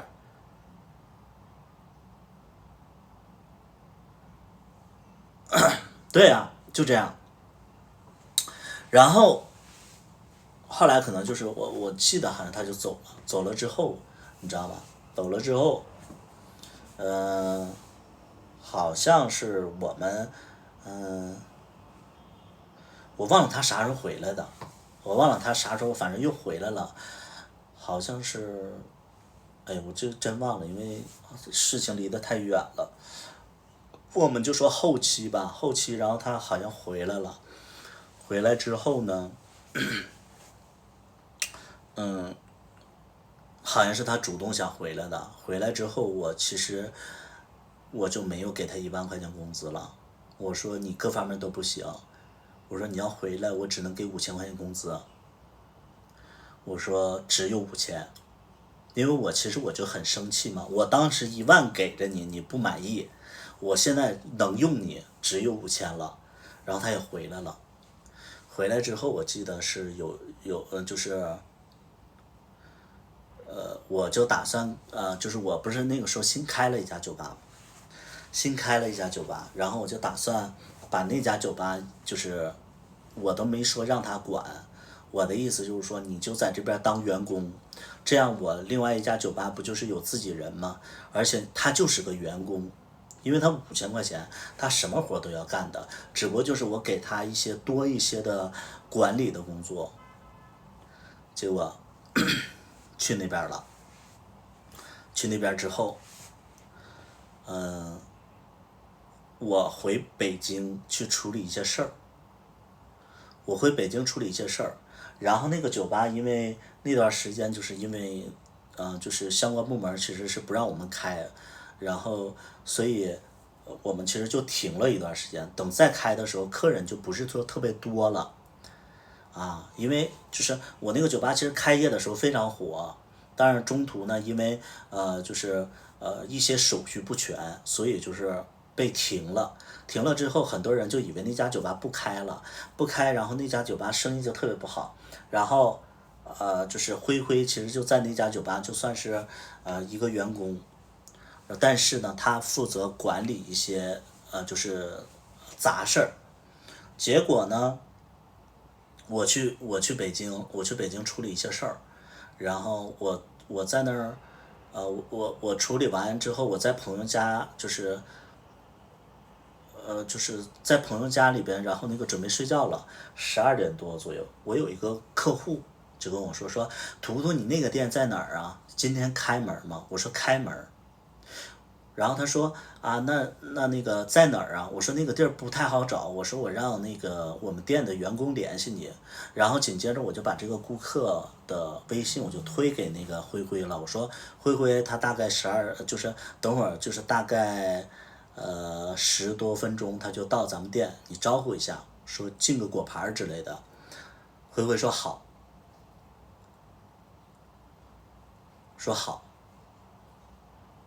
结果呢这个客人就去的就比较晚，大概1点钟去的，本来定的是12点多，然后就是这个客人定的1点多才去，等他到了那儿，他给我拍了一张照片，他说你们店关了，我说怎么可能？我说因为那天是周5还是周6，我说不可能，我就想就是说我们客人再少的情况下，我也要求他们周5周6其实要等到2点再关，哪怕没客人你都会给我开着，因为我是付他们工资的，我就说哪怕没客人你周5周6你都要给我开到2点左右，因为有的人其实喝完酒他是爱串场的。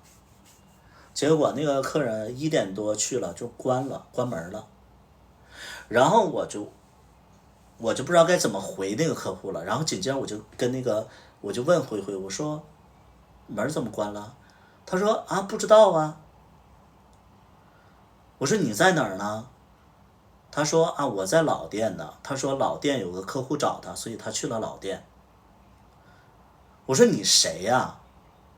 我就直接骂了，我就开始骂了，我说你是谁呀？我说新店我不是让你在那块看着吗？你来回跑什么呀？我说我这算不算你旷工呢？他说他们关的又不是我关的。我说那你是干啥的呀？我说你想不想干了？你2个店你随处跑吗？我说别管是谁关的，我说你在这个店里你是管理人员，你周5周6你跑什么呀？他就开始跟我解释，我说甭解释了，我说你那个我就直接把工资就他那个月的工资全给他了，我就说以后甭跟我联系，我就直接把他拉黑了把工资一结，走，我不想看见你。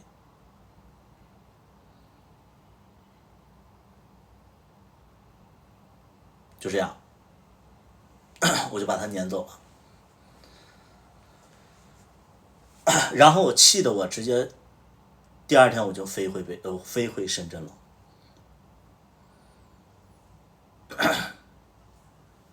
特别生气，你知道吗？他还在那儿狡辩，你知道他还在那儿说那又不是他管的，包括他跟我的身边的朋友，就是他跟那个喜欢他那个朋友，他说图图那个生我气了，但是这个事儿不怨我，他就跟那个人就是说这个事儿，他那意思就是说图图那个让我走之类的，他很冤枉。我说你冤枉什么呀？我说你是干什么的？然后我那朋友还喜欢他嘛，然后就为他说话。我说你不要掺和这个事儿，对不对？我说你不要掺和这个事儿。我说我一而再再而三的给他机会，我一而再再而三的给他机会。而且你知道他有的时候做的事儿就是让我特别失望。那段时间就是那个灰灰跟着我们一起拍戏，然后龙二其实就心疼我嘛，因为我们拍小茉莉的时候，龙二就心疼我，然后龙二就跟我说，哎，实在不行我帮你导戏吧，实在不行我帮你导戏。我说行啊，我说那你就帮我导一下吧，我说我要不要跟他们说一声，他说不用。然后龙二去导戏的时候，我就睡着了。过了一会儿，我就看龙二不过去了，然后我过去看了一眼，怎么着？就是灰灰全程当导演呢。龙二那个人是完完全全就特别，就是内向的人，他可能觉得那个场合不需要他，所以龙二就觉得说灰灰在那导，他就不导了。然后我就骂灰灰，然后灰灰就是说，因为灰灰导的吧，他不准。灰灰他也是这个特别热心肠，他也是喜欢这个东西，但是灰灰对剧本的理解特别的一般。我说你别在那块瞎指挥了，你知道有的时候我在那导戏的时候，然后那个灰灰也是在那块瞎指导。我说灰灰你上一边去，我说你能导你来导，我这边在这块发着火呢，他在那块安慰那些人，你们就想一想，这是一个什么感觉？这是一个什么感觉？就是你因为演员表现不好，你发着火的时候，他去哄那些演员，你们能懂吗？你们能懂吗？就是有多少人知道这个利害关系？你因为一个演员演得不好的时候，导演在发火的时候，他作为导演的员工，他在哄那个演员，他没有恶意，但是他总帮倒忙，你知道吧？他真的没有恶意，我了解他，到现在我都觉得说他可能是个好弟弟，但他不是一个好员工，他有的时候经常干那种事儿，给我气的。还有一次你知道吗？他其实那段时间其实就是算我的那个拍戏的时候的那个员工，拍戏的员工啊。那段时间其实就是因为那个什么，我们拍戏，然后我想过来是找他，就是其实我没让他回店里边，其实是我因为拍戏，然后我就说那个他要是没干什么事儿的话，我说那你过来，我说1个月我给你5000块钱工资。第二点呢，你可以学一学怎么拍，就这样我才让他回深圳的。结果回深圳之后，他就跟着拍，我就让他就是学怎么拍嘛。然后那段时间就是拍完了以后，你知道，就是我们每一场戏拍完了以后，我们会拿到大屏幕上，我们去观察一下，看哪儿演的不好。然后我就在那看，我们一起所有员工就在看每个人的表现嘛，所有的演员都在看每个人的表现，我就坐在那儿。然后我一回头的时候，我看龙二在那块站着，然后我就又看了一眼，我说那个我心想，因为我说白了，龙二首先是我特别在意的人，第二点呢，龙二算是这里边演的最好的人，第三点，龙二其实那个时候一直在想帮我当导演。龙二在那块站着，我一看，我说哎，龙二怎么在站着？因为没有地方坐了。我看灰灰在那块坐着，我就真的我生气，我说灰灰你起来，你在干什么？你还坐着了，龙二都没地方坐，你知道吧？哎呀，给我气的，我就觉得他一直摆不清位置，就他一直摆不清位置。你想想，就是说，导演可以坐着，摄影师可以坐着，龙二在那块站着，在那块就乖乖在那块站着，我就特别生气，我说龙二都没地方坐，你看不着啊？而且他坐着呢，你知道就是灰灰在那块坐着干嘛？在那块打游戏呢。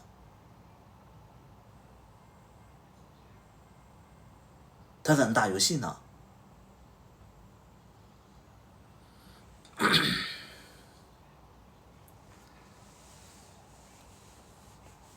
给我气的。后来你知道，就是我就让他彻底消失了。你知道现在我都会觉得说，偶尔还会想起他，但是这些事儿吧，我该生气可以生气，但是我觉得这个孩子吧，本质是好的，啊，我觉得他本质是好的，对，但是呢，他确实工作不行，眼力劲儿不行，啊。然后就是，哎呀，你就觉得无能为力，你想帮他都帮不了。对，对我还是会想起他，我觉得这个小弟弟怎么样，但是我无能为力再去帮他了。你想想我之所以让他回来，因为他就是喜欢演戏，但是你知道小茉莉，我就故意没给他角色，我给他一个小角色。我都故意没给他角色，他就在那块眼馋的呀，他就一直想演个角色，但是我让他是做摄像师嘛，我就寻思你学一学，我说外边那个摄影师、摄像师一天至少500块钱，我说你又不想做服务行业，你又不想做酒吧行业，你学学摄像，你跟摄像师搞好关系，人家以后有活能带着你，你知道婚礼跟拍一天1000块钱。你说你有这个本事，你以后你跟个拍你1000块钱，现在结婚的又多。第二点，你偶尔的你到剧组去实习一下，以后能到我这来工作，我说这多好的事儿啊！他抓不住这次机会，然后他因为拍完戏了，拍完戏了，然后他就面临着要走了，然后我就没再留他，结果他跟我说啊，我还想回酒吧跟你一起工作。还想在你手底下，结果他回到酒吧工作又是这个状态。我累，我不是说我仁至义尽了，其实我也是脾气不好。他在我手底下，就是用他的，你知道他有一次跟那个龙二他们喝多了酒，他就说百里屠夫对我很重要，是我人生的一个特别重要的一个人。说着说着他就哭了。那个是真情实感的哭，他说百里屠夫真的对我人生很重要，他就开始哭。我也觉得我对他其实挺重要，但是我无数次给他机会，你想想我就仔细咱们算，你在北京没有工作的时候，明明我不需要助理，我1个月给你开着让你做着助理的工作，这是第一点，哪怕就是做了1个月。第二点，来深圳我1万块钱给你，完了你到处跟我的朋友去吐槽这个工作有多不好。第三点，你在剧组里边你摆不清楚人和事儿啊，你让我特别头疼。第四点就是你又要回酒吧，结果你回酒吧你又没有责任感，你随意的来回的跑，所以就是我真的我就挺累的，我教不会，我教不会。他经常就是做那种就是让我比较头疼的一些事儿，但是说白了，我依然认可他的人品，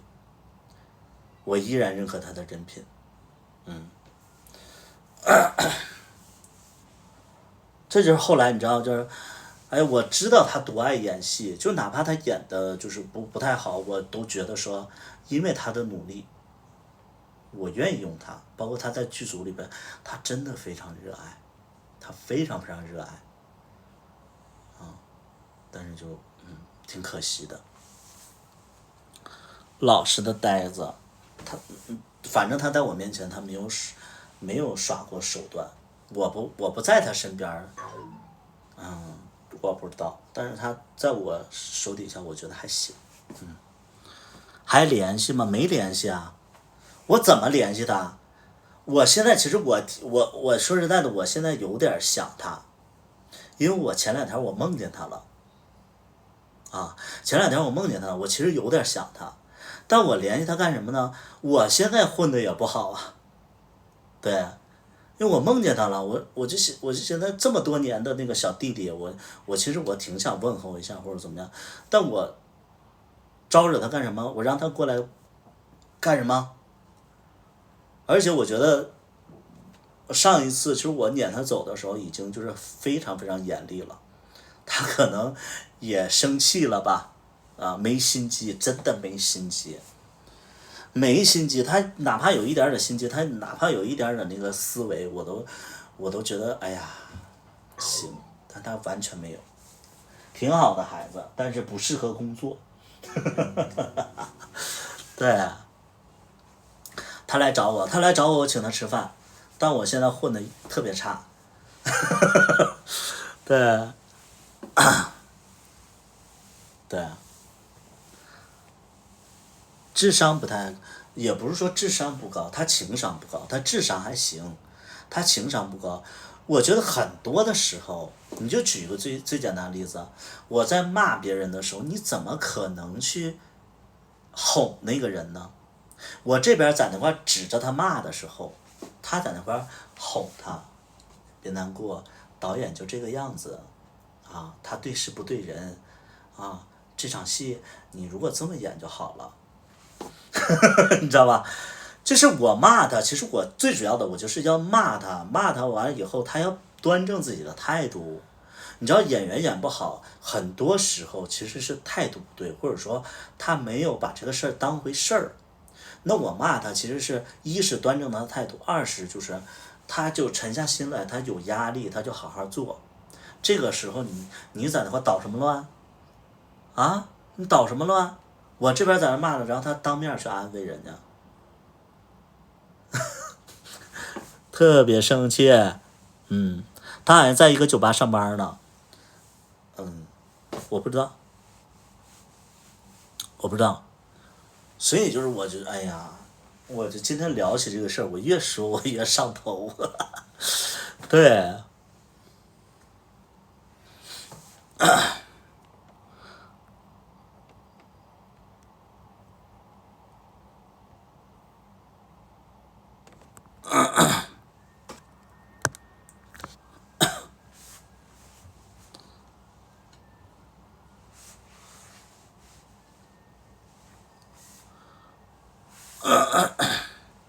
卡爷是怎么认识的？不说过了吗？这个故事讲了好多次了，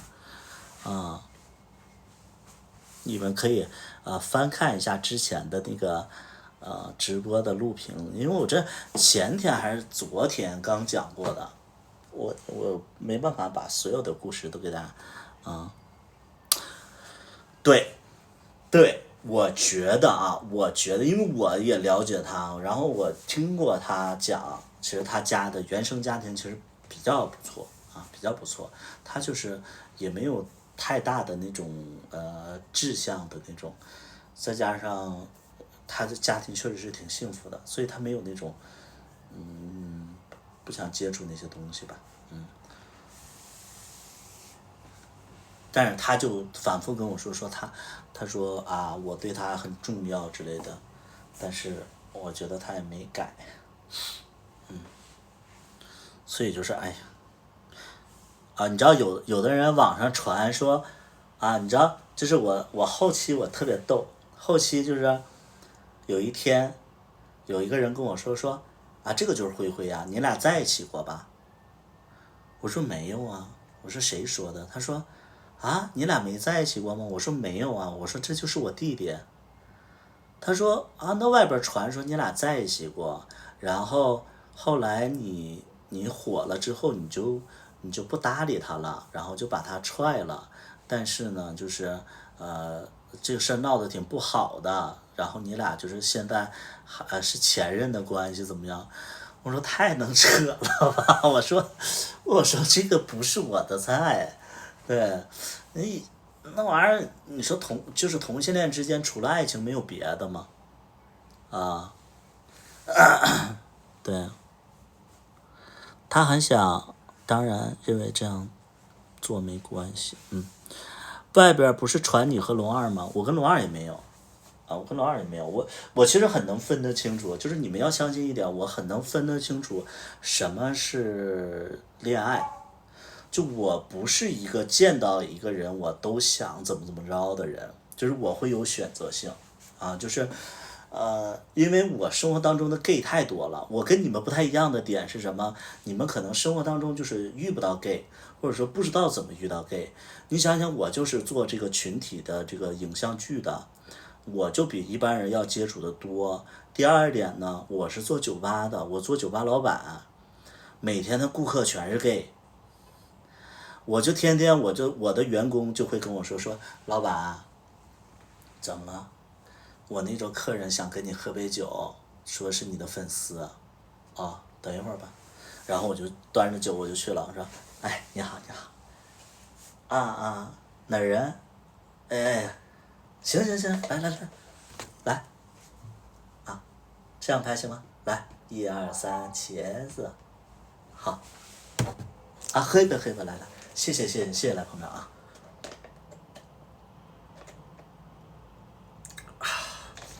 谢谢，那你们先喝啊，我先忙去了。哎，好，谢谢。我每天的状态都是这样。我那个抖音里边啊，我都不知道怎么加了那么多人，你知道吧？所以就是说，我是真的有选择性的。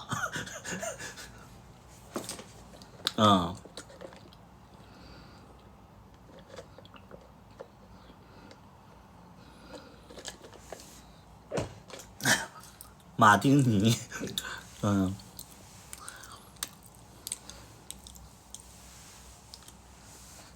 所以就是我就会觉得慧薇还行，但是她真的不适合工作，就是如果说她有贵人的话，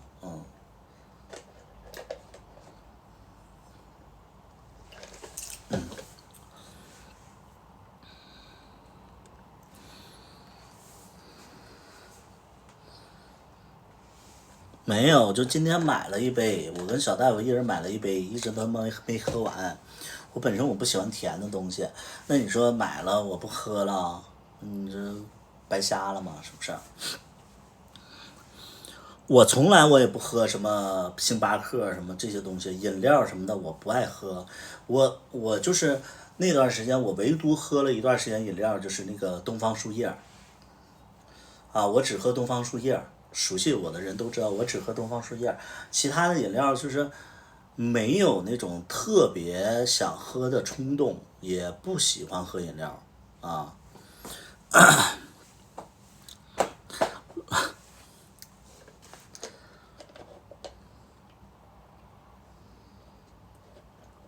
它那是饮料啊，东方树叶是饮料啊。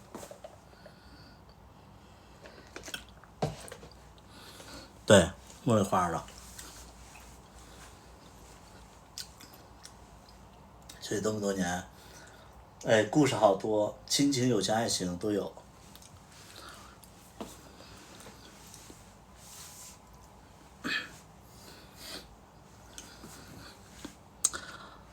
大虎其实现在有对象。大虎有对象，而且大虎的心态跟之前不一样了。你知道有对象的人其实就没有特别想拍这些东西。第二点，人家现在工作也挺好的，人家没必要拍。之前我们是因为都在北京我们才拍的，现在人家在上海，人工作也特别忙，对吧？人为什么要拍呢？你给他一个理由，他为什么要拍？其实我个人来讲的话，我也希望就是说有朝一日就是咱们就是说一些合作过的人，咱们回来再合作一下，特别是龚大虎龙二这些演的比较好的演员。但是不是说所有人都按照你的思维有的人可能觉得这就是我人生的一个体验，我体验过了，我不想去做了，没有必要回头再去做这个事情，能懂吗？小大夫平时做事怎么样？不行。前2天我让他发快递，结果他发错了。我说总共发了3天快递，第2天你就错了。发错快递的那个人，你在不在直播间里？我要跟你道个歉谁不想做明星？人家工作非常稳定，人家没必要做明星啊。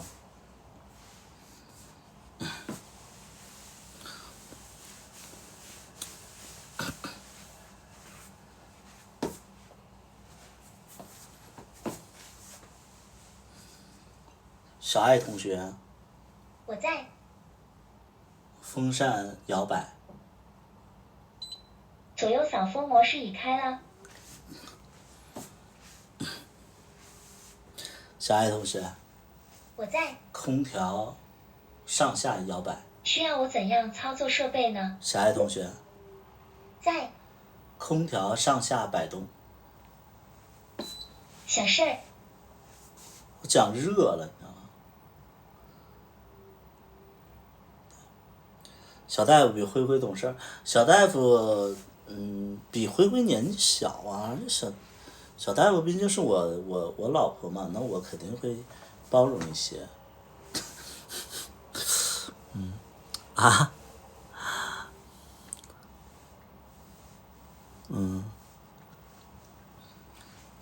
咱们继续讲八卦啊，咱们继续讲八卦，来，咱们继续讲八卦，咱们继续讲八卦，我再给大家讲一个，就是前2天其实我讲过这个八卦，我再给大家讲这个八卦，我做直播的时候，我有一年做直播的时候，然后网上有一个人是我的榜一大哥，这个榜一大哥追我。其实你在我的直播间里，你可以听到我任何的八卦，我也不隐瞒，因为我觉得任何的八卦我都可以讲，因为它是真实且我们没有一些乱七八糟的事儿，我就可以讲。就是有的人可能觉得说这种事儿你也讲出来啊，怎么样？我觉得无所谓，因为它就是真实存在的，咱们也不美化自己，也什么都可以聊。就是通过这件事情，大家可能对我有些了解，或者说对一些事情会有自己的判断。我在某一年的时候，有一个榜一大哥喜欢上我了，然后这个榜一大哥线下就是跟我见面，我记得刚开始见面的时候，这个榜一大哥他就是来了我的城市，然后在我楼下等我，然后我就看了这个榜一大哥长得特别瘦，戴个眼镜，然后黑黑的，然后就不是我的菜，但是那段时间其实也是自己想谈恋爱的一个状态，就是想找一个对自己好的人啊。后来我就认识榜一大哥，然后榜一大哥就请我吃饭，然后我俩就聊天，然后榜一大哥其实因为他是粉丝嘛，特别害怕我，然后特别那种紧张的状态，他跟我说话都抖。其实我对这种榜一大哥我是有好感的，我不太喜欢那种百里跟我去酒店啊，就是我不太喜欢这种，我喜欢那种说，图图，我今天这么冒昧，然后来你家楼下找你，我喜欢这种，对，我对这种其实会非常有好感，因为我会觉得说，对，就是我会觉得说，他不装，他不强势，对，我就觉得挺喜欢这种，然后这个榜一大哥恰好是这种。虽然说他不是我的菜，然后后来聊，然后榜一大哥就是就是我也没跟榜一大哥说那个在不在一起，但是榜一大哥就在那个北京，那个时候我住在北京，他在北京住了好几天，然后就一起吃饭，一起那个溜达什么看电影之类的。后来我就觉得这个榜一大哥还不错，然后也没说在不在一起，我说那再看看吧。结果榜一大哥就回去了，回去之后呢，他继续刷礼物，然后我其实就觉得说，你知道，就是我们初期做直播的时候，有榜一大哥就是线下见面，如果说榜一大哥见过你之后不再出现了，可能这个榜一大哥就会觉得你线下很丑，但是这个榜一大哥还会出现，然后还会关心我，那段时间就是给我买各种各样的东西，就是对我挺好的。后来这个榜一大哥一直在刷礼物嘛，然后当时我在那个直播平台有一个就是算是一个好朋友，他跟我是同一个直播平台的，然后他就说你最近就是就是那个礼物榜还挺夸张的。我说对，我说那个遇到了一个谁，然后他给我刷了很多礼物，然后他现在在追我呢。因为我这人其实有什么说什么，包括我直播也是这样，我就跟我那个朋友说，我说这个人在追我呢，他说那你要不要处看？我说就是在了解的过程当中，后来就是我就会跟他分享，我就跟我那个就是直播的那个好朋友，我就分享，我说，哎，他今天又送了我一个那个 Prada 的鞋，9000多块钱。其实我就是就是我承认我确实是有一点点炫耀，但是我不是刻意的炫耀，我就会说这个人其实不像传统的那种榜一大哥，我说他对我挺好的，而且态度对我比较尊重的那种，然后又给我买了一双鞋，可能在我那个朋友的眼里，就是我有点炫耀了。后来呢，就是因为我其实就完全没有保留嘛，就是通过这个人之后，我才有所保留。就那段时间，因为这个朋友就相当于我的一个闺蜜嘛，我就把什么事都跟她说。然后后来我就跟这个榜一大哥，其实就在接触的过程当中，我就发现他花钱有点太大手大脚了。然后我就问这个榜一大哥，我说你哪来这么多钱？因为那个榜一大哥就是比我小1-2岁，我说你哪来这么多钱？因为那个时候他连刷礼物带那个就是平时一起吃喝，大概就花了将近70万左右了。我其实那段时间网上就有那种报道，就说什么那个财务总监挪用公款给那个美女主播刷礼物，最终什么进去了之类的，我就害怕了，我就问我说你哪来这么多钱呢？他说是那个他之前有一些存款，家里给的一些存款，就是一直没花。然后我说那你，因为我就说那你是富二代吗？他说其实也不是，但是呢就是一直的钱一直没花，但是他花了之后呢，其实他家里知道以后也有点问题，就是说如果说他家里知道他动了这笔钱的话，他也需要一些正规的理由去跟家里说。我说那你家里是做什么的呀，能给你这么多零花钱？他说是就是帽子世家，他家里人除了他其他都是帽子世家，就是他其他亲戚都是帽子叔叔。然后我就害怕了这你知道吧，我就害怕了。我说你知道吧，就咱们有什么说什么，我说对吧，我说你以后不要给我刷了。然后从那以后我其实就有点就害怕他再给我刷礼物，我说不，这个不太好，对，我说不太好，对吧？虽然说他这礼物我也没逼他，而且我也没要，是他主动给我刷的，但是我就觉得说你这笔钱家里是知道你有这笔钱的，然后如果说你就这么花的话，家里如果有一天看到了以后，然后你还是帽子叔叔世家，他们会不会查呀对，会不会查呀？然后我就说你以后别给我刷礼物了。但是那个时候这个榜一大哥其实就对我就是比较痴迷的状态了。我越拒绝他，他其实越喜欢我。后来我跟就是这个榜一大哥，我们还要发生关系，但是这个榜一大哥他做不了，就是他好像没做过零，或者说做不了零，他又就是非常不顺利。后来这个因为我那个时候吧，我就觉得谈恋爱一定要有10，他又做不了，所以我就逐渐心生退意。然后我就不知道该怎么跟他说，我就不知道该怎么处理这个事儿。我的意思就是说不处了，但是呢，我这个节骨眼说不处了，榜一大哥会不会觉得我是在骗他钱？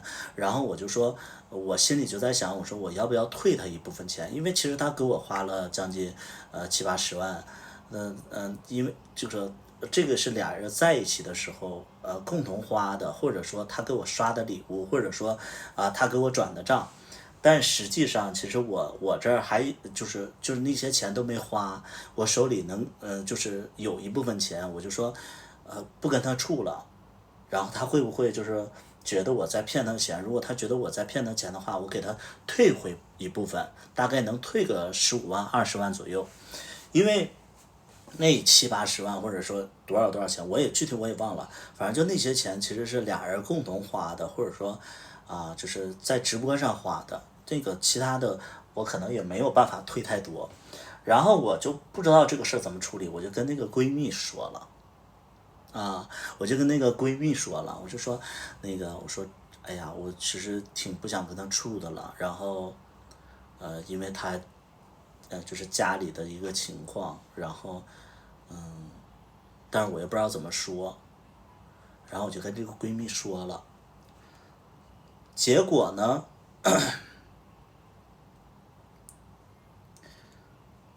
结果后来是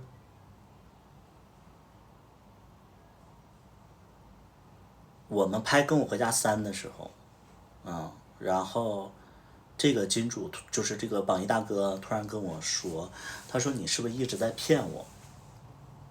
因为那个时候有黑粉儿对，那个时候其实是有黑粉儿，那个黑粉儿就一直在挑我的榜一大哥，那意思就是说你别给你别给百里刷了，百里其实是是大骚灵，对，就是有一个黑粉就给那个榜一大哥发私消息，就发消息，然后说那个百里屠夫其实是大骚灵，你知道吧？就是说他到处跟别人睡之类的就是，然后那个金主其实就是那个榜一大哥，其实就有一点点就是相信了，可能是怎么着，完了他就。再加上后期我就有点躲着他，然后那个榜一大哥其实就有点生气了，他说，他就好像就跟跟谁说还是怎么着，这榜一大哥就生气了，那意思就是说我要搞臭百里屠夫，是跟谁说的我还真忘了，后来我就知道这个事儿了，我就找那个榜一大哥，我就说怎么着，我说你要搞臭我。他说你别以为我不知道，我说你知道什么？他说别人都说了，说你怎么样，然后跟到处跟人睡怎么样的就是什么怎么样的。我说你他妈听谁说的？我说你跟我接触这么长时间，你不知道我有多难搞吗？我说我这臭脾气，我说他妈的我还就是外边传说我跟别人3个人。我说他妈的，你不知道我他妈多难整吗？对不对？我就直接给那个榜一大哥一顿骂，骂完以后，榜一大哥开始道歉，就是道歉。我说你他妈就真的没脑子，我说你就是不处就不处呗。我说我躲着你，恰恰是因为我就是想就是把这个事儿妥善的处理，是因为我不知道该怎么处理，我躲着你是因为这个事儿。我说怎么可能是别人说的？我说别人说的他妈你就信？我说你有没有一点脑子？我就开始骂榜一大哥，然后榜一大哥被我骂清醒了，然后他就说其实还有2个事儿。我说什么事儿？我说你索性都嘛说，我就骂榜一大哥说还有一个事儿就是有一个就是你粉丝团里有一个人私信联系我，说他租了你的房子，然后有一天宽粉走了之后，你突然到他门口把裤子脱下来，让他给你用 mouse 然后就 mouse 大概没几秒钟你就 SHE 了。我说这个确定是他说的吗？他说确定，他说都有聊天记录的。我说他妈的，我说这点你他妈相信了吗？他说我不相信。我说那你他妈跟我说什么呀？你肯定是相信了。我说拜托，咱俩他妈就是发生过一些东西，你知道我他妈时间有多长？我说我是一个绝对不会几秒钟就完事儿的人，你知道吧？我说我他妈的多久你他妈不知道吗？他说是，我也知道。啊，就怎么样的，但是他就跟我这么说的，我说你把聊天记录给我，你确定他跟你说的吗？他就把聊天记录给我，我就开始骂那个就是那个粉丝，完了疯了，等一会儿啊，等一会儿，等一会儿，等一会儿先别走，没抬走，没抬走。啊，回来了，回来了，被警告了，被警告了。来，我们继续往讲啊，我们继续往讲。我说他妈的，我什么样你不知道吗？他说啊，就是别人说的。我说你把那个聊天记录给我发过来。啊，我说你把聊天记录给我发过来。结果我就去骂那个造谣的那个粉丝，结果那个造谣粉丝就开始跟我道歉。啊，那个造谣的开始跟我道歉。紧接着他说，其实还有一件事儿。我说什么事儿？他说你知不知道你那个好闺蜜也跟了我说你的一些东西，所以我才上头的。我说他跟你说什么了？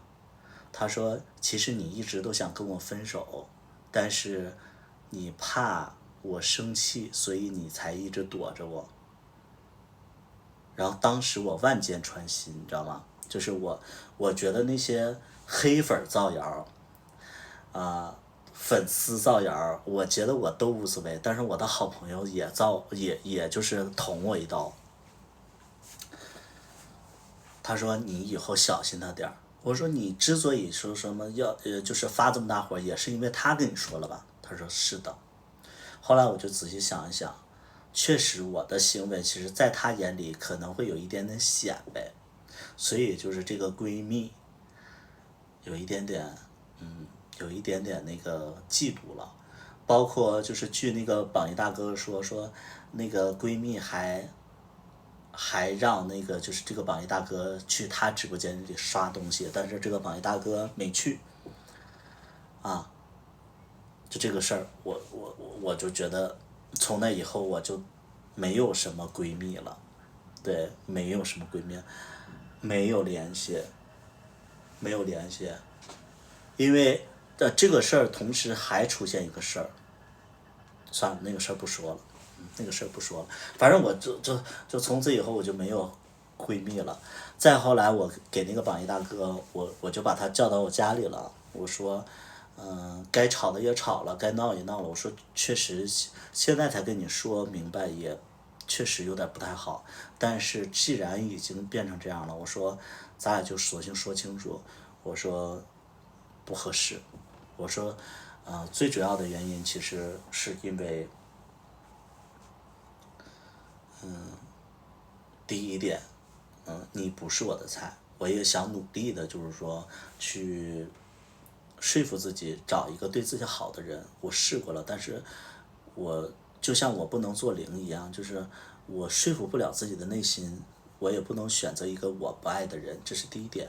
第二点，我说你不信任我这件事情，我觉得所有人都可以造我的谣啊，诋毁我。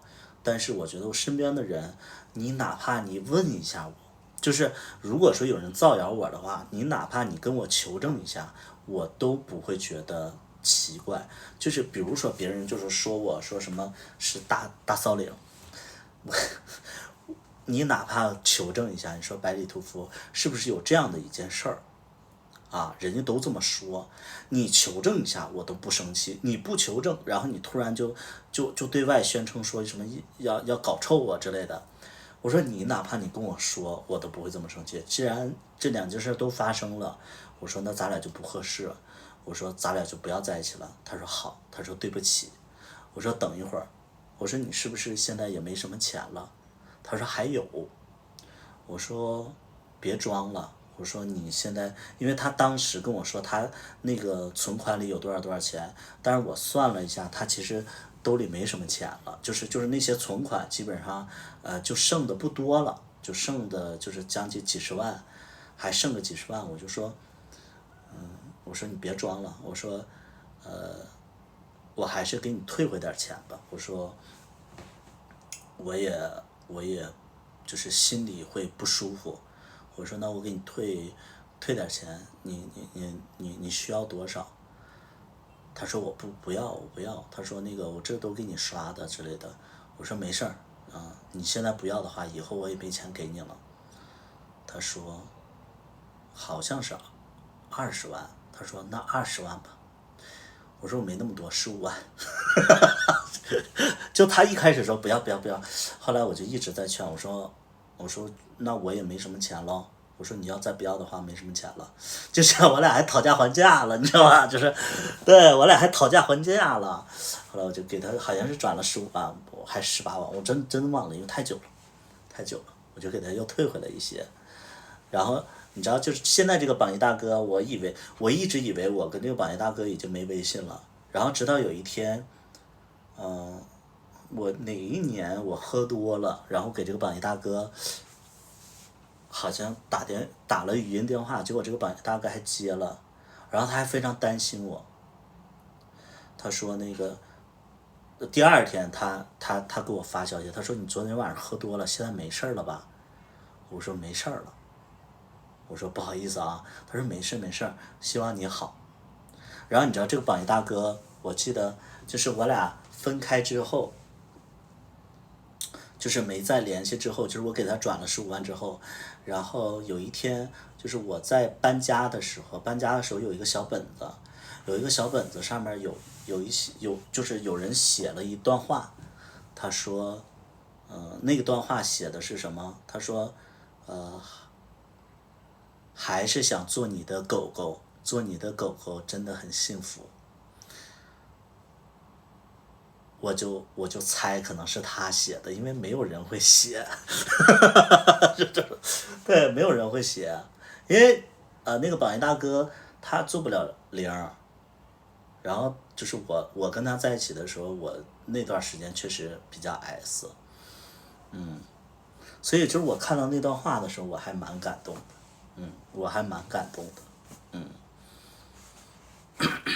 对，还是他荒谬了。没有荒谬啊，因为你们不要觉得这荒谬，就是很多人他的相处的关系不是说只有10的关系，很多人可能有主奴农牛啊，什么就是那个，就是他有很多种关系，就代表他们的方式不太相同，就是因为不是所有人都会10，不是所有人都会就是说那个就是接受10，他们有的就是觉得10很脏对啊，这是存在即是合理，只是你们现在没有接触过。有很多人他就是柏拉图啊，什么赛的，什么父子主奴，这个关系它就是有很多种关系，不要觉得荒谬啊。我本来就是 S 啊，我是小 S。对啊，我是小 S。对，它其实就是存在的它其实就存在的。而且我看到这一段文字的时候，我不像你们一样，我会觉得很恶心或者很重口。我看到以后，其实我会觉得，我挺感动的，因为是多年之后我看到的，就是可能1年之后我看到的，因为那个文字没有人会给我写那段文字，那个文字其实，我大概知道那个笔记是谁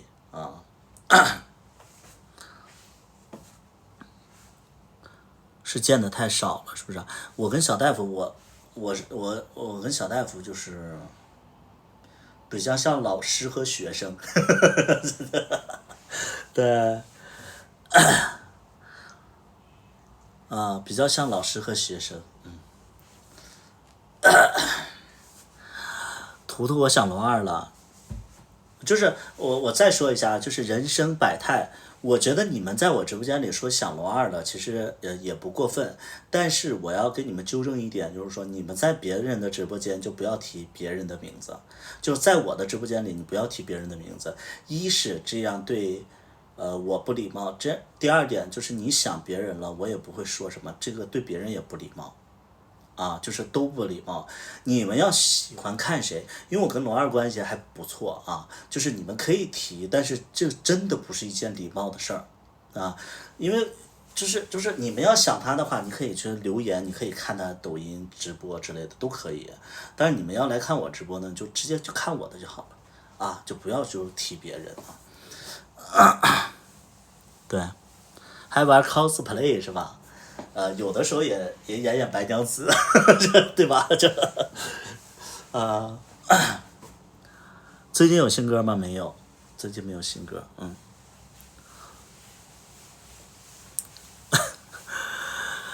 在 B 站看啊，所以就是你们知道，就是你知道那段时间，你就像就是捅了马蜂窝一样，就有人造你的谣。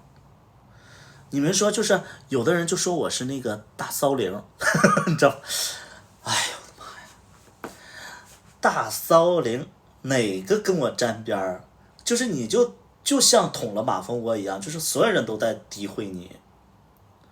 就在诋毁你，然后我那段时间我其实就有点崩溃，对，所以就是哎呀，就说我什么私底下见那个榜一大哥，然后到处跟人家怎么着了，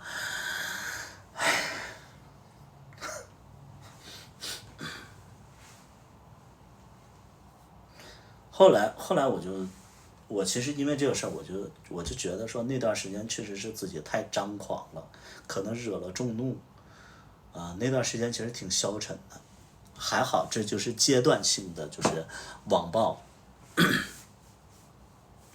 见吧，我没，哎呀妈，熟悉我的人不是你们直播间里，就是你们直播间里有没有就是说约过我的人？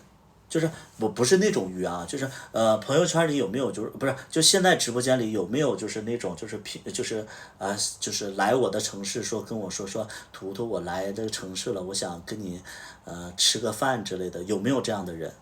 有没有这样的人？就直播间里，对，有没有约过饭然后我出现的？有没有这样的？就有没有说来我的城市说图图那个我想去想见你之类的？就是我觉得但凡就是说跟我约过饭或者说跟我约见面的，我都没答应过我都没答应过，就是我就是这样的人。你想跟我就是说想见个面，因为我不熟悉，我不知道该说什么，而且就是有的人真的会造谣的有的人真的会造谣，就是会伤害你。所以我不是说我高级怎么样，我高人一等怎么样？是我觉得没必要我见你干什么呢？我跟你吃那顿饭能怎么着呢？而且就是我是没地方吃饭了吗？对吧？就是我为什么要就跟陌生人吃饭？就是就是我没必要对吧？我自己吃得起饭我自己吃得起饭，而且就是说我单独跟你见面，我也不知道你什么样的人，对不对？不是，就是我没对象，我也不喜欢跟别人。你们就想一想，就是我没必要，就是陌生人，他是陌生人，就是你们能懂一个点吗？就是不是说谁高级谁低级，我就希望你们能懂一个点，就是你们在看我直播，你们知道我长什么样，你们知道我这个痘坑痘印儿，你们甚至知道我多高，这脸什么样，我知道我平时就是在干什么，这都知道。但是你们跟我，你比如说就是有人约我吃饭，我只能看到你们的名字，就是比如说豪情万丈，我只知道他叫豪情万丈，我不知道他长什么样，我不知道他是干什么的，我不知道他是10，我不知道他是不是猴子还是猪，我不知道他见我什么目的，我为什么要去见他呢？对，就是我没必要就是因为我不知道你，比如说我们是聊得很好的就是网友，我知道你长什么样，我知道你的一些详细的一个情况，我觉得我会有安全感，我愿意跟你见面。比如说就是抖音上就大家互关了很久，然后你也有粉丝我也有粉丝，然后就是大家合拍那个就是小段子，或者说就是哎那个很久不见的朋友，我们一起吃个饭，这都无所谓。但是这相对的平衡的关系，就是我知道你是谁，我知道你长什么样，我知道你基本情况，我知道你不是坏人，这我会见。但是你说陌生人，我就知道你的一个 ID， 我见你干什么呢？这我不见粉丝，不见网友都传出来我各种各样的就是离奇的故事，我要见了更夸张，对吧？我要见了，这不是指不定传出来什么了都啊。就是这个没办法，你没办法，就妥协这个事儿。我就觉得说，啊，为什么要见？为什么要见？你是不是该减肥了？我确实胖，但是我其实我觉得还挺有肉感的。就我觉得1胖点无所谓，0你千万别胖。啊，我觉得1胖点无所谓。但是你也别太胖，1胖的话，林俊杰比较小啊。你1胖的话，你低头看不见林俊杰啊。你要是瘦一点，你直接就是古巨基，对不对啊？而且你要就是时常的，就是说注意饮食，你不能软惊天，对不对？对，你这得注意一点啊。对，你得注意一点啊。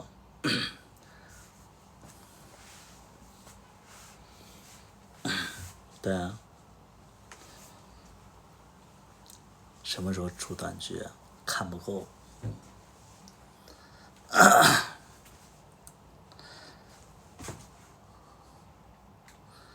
那我能说什么呢 ？JJ 嘛，所以就是我真的希望大家能明白一点，就不是说百里图装啊，百里图确实是，不见陌生人，就是因为他是一个自我保护的状态。哎呀，那么多年，我真的就是，我觉得啊，所有的事儿就是传出来，怎么样啊，就是有些我真实的事儿传出来，然后让别人就是误解了之类的。我说那也行，但有的时候吧，就没有这个事儿，凭空造谣。你比如说，就是你看，就是网上有人传说我跟一个服装大佬在一起了，啊，就是这个就是传说他是我的金主。我说啊，是有这么个事儿，啊，我说是有这么个事儿，一个服装大佬喜欢我，然后要就是培养我去好声音，然后甚至供我上了那个北京现代音乐学院。我说就是他出的钱，而且他给我付的学费，这些东西你在我直播间里我都讲过，啊，我觉得这没什么呀。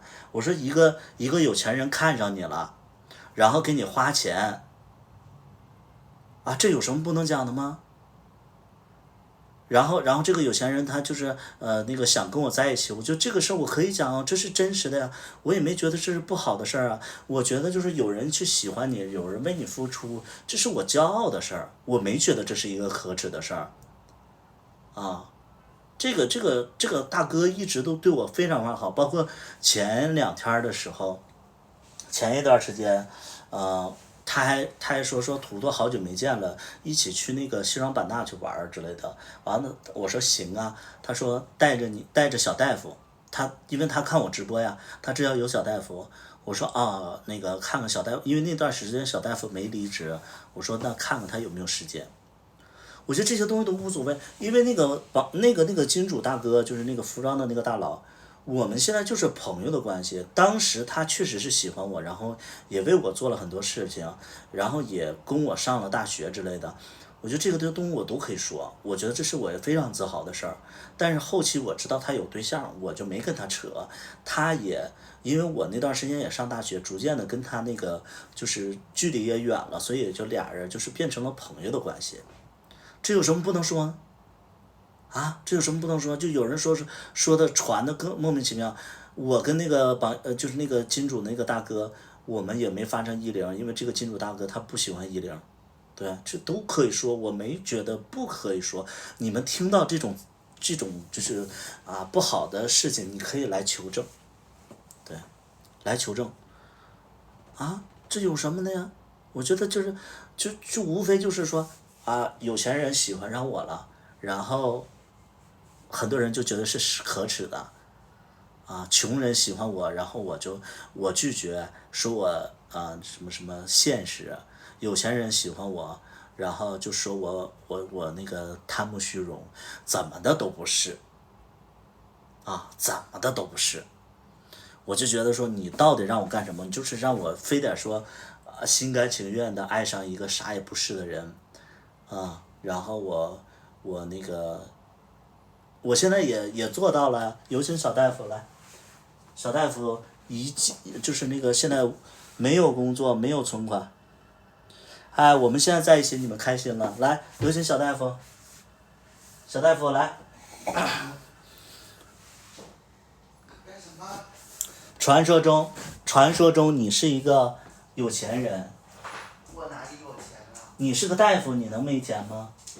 我现在都落魄了。谁说大夫有钱？我现在都落魄了，然后那个就是现在都是你在付钱，然后就在养我，是不是？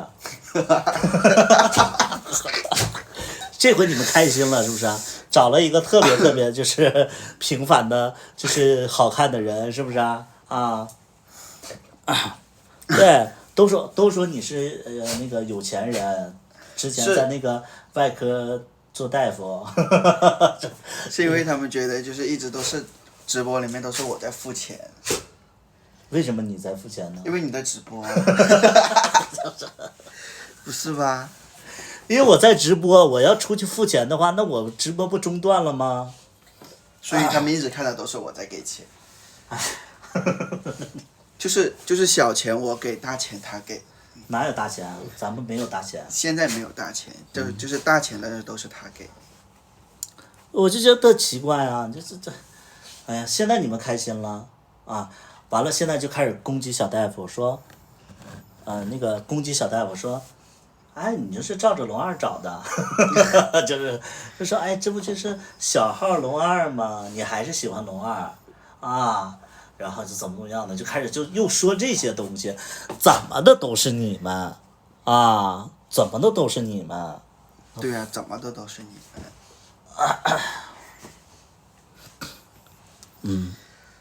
他跟龙二区别很大区别，好不？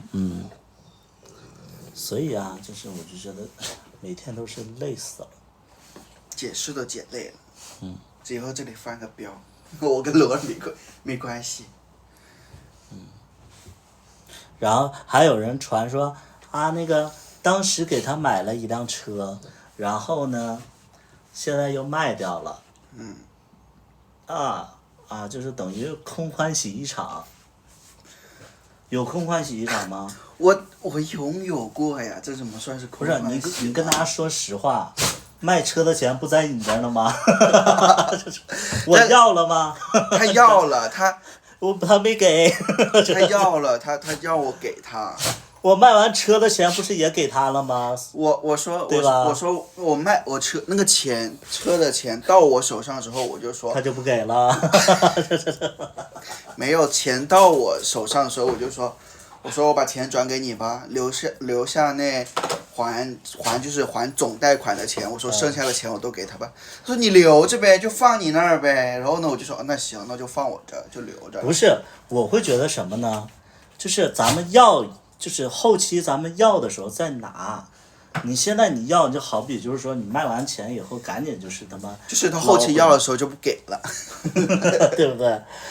对吧？你就是一直在，就是我不知道为什么我是真的很招人烦吗？就是为什么一直在误解我呢？就说我什么给人买个车嘚瑟一圈，完了又把那个卖了，怎么样的，就对人一点不好。那全款买回来呀。他黑眼圈就是重。我困了，我下午没睡呢，我晚上就会变得更重。就反正就是我怎么着都不是，天天黑我。刚买了 G6我好想念我的 G9。刚买了 G6，跟大家说，我当时给他买车，我就寻思给他买个 G6吧，因为他喜欢小鹏，喜欢那个智驾，我就跟他说 G6行不行？不是，一开始我是这么的，我说那个咱们看看二手瓜子网。你现在买一手二手的 G9我也要。对。20万我也要。我去懂车帝看了那个二手车，因为他当时说那个就是一个代步工具啊，哪怕买个几万块钱也行。我就看了，我看那个小鹏的其他款，然后不带智驾的，也就7、8万块钱。我说那挺好，10多万吧，10多万块钱的一个二手的车。完了他说那他想要智驾，我说那 G6有智驾，然后他说行，然后就去看一看。结果就到那个小鹏的那个专卖店了，然后我就说这个车挺好的，啊，就是空间也挺好的，然后外形也挺好的，问了一下18万，啊，全款下来18万，我说那行，我说那个18万咱们就全款买了，就省着有压力了呗。没有，当时后面又看了一辆轿跑，你说那你在轿跑跟他边选一个。那个轿跑是 G7 吧？P7，但是P7 和 G6， 但是他要 P7，但是要24万的，不22万起。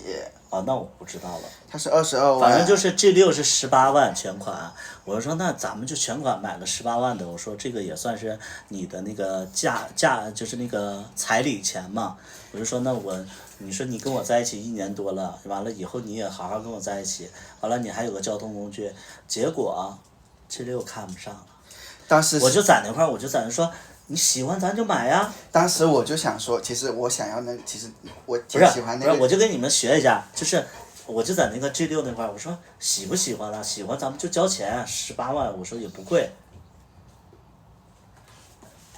在那溜达，不说喜不喜欢。我当时在看 P7i， 然后我当时想说 P7， 看 G9。我当时没有，当时在看 P7i 跟 G9。他说再看看吧。再看看，然后就转到那个 G9那块了。这个车好，这个车好。我说那个车呀，那个车是商务车，有必要买吗？商务车那是 MVP。对，反正他就是指那个车。我说这个车有必要吗？我说这个多少钱？啊，30万，30万。哎，还是买这个 G6吧。G6那个全款咱们就买下来。你知道为什么我会嫌弃 G6吗？对，你听我说啊。我就要插嘴。他说他就说那个G6还是这个好。我说这个30万呢，我说这个30万呢，我说我没这么多钱。他说那贷款嘛，就这样，在他的软磨硬泡之下，买了30万的车，就这样。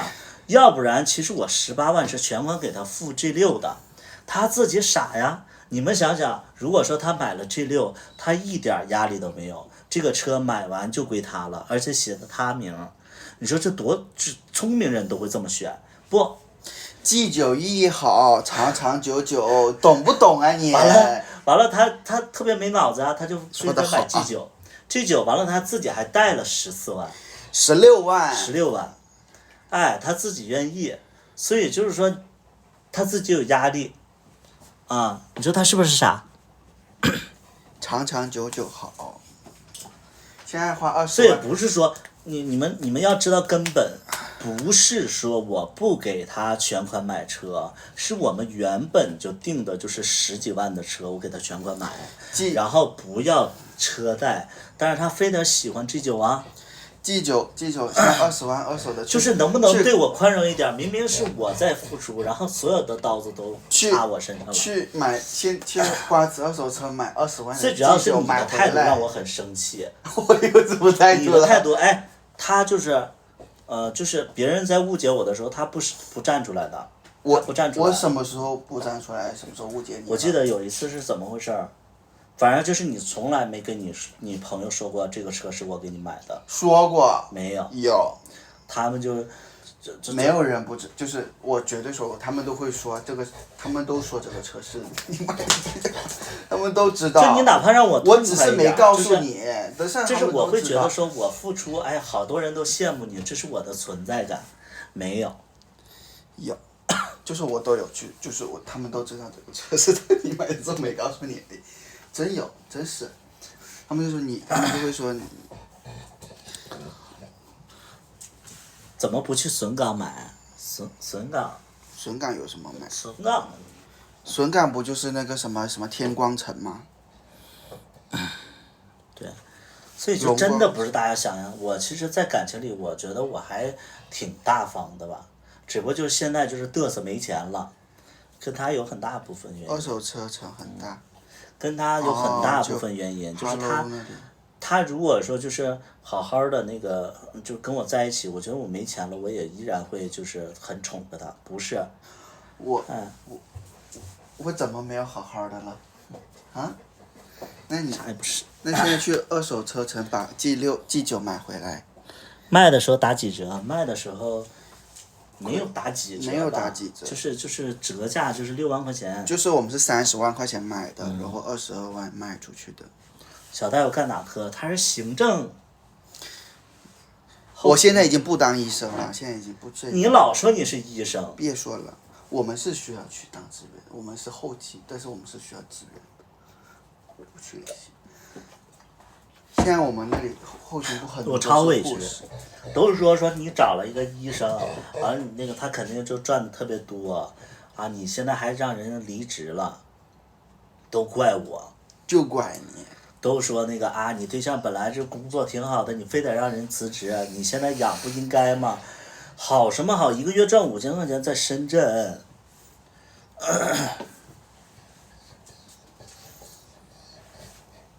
有就肯定是医生啊，为什么要卖车？很简单呐，他那个时候他把工作辞了，完了我们现在又没什么钱了，所以他又交着车贷，完了又没有工作，那你说我们不卖车干什么呢？我们卖车了，首先他就不用还车贷了，对不对？你这个时候要站在我身边要澄清啊，就别好像我逼你卖的，啊。他很会逼我卖，他说要卖车的那天，他说你不卖也行，留着也行。对呀，我肯定这么说，但是我心里我就在想，因为他其实他那个心里想赶紧卖。因为我就会觉得说你没有工作了，你没有工作，我现在就是状况也不是特别好，你这个时候不卖车，到时候我还得帮你还车贷，而且你知道深圳养一辆车很贵的，就是你知道就是每次。但是你现在看你油车，你都不敢跑。对呀，我现在我不光是对你要求高啊，我是对自己也狠了，所以就是那不是说我在压迫你。电车溜得多好，有一辆电车，现在啥也没有。为什么要辞职啊？行情年年都不好，有什么好说的？因为他当时他想着说辞职了以后，然后跟我做自媒体，我就是让他把这个自媒体账号做起来，然后不能带货嘛。结果他是个大懒蛋，放屁！他账号他现在又停更了，就坚持了3期。我就天天催着他，他也不做。没什么可拍的呀。他妈每天你上班我都能给你拍10期。那上班那是能拍上班多无聊的一件事情。上班不无聊。天天就是上班那点事儿，然后我能给你拍10期，完了你天天在家待着，然后你没话题，啊，天天都在家里，你在睡觉，我又不知道。那你就收拾家里啊，你收拾家里，然后边收拾，或者说因为咱们今天因为买菜吵起来，你也可以拍啊，这不都是记录生活吗？比如说今天你洗了一下狗，然后今天换了一下空调，这不都是点吗？你自己不拍。日常生活哪有那么多事儿啊？那不就拍呗。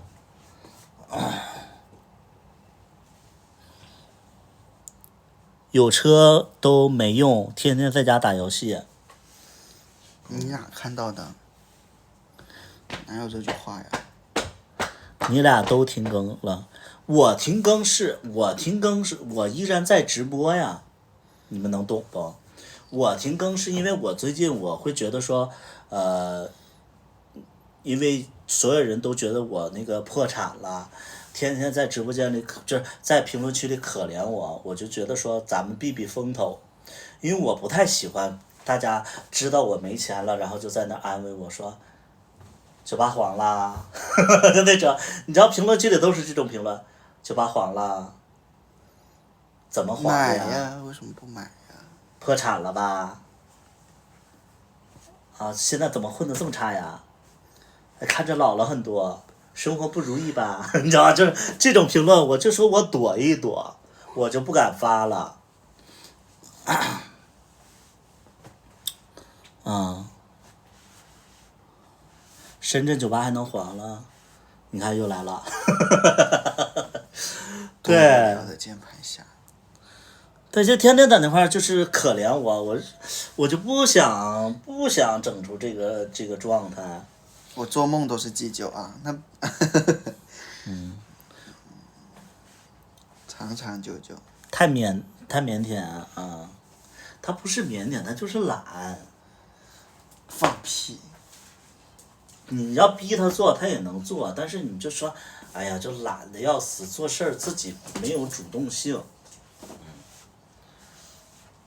对，他就没有主动性，你没办法。干啥不行，吃啥没事儿，天天有吃有喝有玩儿，乐呵呵的。哪有吃有喝有玩有乐？我要出门就给你脖子上挂个大饼，然后你就在那块儿吃，啊，反正也饿不死。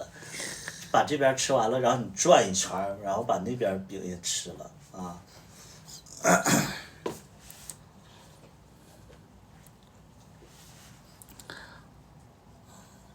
狗今年6岁了。为什么你们都还不睡？你们明天不用上班吗？人都学生上什么班？那学生明天不用上课吗？2点了，现在早上的课8点的课不用去啊。上课睡觉。你知道8点的课，我就觉得说还最重要。为什么就是课表都是8点的课最重要？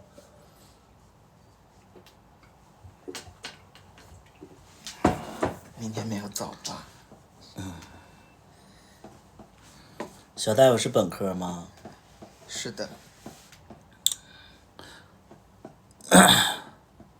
你会开心数啊？我脾气不好，我说实在，我脾气真不好。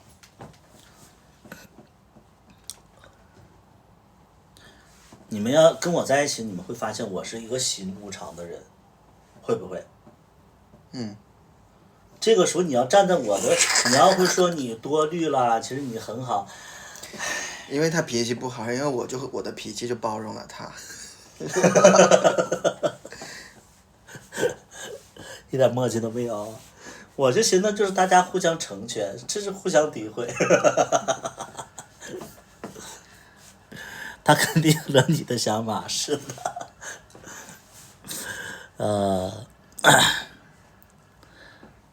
不是我们性格比较急，你知道吧？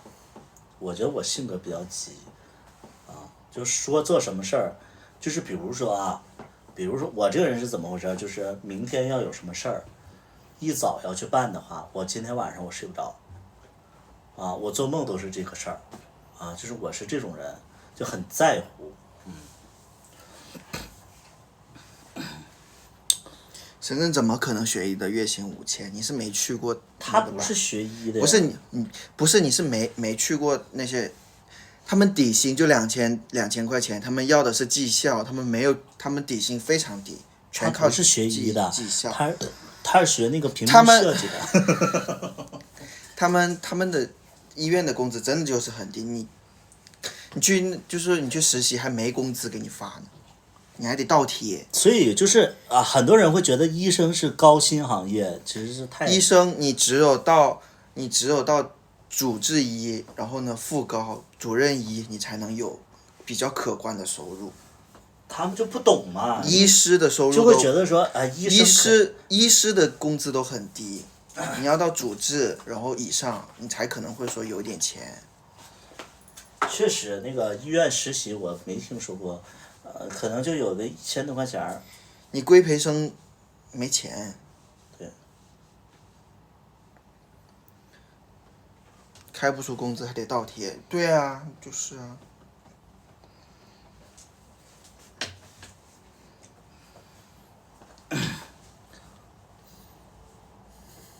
我喜欢大叔一生活。这个乖乖仔是怎么了？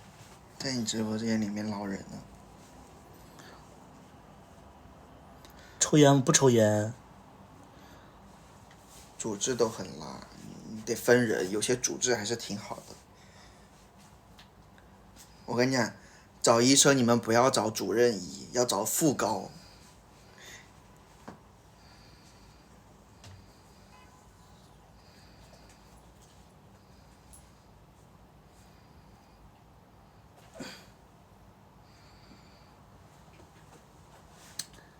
主任医已经摆烂了呀，副高要出诊，他要努力的去爬上主任医，他才是最努力的一个阶段。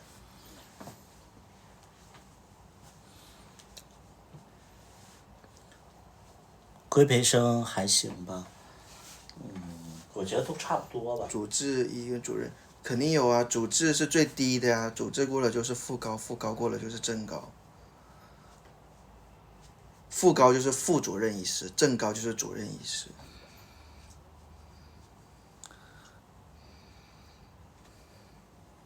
我有一个医生同意卖保险的成立。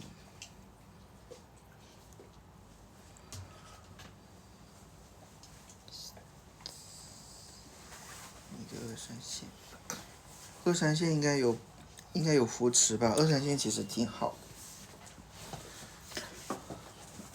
图图，剧里边的性格哪个才是真实的你？你觉得哪个是真实的我？剧里面都不是真实的他。没有一个吗？你觉得哪个是真实的你？你自己演的。小军那个角色。不可能，那个不是我。那我觉得最像的应该就是礼貌吧。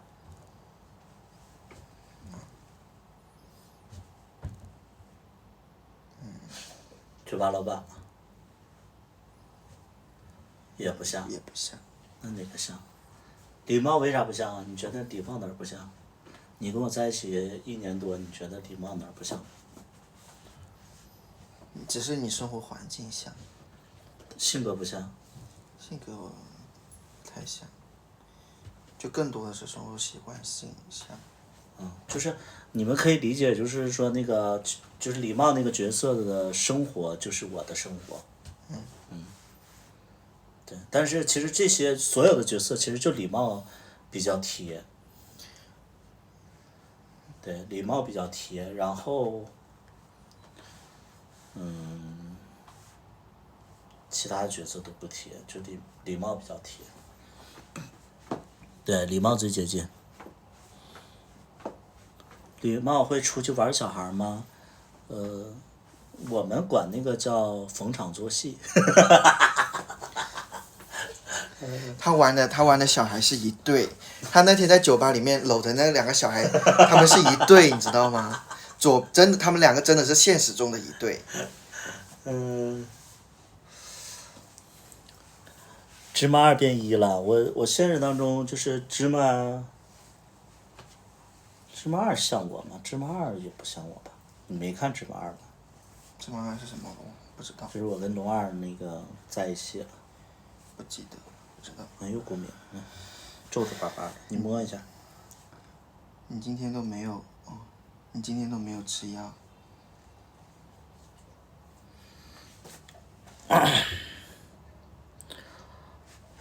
就是礼貌就最像我，然后剩下就我现实当中，你觉得我毒舌吗？不是毒舌，就是说话狠。也不是狠，也不狠，就爱开玩笑。爱开玩笑。倒也不能属于毒舌，或者是那个什么。说话狠，这都不是。说话比较直接。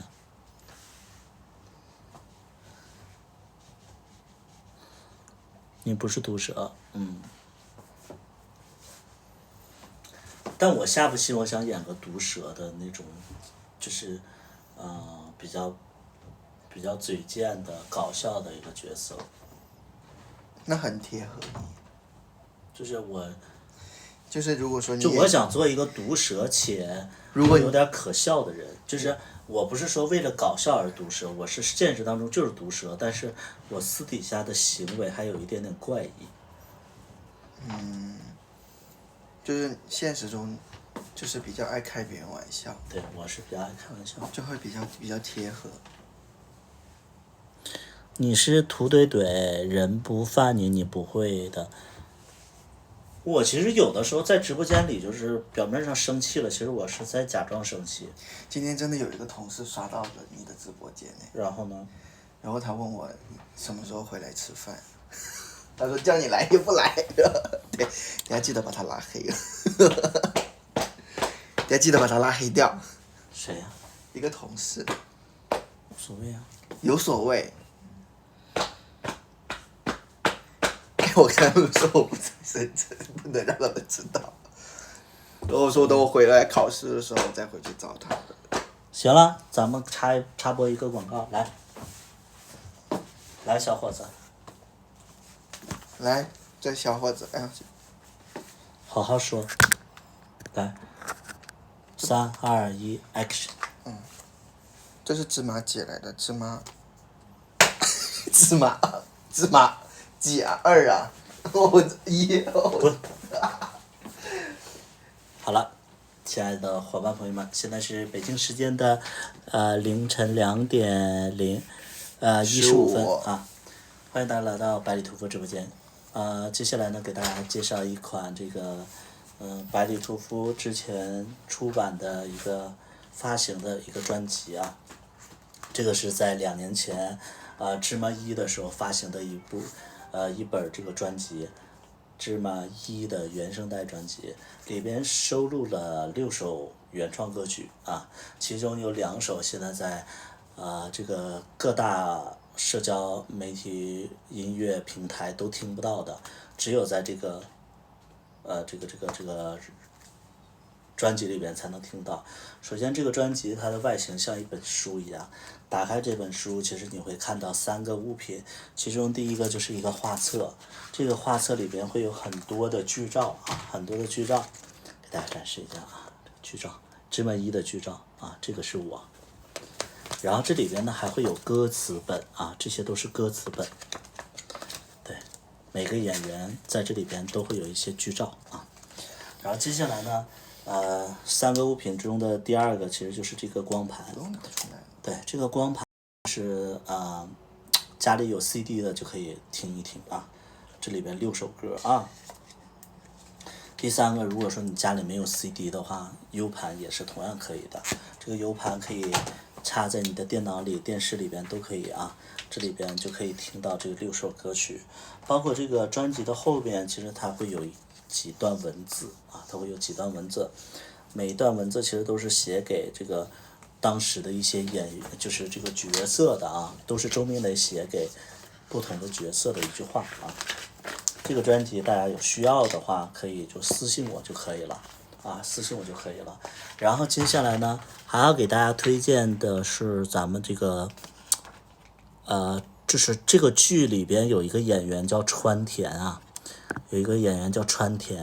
然后他做了一些这个袜子和内裤的一些产品啊，现在在我的这个链接里边啊，在这个小黄车里边，1、2、3、4，对，在小黄车里边，1、2、3、4、5号链接，在小黄车里边，然后你们就可以就下单。它这个袜子我们其实自己有在穿啊，然后就是面料其实是不薄不厚的这种状态啊，所以就是说有需要袜子的啊，特别是它，你可以你要是比较就是情趣一点的，你买长一点的，大概是在这个位置的。你要稍微就正常一点，你就买那个普通的那个就是长短的就可以。这个袜子质量还不错啊，大家有需要的可以购买一下啊，也算是支持一下川田啊，也算是支持我们了。我们其实也想就是说，就赚点小外快啊。然后同时呢，我们还有一些衣服在卖啊。首先这个特别是有一些北方的城市的小伙伴，其实天气已经变冷了，那这个时候你就需要一款卫衣。这个卫衣呢，采用的是棉的一个质感，然后它是戴一个小帽子，这个颜色是个灰色啊，是一个灰色。它这个呢也是我2年前的一个产品啊，这个是我自己的品牌，在这个就是那个叫什么商标网上你可以查到的，这叫 Howcome 啊，这是我曾经为第3任对剧里面穿过对这个穿过啊。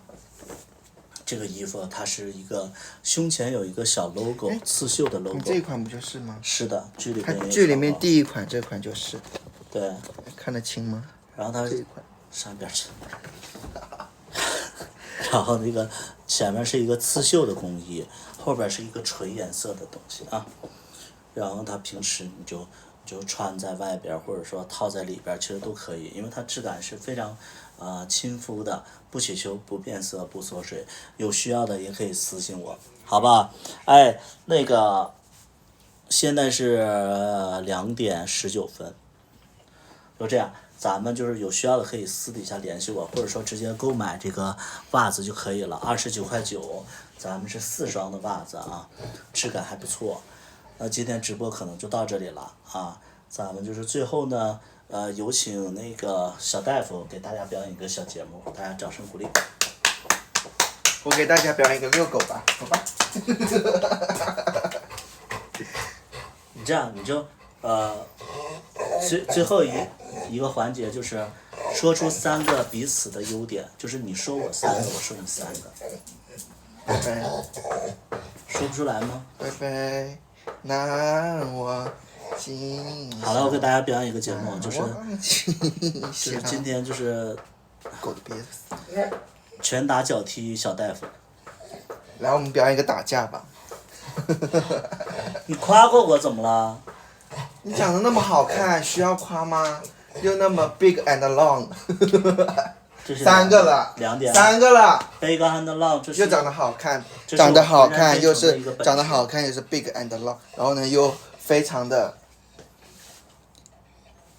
时间久的嘛。那不就是 big and long 吗？还有。你是不知道 big and long 是什么意思吗？知道。你的英文是啥？大又很久嘛。就还有一个是形状又非常的好。形状。就是有些人的形状就是奇形怪状，要么偏左偏右，他的不是，他的就非常的正。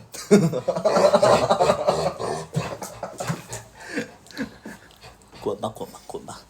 不滚！去遛狗。大家都爱听这种，是不是？滚！滚！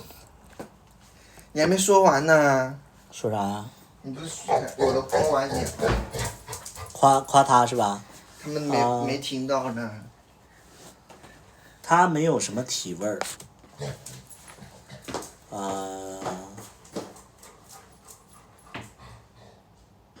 他性格比较好，怎么弄他都不生气。第3点是，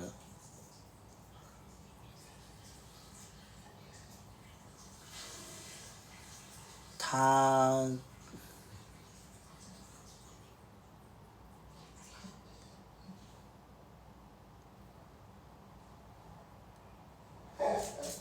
听话，他听话，对，他听话。啊？说完了。第3点是什么？听话。好勉强的3个优点哦。拜拜吧。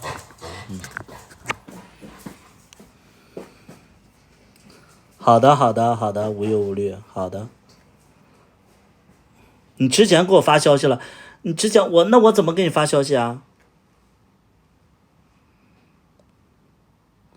你之前给我发消息了，那我现在怎么给你发消息啊？无忧无虑啊，我怎么说呀？上哪找你去啊？等一下。